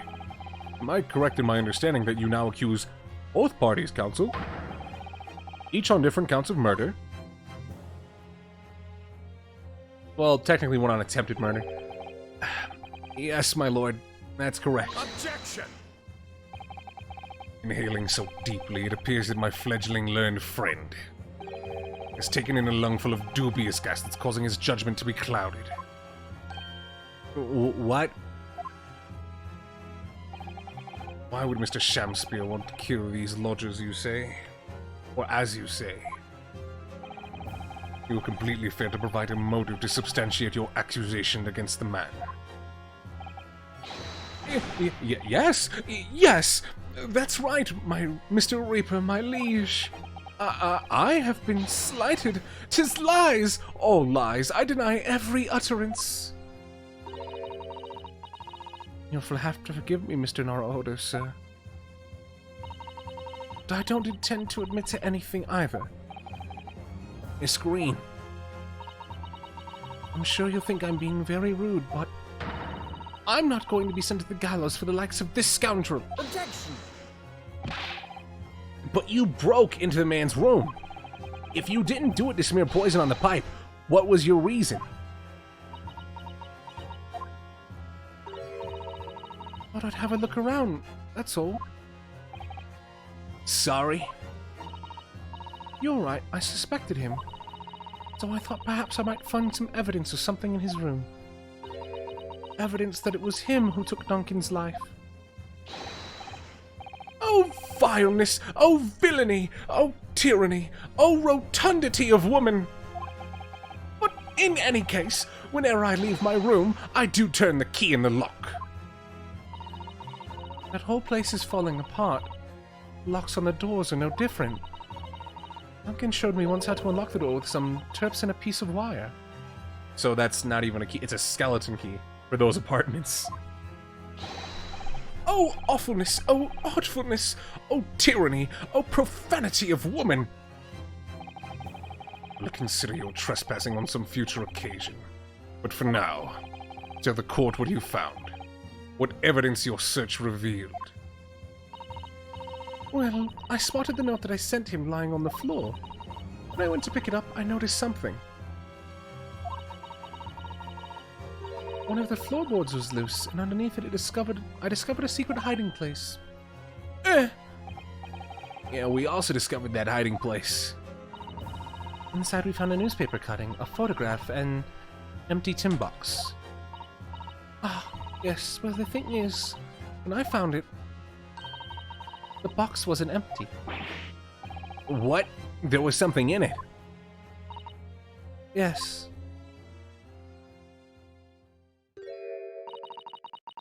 This rather nice key.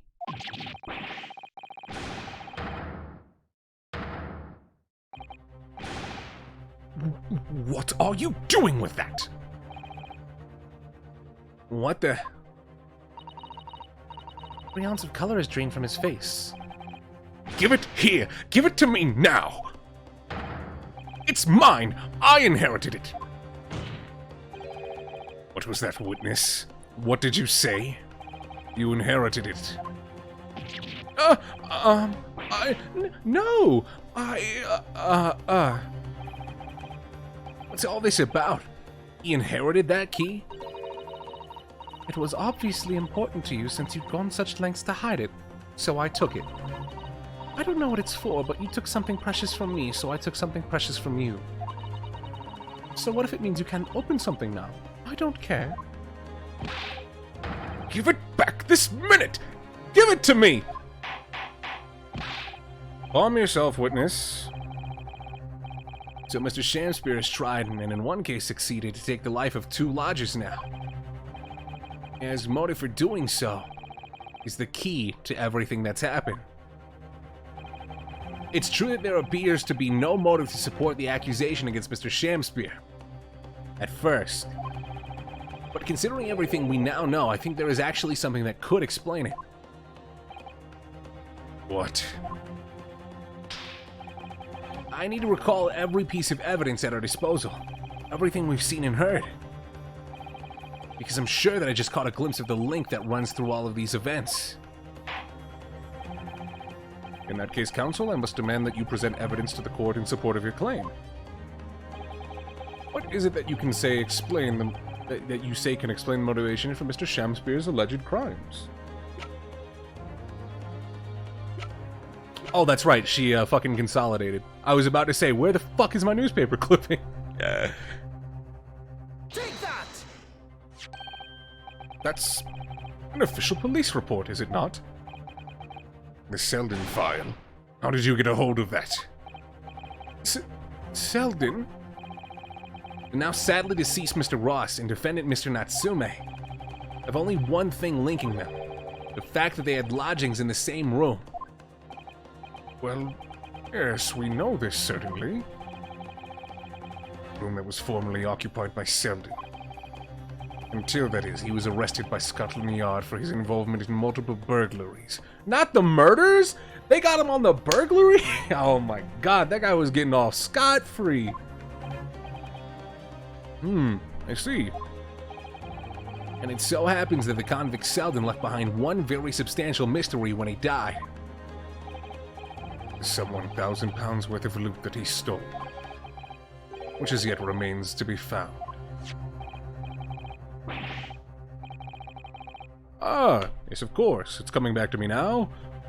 It's written in his file here. £1,000 lost en route to hell. That was how the papers summed it up. And it seems that one particular fellow inmate was with the convict in his final moments. It's not hard to imagine Selden entrusting that inmate with his most closely guarded secret. The location of the stolen loot. And perhaps a key to unlock whatever container the valuables were in. You mean this key is... Mr. Shamspear, it was you, wasn't it? You were at the capital offender's side when he died, were you not? What are you talking about? 'Tis a false charge, I tell you. A false charge. The name of the inmate who was with Selden at his death isn't noted in this file. A simple telegram to the prison where he died would quickly tell us how false the charge really is. But even if it's true, why would the man be so intent on killing every subsequent occupant of the convict's lodgings? There's only one explanation for that, my lord. It was in that very room that Selden hid his loot.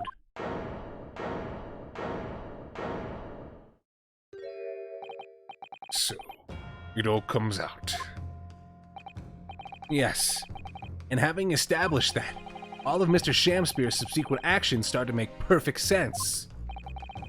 When he was let out of prison following Selden's death, he made immediately for Garretib's lodgings in the hopes of renting Selden's old room. However, the retired army man was unable to offer him the accommodation of his choice. Because Selden's old room had already been let to somebody else, Mr. Duncan Ross. Which is why Mr. Shamspear subsequently devised his gas-based plot to kill the occupant of the room. And when he was successful, he presumably intended to inquire about switching into the newly vacant room. However, a certain jittery someone had beaten him to it. Mr. Soseki Natsume, the defendant of this case, no less. So you decided to use the ploy with the gas again, didn't you, Mr. Shamspear? This time to oust Mr. Natsume. All for one simple and avaricious reason. To get your hands on the 1,000 pounds of loot left behind by the dead convict. You...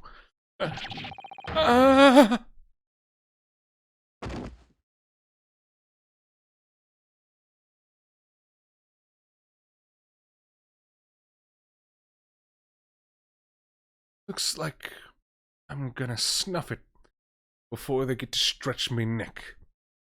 Listen, I want you to have me loot. Anything to stop the coppers getting their mitts on it. I assume this is Selden?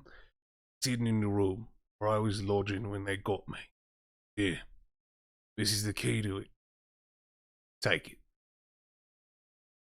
We stay one step ahead, mate. See you in hell. Yes. Shamspear.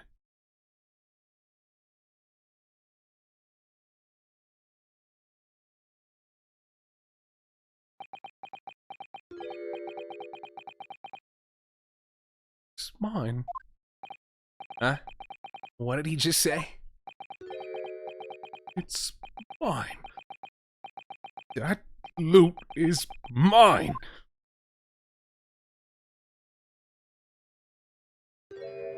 Oh, he's just crazy. I thought he was gonna go evil. Mr. Shamspear. It's all lies. I don't accept any of it. Why should I? After all, you don't have a shred of evidence. You can't prove that I killed that fellow. Forsooth, I'm the victim here, remember? Isn't that right, ladies and gentlemen? If I don't admit to it, there's nothing you can do. You can't arrest me, for the time being anyway. Verily, you can't arrest the victim, can you? Isn't that right, ladies and gentlemen? I'm so close. I just need a few more hours. I swore to myself that I'd get my hands on it. And I can almost taste it now. Do you really think I'd just give up? There's no question in my mind right now. There's no question in my mind now. This man is guilty, through and through. But he seems so utterly intoxicated of that loot. I'm afraid that however hard you press him, he'll never admit to what he's done, Mr. Naruhodo. There is a way. Pardon? There's one way I can finish him. No. He's already committed the most heinous crimes to get his hands on that loot. Which means all we need to do is find it first. Fine plan. Were it not for the fact that the police thoroughly searched the room following the death of Mr. Ross. If it's there at all, it must be very well hidden. Without conclusive evidence, I certainly cannot rule. If only there was some way we could find the convict's loot quickly. This is the final piece in this complex puzzle. I think we might have it in our possession already.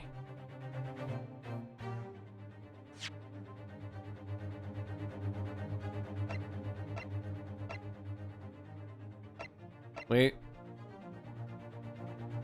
No, this is the, this hasn't come up at all. This is kind of weird that we have this. Street map.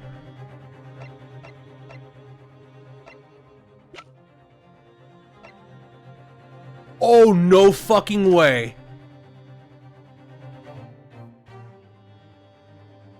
Yo!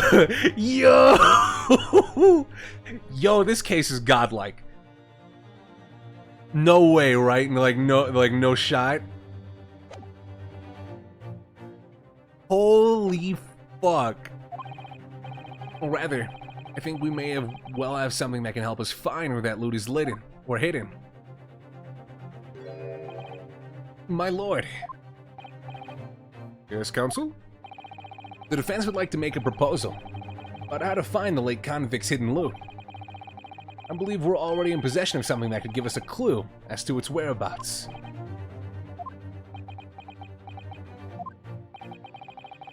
Our last chance. So it has to be worth a gamble. We're gonna trick him into thinking that, and what I don't mean is that it's hidden here, we're gonna trick him into thinking that it's there, so he fucking breaks and fucking just instantly admits, right? He's like, oh, it's in this picture here. Yeah, we know where it is. And he's gonna fucking break. I love this fucking case. Besides, we've used the same technique once already, and it definitely paid off then. Very well then, counsel, let the court hear your idea. What do you propose we can do in order to locate the place of the deceased convict's hole? I really hope this is it. I really, really, really, really hope it's it. Take that! Let's fucking go! If I'm not mistaken, those are Mr. Shamspeare's handprints on the wall of his lodgings. That's right, my lord.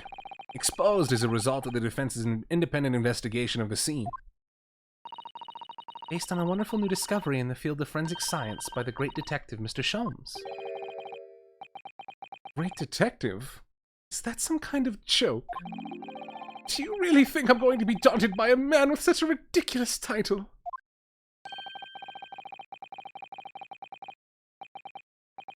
Oh.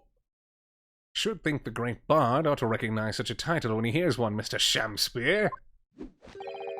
Perhaps we should compete for the honor of most ridiculous title.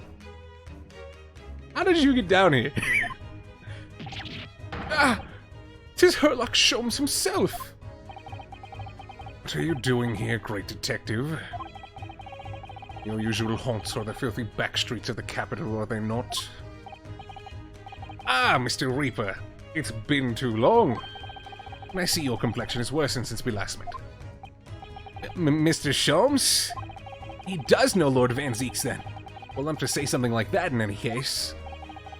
Mr. Sholmes, though you may be heralded as a great detective by the population at large, does not give you the right to come and go in my courtroom as you see fit. If I may, my lord, Mr. Sholmes' newly developed scientific method has helped us uncover vital clues in this case already. Clues, you say? I call them skin prints, my lord. My method identifies every location touched by an individual under scrutiny. Excuse me. It's the method by which we were able to ascertain this gentleman's gas pipe activities.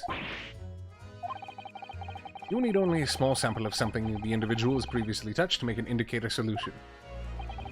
Oh, no. Oh, what I said was much cooler. Ah, no. Come on. It would have been... Like, I do appreciate this, but I got myself hyped up into thinking we were going to bluff him. In your case, sir, I used the teacup you had been holding. Elementary. So now, Mr. Naruhodo... yeah? What am I to use as a sample to make the indicator solution this time? Thank you for operating to help, Mr. Sholmes. When the convict was arrested, he was living in what is now Saseki's room. We need a sample to help locate Selden's loot that's hidden in his old room. What form will the sample take? We can use the key. That bluff idea was amazing, though. Dog, like, I got myself so worked up, like, that would have been the cherry on top. That would have been, like, the fucking greatest. We'll need something of Selden's in order to create the indicator solution to find his loot. And something the convict owned happens to be in the possession of somebody listed in the court record. On my word, Mr. Naruhodo, your powers of reasoning appear to be on the up. So, which particular person do you have in mind? Whom can we obtain a possession of the late convict Selden in order to create the indicator solution? Take that! Dog, that would have been fucking great. Miss Green. Me? What do you want with me? The key around your neck, if you please. Sorry. That key belonged to Selden. There will be remnants of secretions from the man's skin on its surface that we can use. Very true. That is the sample we need. Using it, we can create the indicator solution required for Mr. Sholmes' skin print seeker.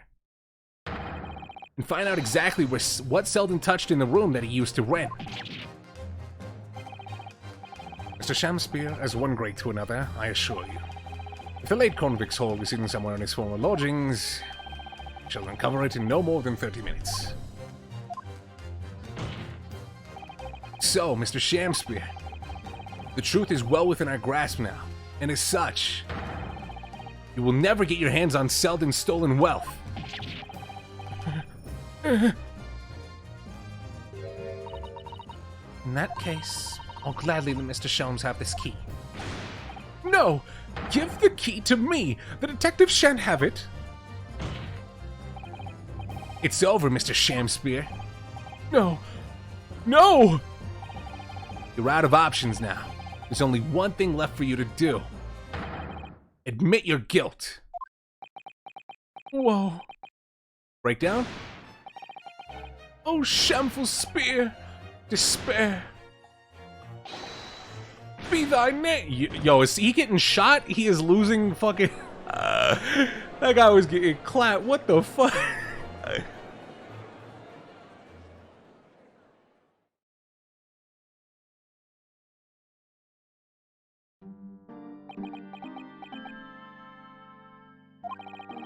I never intended to kill the man. I just wanted to drive him out of the room. That's all. So you'd have time to find the convict's haul of stolen goods. But here's the thing though, right? After you did it to Duncan Ross, you knew that it killed him, so you attempted it again with Natsume. So you were guilty of manslaughter and attempted murder then. Oh! After you killed the young man, you still didn't move into the room? I asked the landlord, of course. I pleaded with him, but he refused. Why? I was 3 months behind with the rent, for one thing. Mr. Garrett really had a lot to put up with. And he had the gas repair work done immediately afterwards, putting the room out of action for a while. And then this Japanese man swooped in at just the right moment to sign the new lease. Or Mr. Natsume. Fortunate timing. Then, 5 days ago, after the incident on Briar Road, when the Japanese fellow got himself arrested, I thought I'd finally had my chance. But it wasn't to be. The scene was sealed off and guarded by the police night and day. If I remember rightly, Mr. Sholmes spent the whole day in there reading books. I couldn't even enter the room, let alone search for the loot. Which is why, on the day Mr. Natsume was acquitted and returned to his room, you once again tried your trick of blowing air into the gas pipe that feeds the stove in his room. It will be notes to you, however, that action would lead you into a deadly trap.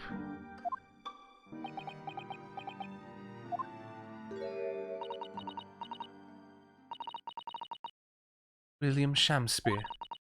How does it go? To be or not to be? That is the question. From Shakespeare's Hamlet, Act 3, Scene 1. Let me tell you in your case, it's not to be. That is the answer. You deserve to die for what you've done.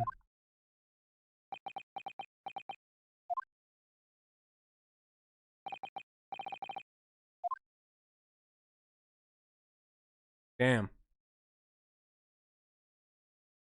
Oh, cold fade to black? Yo.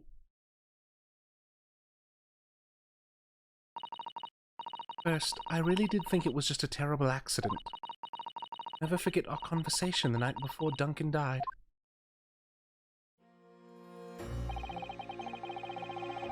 Gas supply in my lodgings are a disaster, you know, Olive. A gas supply? Yes. The stove always seems to go out in the middle of the night for some reason. That's no joke. They say it's the convict's curse. Oh, Duncan, please, don't stay there. I don't care how cheap it is. Right then, if it's that important to you, I'll start looking for a new place. Spare rooms at my house. Why don't you leave that horrible room tonight? Oh, I'd better not. We said we wait until we graduated before we told our parents. Oh, oh, this is like low-key sad as shit. That was the last time we ever spoke. That very night, he fell victim to the gas. If only I'd known it was going to happen, I'd have insisted that he left that horrible room in that instant. But instead, all I've been left with is bitter regret.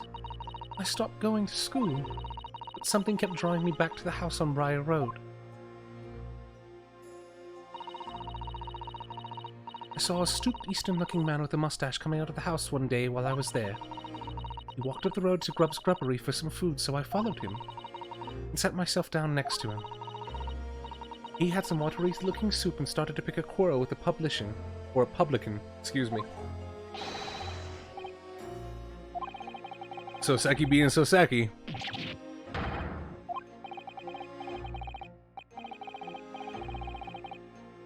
Like, think about how lucky Soseki is, too. His paranoia saved his life.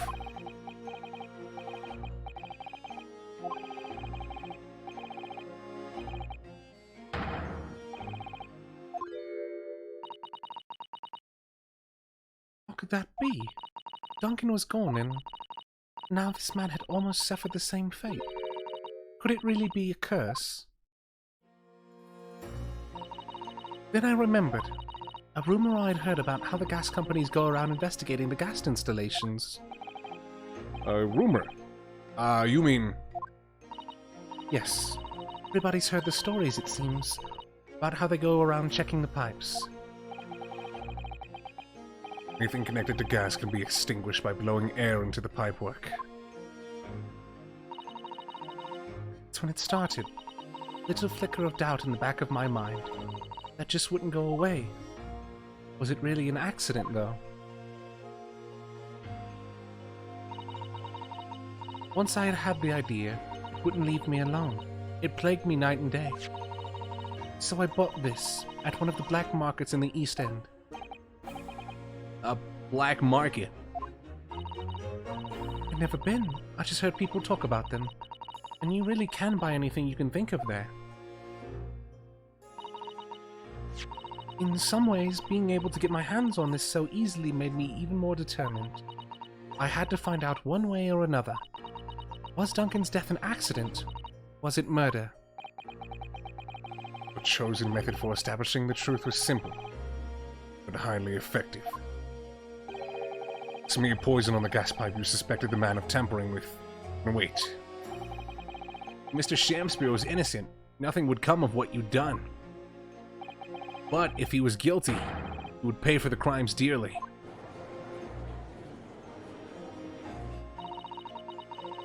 I found out the name of the man I suspected, William Shamspeare, and then I wrote him this little note. I have information regarding the death of Duncan Ross. Come to the Slug and Salad on Briar Road at 5 p.m. on the 17th. Don't tell anybody else about this letter or the meeting. It is a matter of utmost importance.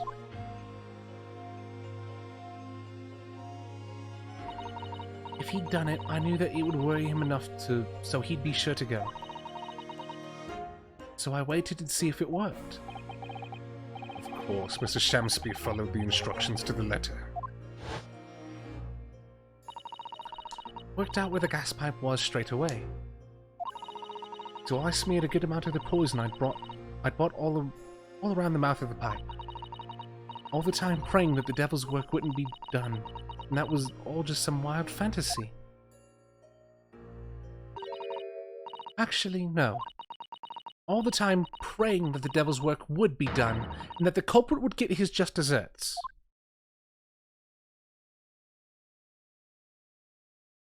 I still have no idea why Soseki's cat was behind the castle thing. Excellent question. Why the fuck was Wagahai? Well, I guess maybe that explains, like, how Wagahai got his name, but did it really need to be there? No. Right?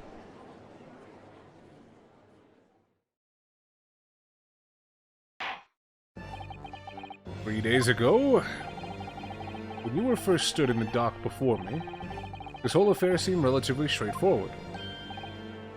Yes, my lord! Certainly never imagined the depths of depravity that should subsequently find lurking behind the scenes. It's been a long road, my Nipponese friend. Oh, yeah. And one I certainly didn't envisage walking with you. We're his friend, Pog. Nevertheless, together we have reached the light at the end of the tunnel, as it were. Miss Green Yes, my lord. will henceforth be stripped of your freedom, as punishment for the attempted murder of Mr. William Shamspeare. Yes, I know. And you, Mr. Shamspeare, you will be tried for the murder of Duncan Ross in cold blood, and the subsequent attempted murder of Mr. Soseki Natsume here present.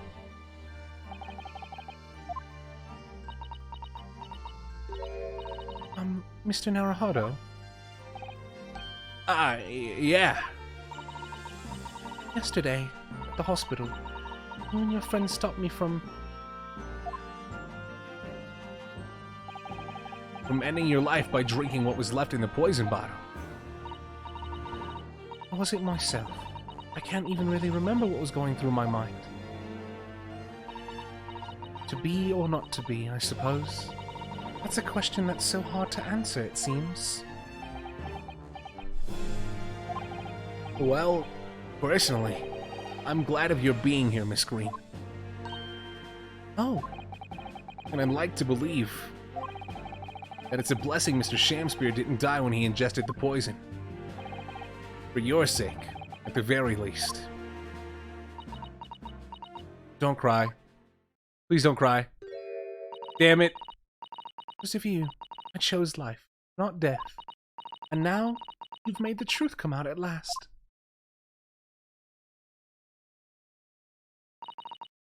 Really, I can't thank you enough.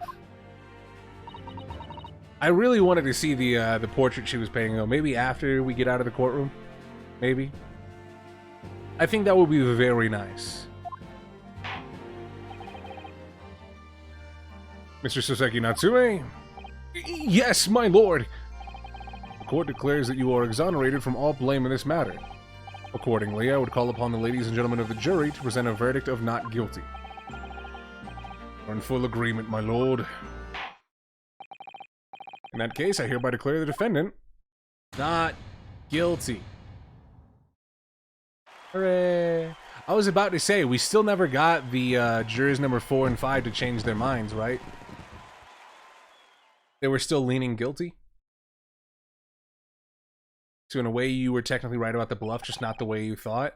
Well, I thought it would have been very cool to like play into his anxiety about getting that treasure, to be like, yeah, no, this picture was it was Selden's, and it shows exactly where he hid the treasure.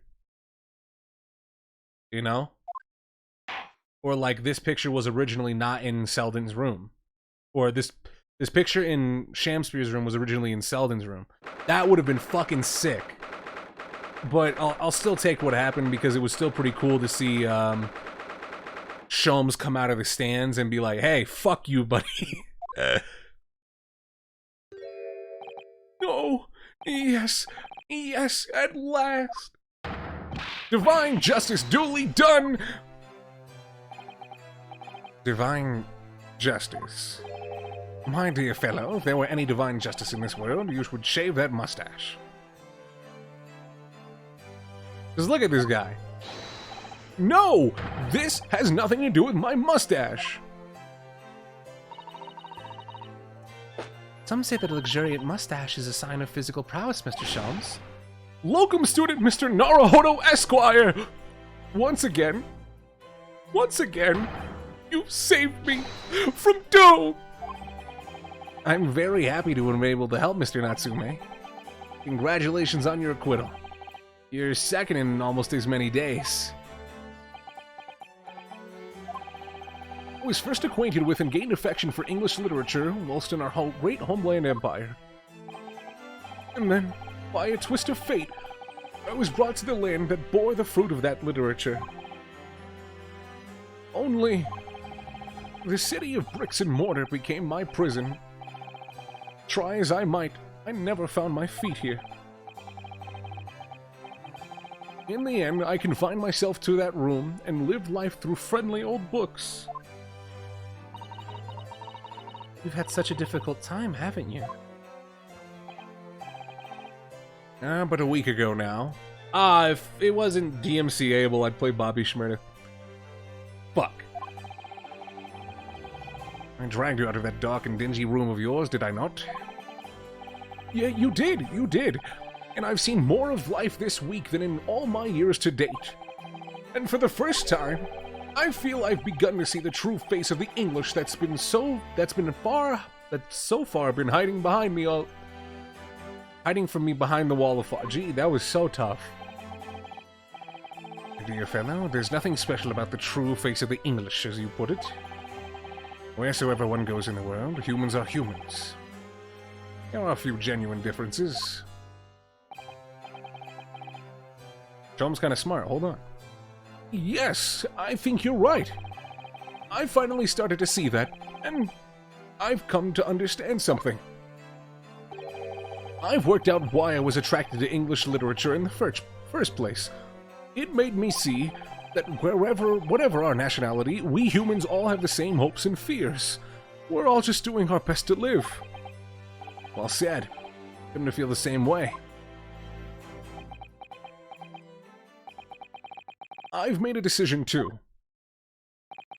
I'm going to cut short my study tour here and return to Japan. What? Just when we become friends here in England. What a terrible shame. Oh, I know. That does tug at my heartstrings. It really does. But I've decided I'd like to take everything I've learned here in Britain and write something of my own. A novel of sorts, I suppose. My, so you'll be creating your own literature then, Mr. Natsume? How wonderful. Oh, well, no, I mean, I wouldn't presume to call it literature. Why not? When that is precisely the definition, Mr. Mustache. I suppose you're right, yes. It will in a way be literature. But as of now, all I know is that I'd like to try my hand at writing. I have no delusions of grandeur. I, for one, would love to read your work. Well, all things considered, it may be for the best. After all, you have once again emerged victorious from a battle with the Reaper. Ah, it's very true. There is no salvation for a person in the dock when the Reaper is the prosecutor. The desire to return post-haste to the perceived safety of your homeland is one I quite understand. Goodness, yes. This was just a terrifying prospect. Nobody would want to consider that cowardly, I'm quite sure.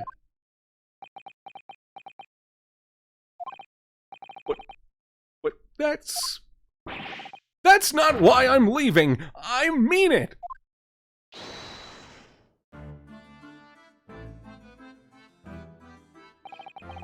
And that was the case we found ourselves embroiled in 6 months ago now. Saseki did indeed return to Japan, and submitted a report about both cases to the government. It was on reading that report that Professor Mikotoba was prompted to visit the scholar. And barely any time later, Susato was given the news that she must return to Japan as well. On the back of a telegram stating falsely that her father had fallen gravely ill. The only possible explanation that comes to mind is what happened after the trial, on the following day.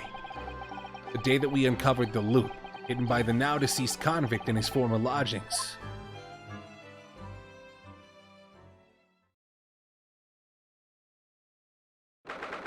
"24th of February, 10:13 a.m., Mr. Natsume's room."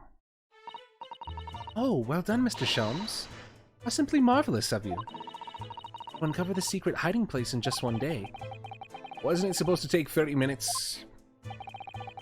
As I believe I told you, my dear fellow, skin prints are extremely useful in such situations. Wouldn't you agree, Gregson?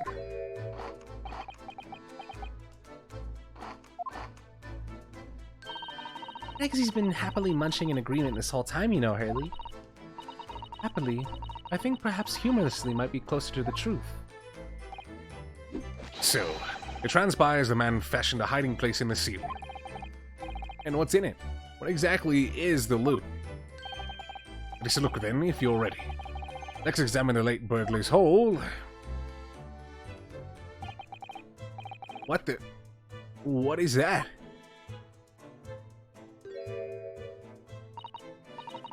It looks to be some sort of neckband or collar. A collar. It's huge, though.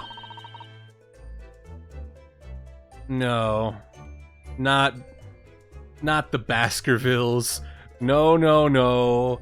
No, please. Please don't. Please. Please, no. Please don't. And look at all the gemstones set in it. I can see why it was claimed to be worth 1,000 pounds. Perhaps I could have it as a belt. Oh, have you noticed on the inside there are some dark stains? You don't think they could be blood, do you? I mean, there's quite a lot of it. On second thoughts, perhaps I won't have it as a belt. And of course there's this emblem here. Large letter B in a small crown. What does it signify, do you think? Oh, I hadn't noticed that. I feel as though I've seen that emblem somewhere before, you know? Where could it have been? That's enough of that, I think. What? What's the matter with Mr. Sholmes? All the color is drained from his face. Well, Inspector, I believe you ought to be taking this onto you. It could be valuable evidence, after all. It must be kept safely under lock and key. Ah, yes. Get your grubby hands off that, you lot. Hand it over now. This must be an older Ace Attorney reference, or did I miss a case? This is from the first game. The Hound of the Baskervilles was the name of the manuscript that Iris submitted to Herlock that he was just like, no, this story can't get out. And he put it in safekeeping at Windibank's pawnbrokery, right? I'd never seen a collar that large before. All those jewels certainly look to be extremely valuable. That's not what stood out the most to me. At least, not once I noticed it. Those dark marks on the inside of the collar. Those stains. Could they really have been blood?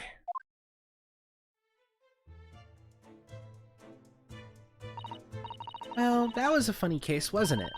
But it's all buttoned up now. You look very pleased, Iris. I am, because I was starting to wonder what I could use as the basis of this month's story in the magazine. This case will be perfect. It's been so fascinating. Hound of the Baskervilles is also just a Sherlock Holmes theme. Well, I've got some news for you. Remember that Herlock fellow that we just saw a second ago? Yeah. I mean...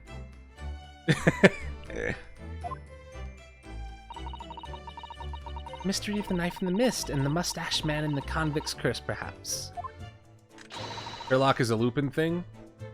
Yeah, I'm aware, but yeah, the character in this game is very clearly Sherlock Holmes, as evidenced by such of the title of a few of the stories, like the Speckled Band, the Hound of the Baskervilles, the fact that his partner is named John Wilson, also known as Watson, right? So in the Japanese version of the games, he is Sherlock Holmes. But because of copyright avoidance via the Conan Doyle estate, kind of like how the Lupin books had to get around it, right? It's Herlock. It's Herlock Sholmes. So yes, this is very clearly all Herlock Sholmes as a reference. Zoe. Or is it Zoe or Zoe? I don't want to mispronounce that. I could make it a two-part story. Zoe, thank you. Oh, I can't wait. Word, please, Iris. Yes? What is it, Hurley? Sorry, but you can't write about this case. It's out of the question. What? Why not? It's a great case. Then I shall have to insist that you limit yourself on the first of your 2 titles. The second must never be written. Is that clear? Yes.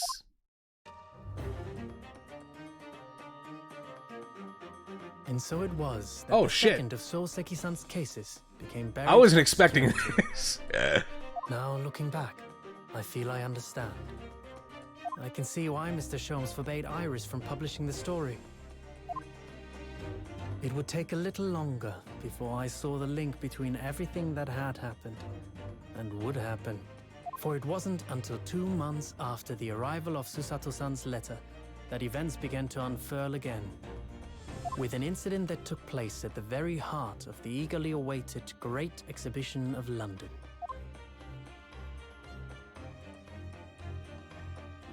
Are you able to do this voice? Well, I've already set up an established voice that I wanted to use for Ryunosuke. So, I mean, I'm gonna keep doing it.